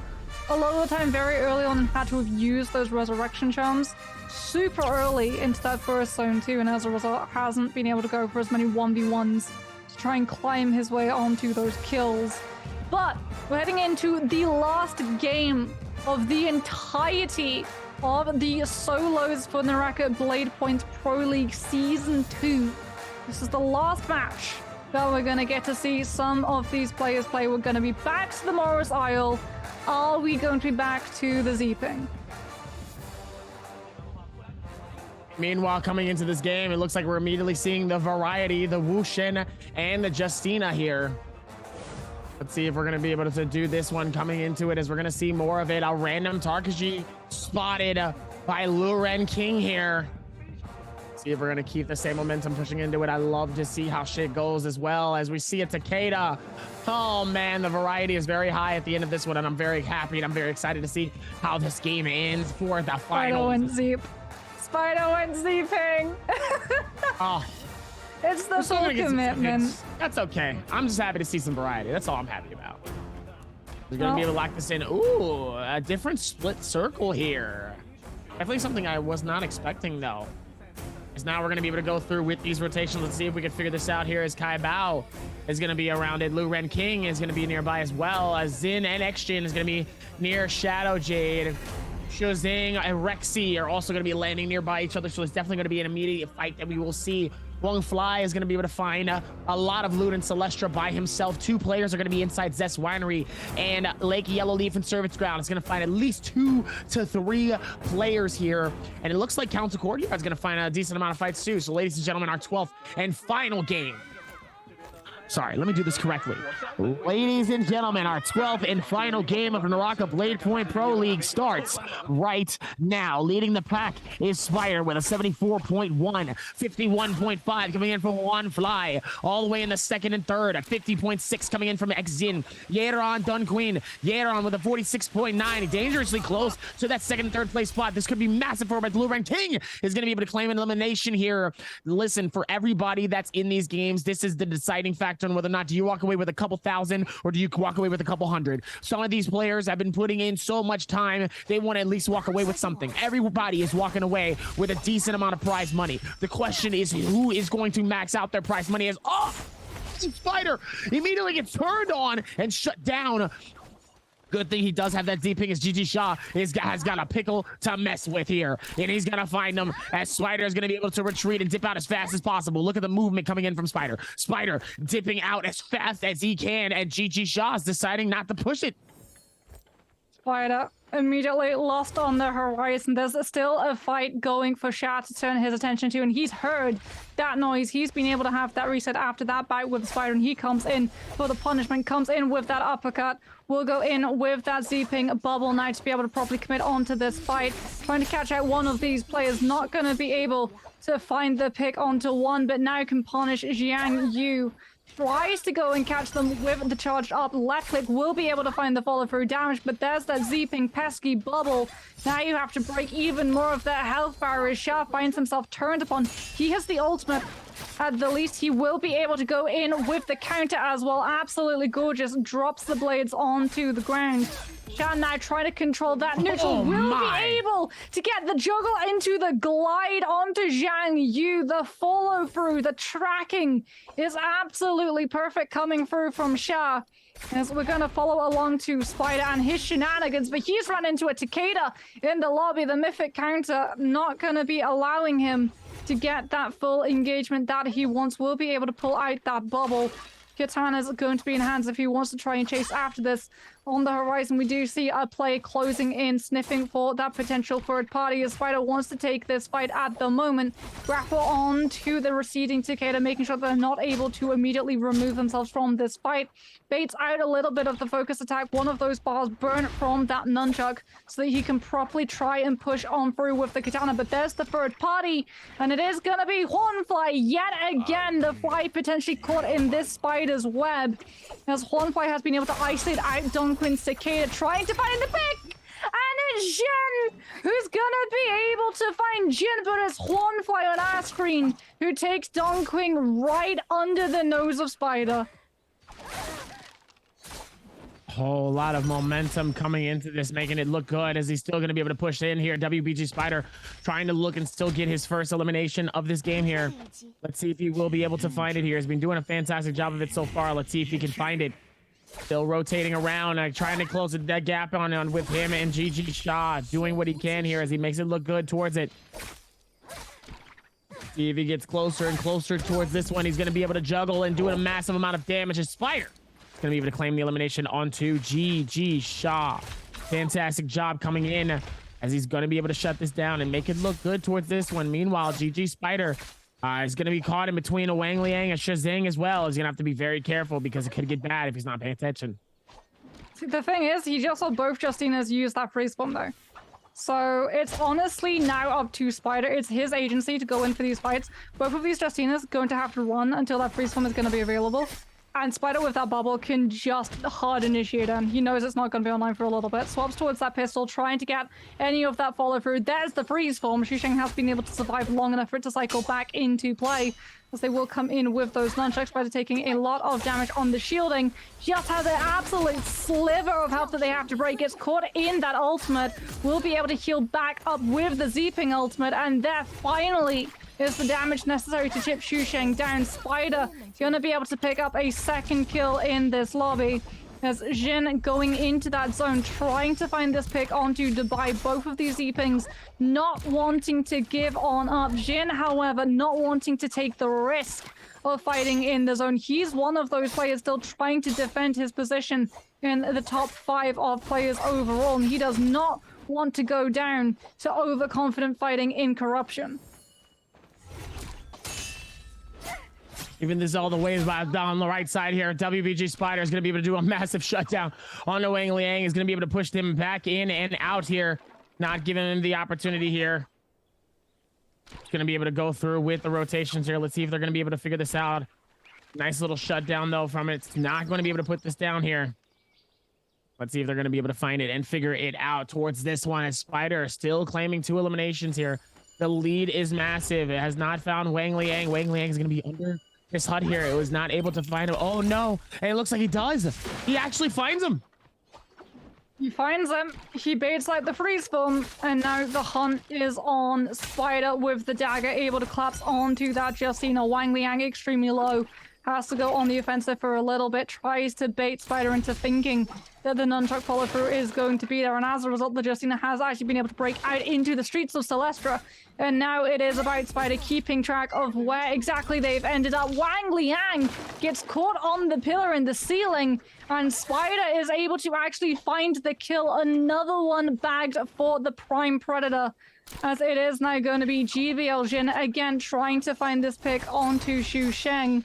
Xusheng already has gone down once, does not want to go down once more. As already we've seen some players get knocked out in this lobby. We said it's probably going to be pretty aggressive. Every single player is going to want to try and get as many kills as possible to decide their own destiny rather than relying on players around them making mistakes. And as a result, we're already down to 10 players left.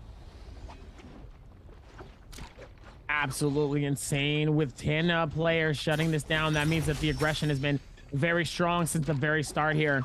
Definitely not giving it any sense of magnitude here, as it's still going to be a very, very surprising with everything going on here. They've been doing a fantastic job of it. Let's see if they can keep that same momentum going into these last few games here. Still been working towards so much options here towards this space here. Shazing is going to be able to fight GBL Zin, and GBL Zin is the winner for the last game here. Is going to be immediately going for the heals, going for the shield, just to try to keep the game alive here. Let's see if they can keep going towards this rotation here. If they're going to be able to figure this out, they need to be able to work towards it now. They need to get those eliminations. They cannot risk getting eliminated this early into the game, though, knowing that there's 11 players still alive. And sadly, Mora's blessing, but doesn't get to stay long, because now Spider's attention has been caught, and he is looking potentially for that fourth. Derby, remember how you said it wasn't going to be 4 in a row where you were running into that water bottle? You might be eating your wood still. I don't know. It might be too early. That's all I'm saying. It might be too early. That's all I'm saying. Maybe it is. Maybe it isn't. I don't know yet. But all I'm saying is the aggression from Spider is absolutely immense. But I gotta give it up here. I gotta give a fellow GGs to Wang Liang. That is officially him being out. That is a 33.9 overall XCG. I know Wang Liang has to feel somewhat disappointed. He's been playing so well, getting into close to top 3, and then just going all the way down to 9th place. It's got to be tough from a immense, intense player like Wang Liang. His second year getting into this final, and sadly just not being able to find himself a dub. We wish Wang Liang nothing but the best and hope to see him for season 3 for Naraka Blade Point. And hopefully ready to absolutely show the world that he is one of the best and that he belongs here. Comes through every single year and puts in so much work here. So looks like it's going to be a confirmed 9th place coming in from Wang Liang, as still working through the other ones. GG Shaw trying to just get away from GBL Zin. GBL Zin not making it easy for him, as he's going to catch the grapples, and he's waiting for the timing to strike. GG Shaw trying to use the dagger to try to see if maybe he can time it just right. Zin knowing that he's going to push in on it. The bubble comes through at a perfect time here. Is going to break the bubble. Dangerously low here, not making it easy for him, as now he's going to be able to throw it down towards it. This is where things get good. He's dangerously low, but immediately is able to get the heals off here. You love to see it. He's running out of heals, though. This is going to be his last. Got to be able to play it that way, and he's got to be able to play it strong here. Goes in, at least with the bubble, a little bit of leeway to be able to hold into this melee. 1 Vitalia left, but GG Shah has a bubble of their own. Jin has been able to go for the reshield. The armor is there. They have at least 6 of those, but Vitalia is going to be another matter entirely. GG Shah just hitting that bell, wanting to see whether or not a third-party option was going to be coming on through, with Spider still hanging around the base of this ballista, still trying to find this picks. Once again, has found one of the outliers, one of the non-Z-pings in this lobby, and as a result will be able to track their positioning pretty well. Dong Qing having to hold up in the middle of the tower. Spider going on high for a bird's eye view, going to take a little bit of resistance coming through from Dubai, and actually pulls back, doesn't want to try and set up there too aggressively, doesn't want to go down too early. Dubai, though, trying to move away from Spider, has run into Dong Qing. And there goes the charged up left click. Dubai able to tap dodge out, swap to the Flamer, and keep that Cicada at arm's length. Able to put themselves back onto the base of this tower to be able to play around that ballista if they so choose. But zone's about to start coming on through, and that's going to push them off of that base. They do not want to get caught when Spider is still in the area. We can see him start to move. He knows that Dubai has given up that base, given up that ballista, that threat. As we see Kai Bao on the Justina absolutely cancel Shah's existence. The freeze dash absolutely perfect into the follow through from legendary dual blades. Once again, Kai Bao has been able to get such a good kit before these zones start to properly collapse on through. Dong Qing comes in with the Takeda ultimate, catches onto Spider, but the Z-Ping bubble will guarantee that he survives any of the stagger. And now it is just going to be Dong Qing with that higher mobility off of the back of that ultimate, trying to escape the chasers. Spider looking on the prowl, wants to find a 4th kill to add to his tally. Let's see if he's going to be able to keep that same momentum, though, as he is going to be able to find it, though. Doing so much towards this one. Let's see if they're going to be able to work around it and or towards it. Could be many different moments here as they're going to be able to push this into it, as Zin is going to be able to keep the same pressure. Don Quinn caught between 2 sharks here. They smell the heels. They know that something is a rise, as they're both going to be able to push in on this and see what they can do here. See if they can find it, as now going to be able to keep the same aggression. You love to see it, though. Love to see what they can keep that same momentum. As Spider is going to be on this outside here, just looking into it. See if they can figure this out with this all coming into it, as now the space is only getting tighter and tighter. You love to see it.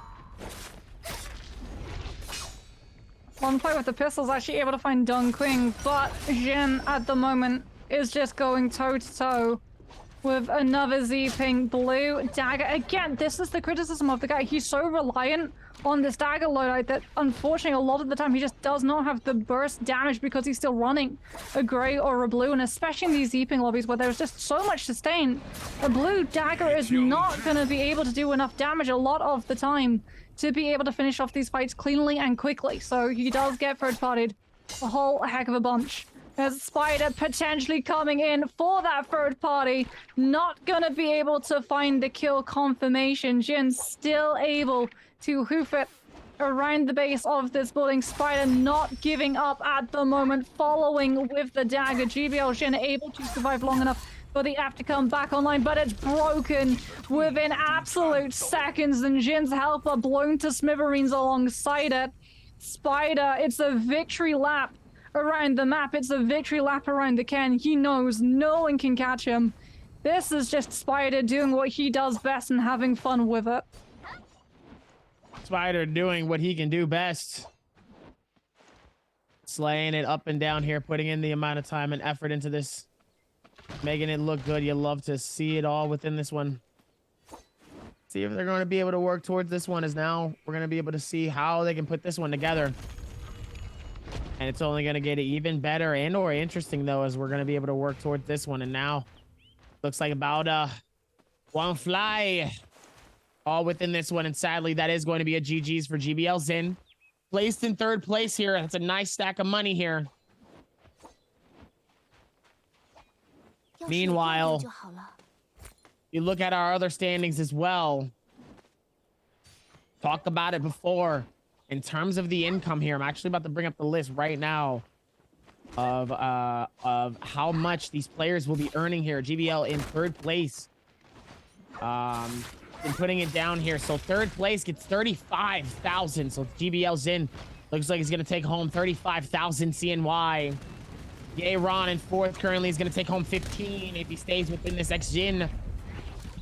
In 5th place is gonna take 12K. Bauda Huang Fly is gonna take 70,000. And of course, up top, 140,000 CNY coming in for WBG Spider.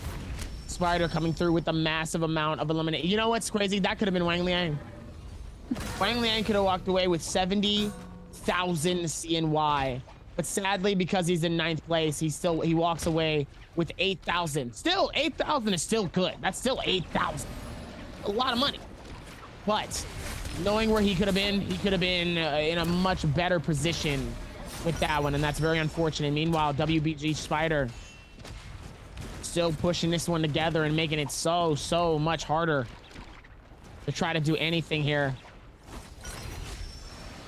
Love to see the amount of momentum and energy coming in, as Dubai is going to be able to bring out that Flamebringer and tells everybody to back up, back up, back up, back up.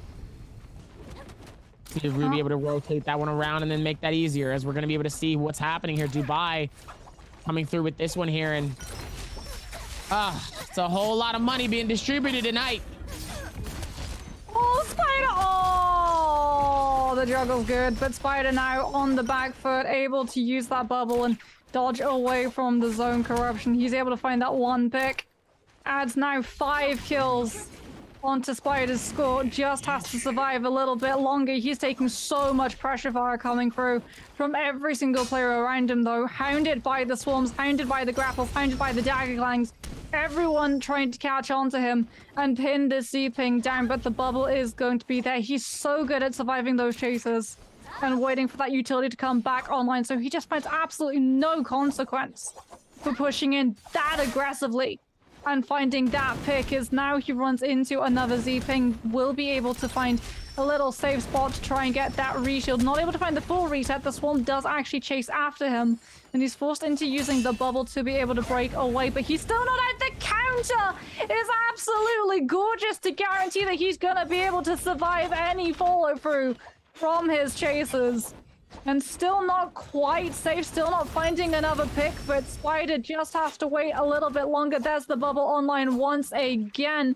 Will be able to dodge away from the majority of where those Z-Ping's attentions are. Everyone's still chasing after him. Zhang Yu has spotted that there's a Z-Ping away from the pack, potentially punishable, but has to take the downtime to be able to repair their range, and Spider is out, at least for now. The ultimate's going to be back online, so too is that bubble.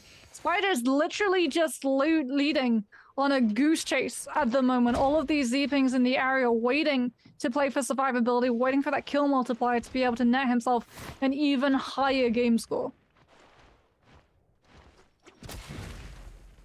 Meanwhile, even with this rotation, they're still going to be able to put it down and makes it look good towards these final rotations, making it look good.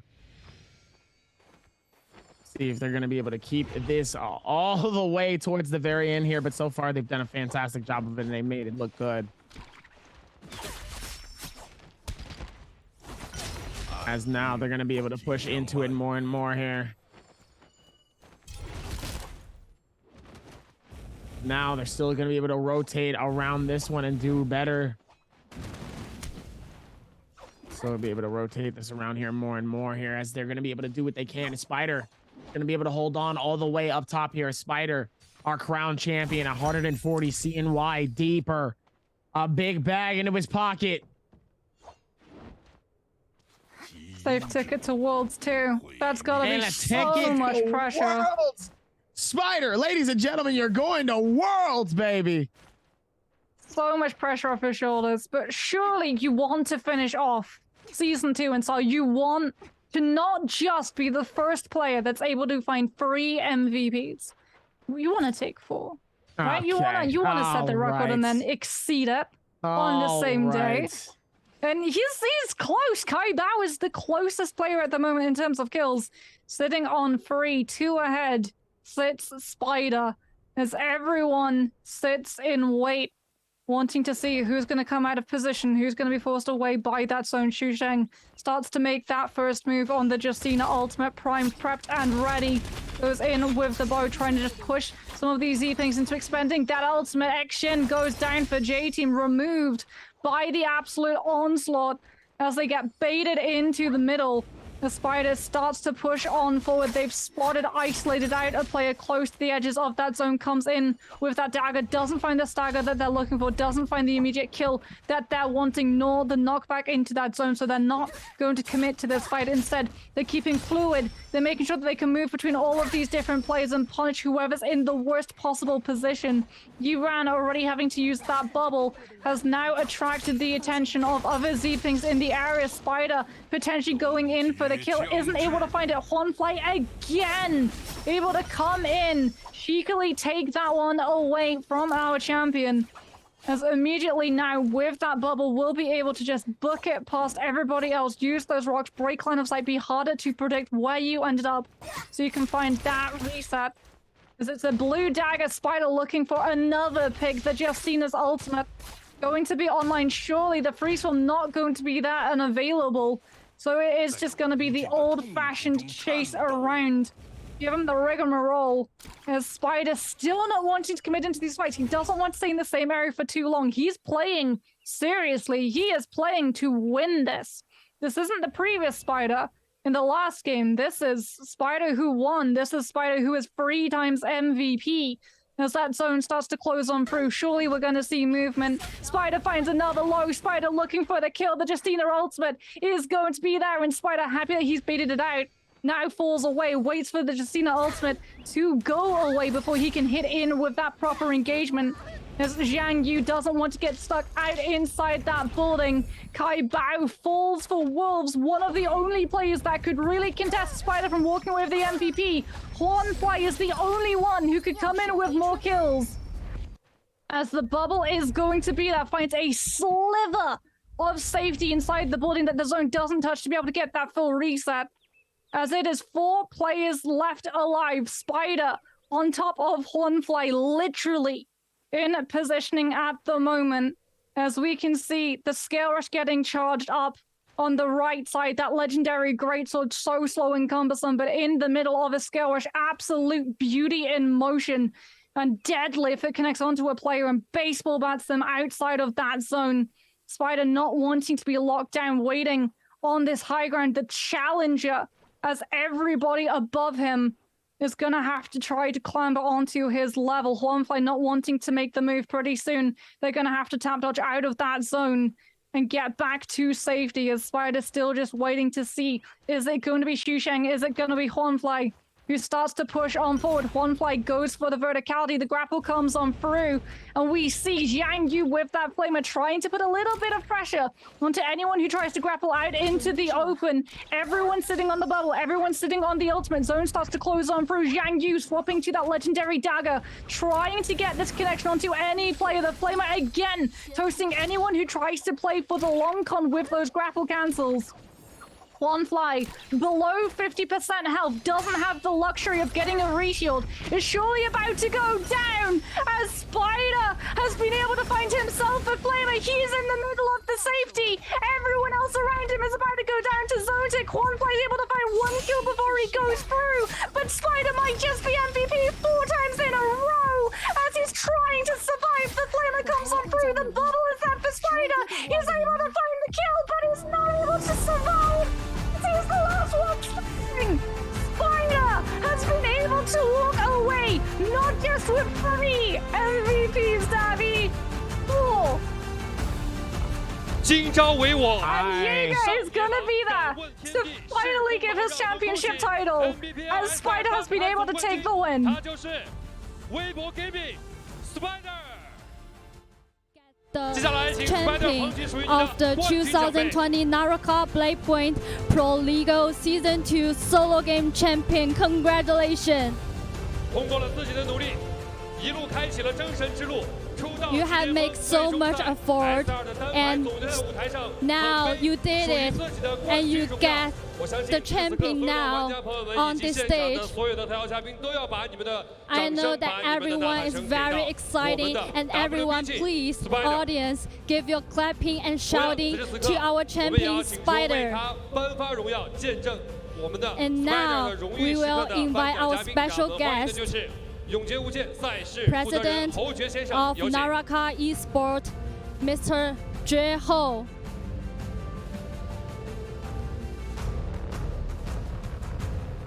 我们本次的 Nbpl S2 单排总冠军，我们的 WBG Spider 也将会获得他的专属荣耀的冠军奖牌。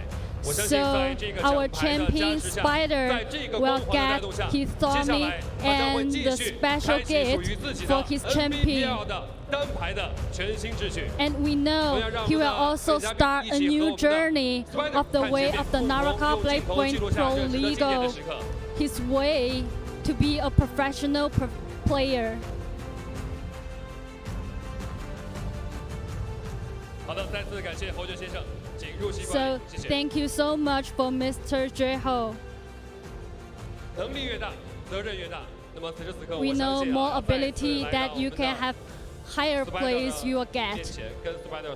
So now standing just near the Spider again, I would like to know, now the first time after I interview you and till now, so I would like to know, this time, this excellent time, what do you want to say to your fans and audience?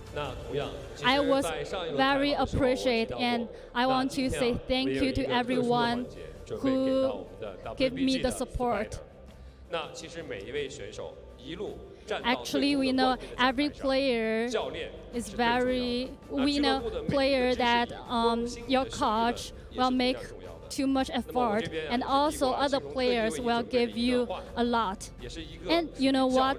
The coach of Weibo Gaming today also has written down something he wanna say on the paper. So this is a surprise. Just read it, please.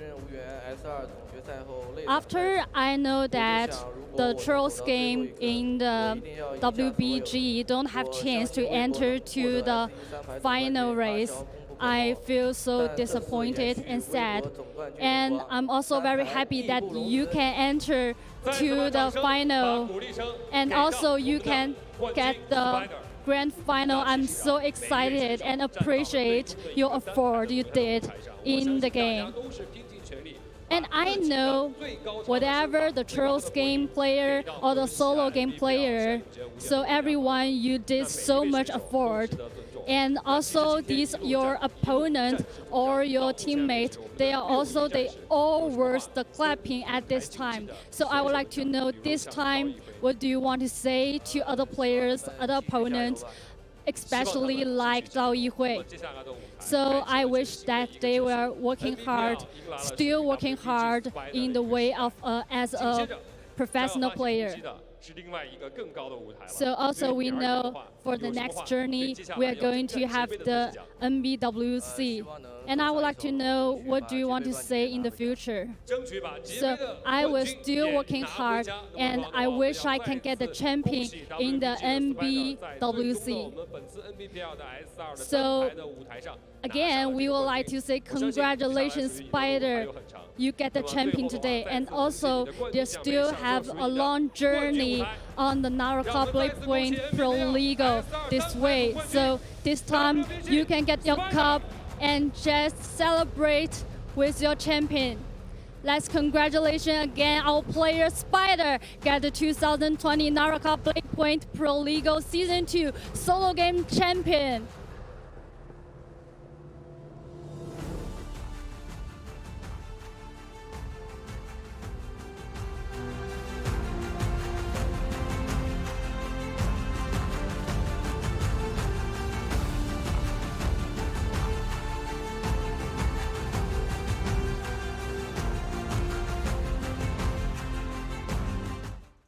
Wow. Oh, wow.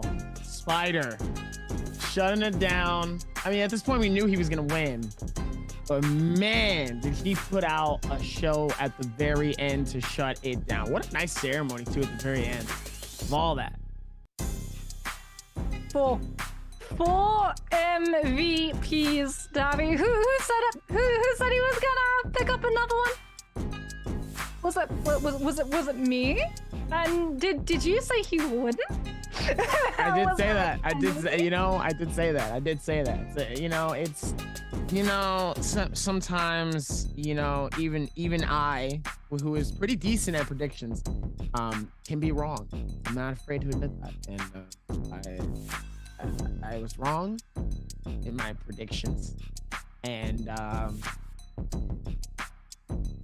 get this over with. Let's do it. Why not? I had to take my headset off. I don't want to get it all wet. I don't want to get it all wet.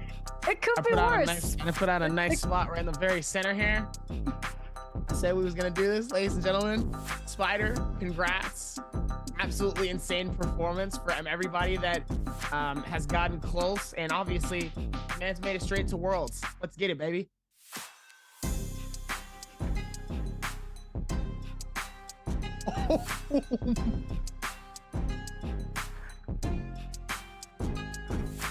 Whoa! Nah, that's still cold. Ooh. Thank God that's the last game. I think this is the last game. Oh, yeah, it could be worse. You could have had to do it on game number 5. That's true. So I really appreciate who was that took him out? I think that was Fly, right? In game number 5 or game number, what was that? 11? Game number 11. Game number 11, yeah. 11. Game number 11. Fly. Thank you for eliminating him in game 11. Just so I didn't have to dump 2. Anyway. It's just immersive Naraka. Like, you actually went toe-to-toe with a Valder and you took the soaked effect. Immersive is all hail. Immersive as can be. I am immersed in Valda action. Valda just just ulted on me. Wait, hold on. You know what I mean, right? Because she does the water with the bubble and she does the hurricane and the waves. That's just what it is. Anyway, it's more of the stature of, that was a nice ceremony, wasn't it? Where's that? The trophy was nice too. My only question is who ends up getting all of the other special things on the side? Because I know there was 20,000 for one, 15,000 for another. I guess we'll have to find that out another day. But you won tonight, Oxy. You won. Like I said, every time there's always something crazy when I cast with you. It's always something that happens. Yeah, not just once, not just twice, not just 3 times. You know, I couldn't be satisfied just breaking the record. No, had to again break the record. He just had 4 MVPs coming through from the Spider. I mean, you saw the loadout that he was coming in with into that final zone on game number 12.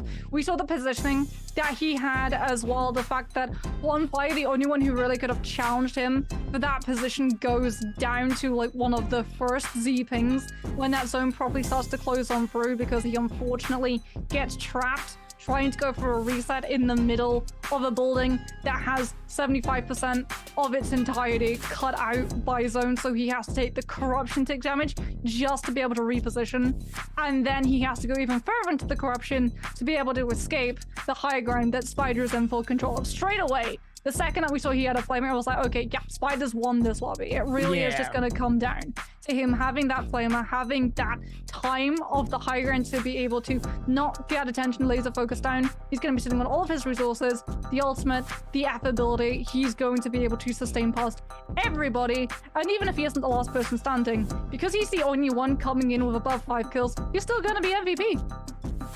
Still going to be MVP, and he makes it look good all throughout. These games, Spider has just been putting in so much time and effort, and obviously it shows, coming in and defeating the veterans like Shaw and Wang Liang and even GBL Zin, who put up a fantastic number.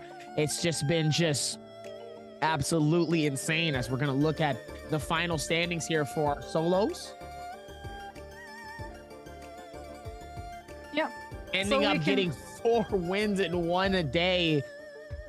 Ladies and gentlemen, we've never seen this amount of hype before, as he did it in style. 4 games in a row in a final. Nobody has done that in a normal game, let alone a final. Insane. Like I said, he knows how to elevate. Look at him.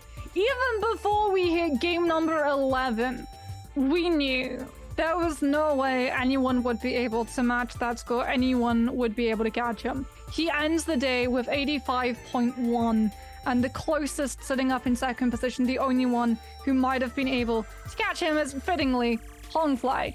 Wasn't able to quite escape the full reach of the Spider's web, but was able to position themselves into that silver position with 61 points, and Jin for GBL going to be taking up that 3rd spot, as there was a little bit of a shuffle around. J-Team's action unfortunately falling from that 1st position. But Spider is the Season 2 Naraka Blade Point Pro League solo champion. My goodness, what an absolute blaze of glory he had, coming in entirely unseen in Season 1. Didn't know what to expect moving into Season 2. A little bit of a rough start week 1. But week 2, he found his feet. He had such a good run of regular season. When he was on top of his game, no one could contest him. So, even with that one, 47 kills total, 3.9 average, and 172,000 plus damage. Absolutely insane coming into this. Not only does he earn the medal, but he earns his ticket straight to Worlds. As we look at the grand finals for our day 3. And like you said, they did it in style. They did it in absolute style.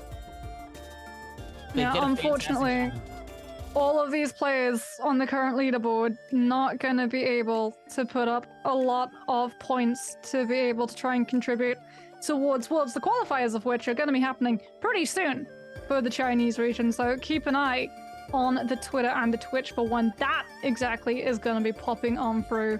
Unfortunately for some of these players like Rexy, players like Pandaman as well, who came heartbreakingly close to making it into the grand finals for solos, not able to put together a lot of points. And as we spoke about, Spider, because he didn't play season 1, like, he was in a really rough patch if he wasn't able to perform in grand finals for season 2, but he has been able to book his ticket to Worlds. Xia so close, Kai Bao, Dongqing, Wang Liang, all of these players on the cusp of being able to push into that Worlds qualifier with 25 points for a lot of them. However, it is going to be Spider, Hongfly, Jin, and Dubai, all of whom are just a cut above the rest at the moment in terms of those points. 66 picked up for Hongfly, 56 picked up for Jin, and 50 picked up for Dubai because of that win in Season 1, which allowed him 40 points even heading into Season 2.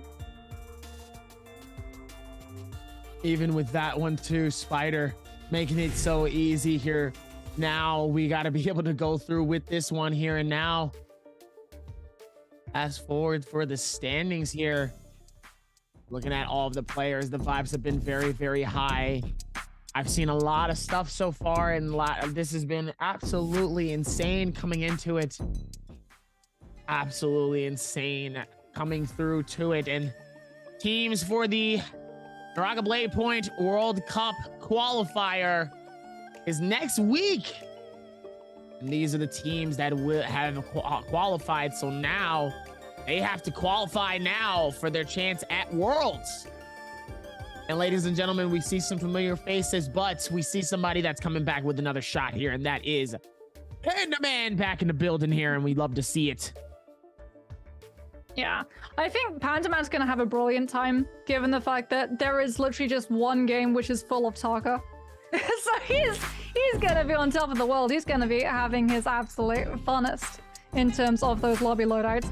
But talking about what we got to see, talking about all of the amazing Naraka that we got to see today, not only did we get to see the record for MVP amount of times broken, we also got to see a Taka Infinite come through, some absolutely grotesque counter baits coming out from some of these players, as well as ultimate cancels. Spider is just a walking highlight reel in and of himself.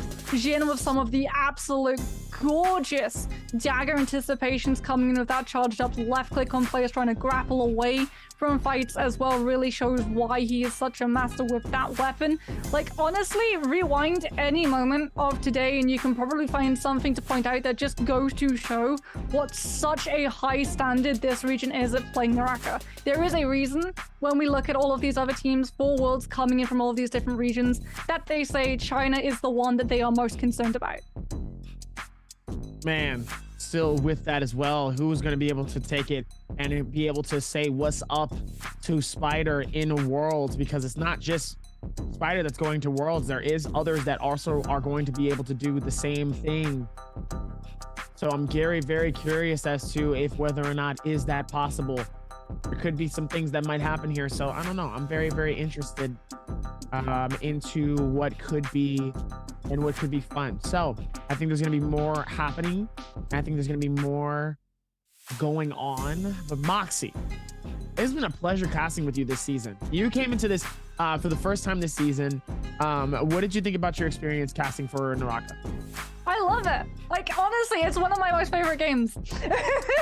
I have been grinding out so many hours of Naraka. I love the micro. I love the macro. I love all of the interactions. Like, solos is just so fun seeing all of the micro decisions that these players make in terms of that 1 versus 1 and the mechanicals that you have to be able to nail. And then trios has all of its wonderful temperaments and all of the support coming through from your other 2 teammates. So you have that allotted support role who really is just playing to set someone else up. Then obviously you have the flashy DPS who comes in with the first damage.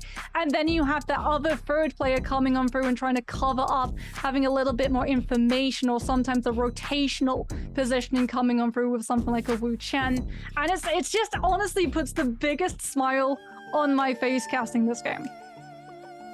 It's been an absolute insanity here, but as we look at the list for tomorrow, it's going to be back at it. I will be casting again alongside Rune, as we're going to be casting for the end of our trios as well. Still going to be a whole lot of madness happening here, as we're going to be able to keep the same momentum pushing, and the trios are going to want to keep that same energy going into it. Still a whole lot of madness happening here, but it's going to be fun. But that is pretty much it for us, at least for our solos.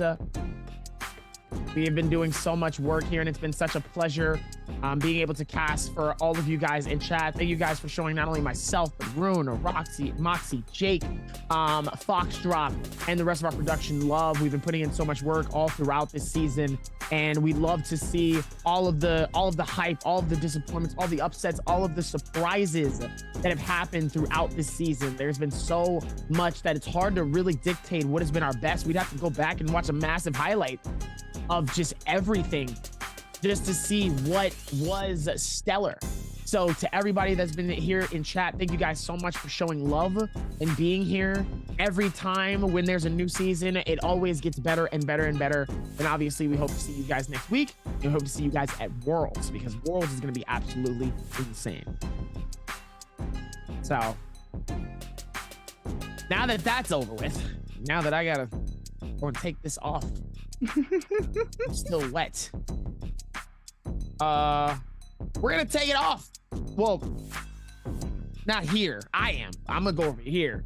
But y'all go do what y'all want to do. You know, we're gonna go. So, I'm gonna go this way. You're gonna go that way. I'll go this way. You go that way, guys. We love you guys. We'll see you guys tomorrow for trios. That's gonna be absolutely insane. And stay tuned for more, because next week is qualifying for the World Cup. Like I said, Moxie, you go this way. I go. I go. Ah, it's wet.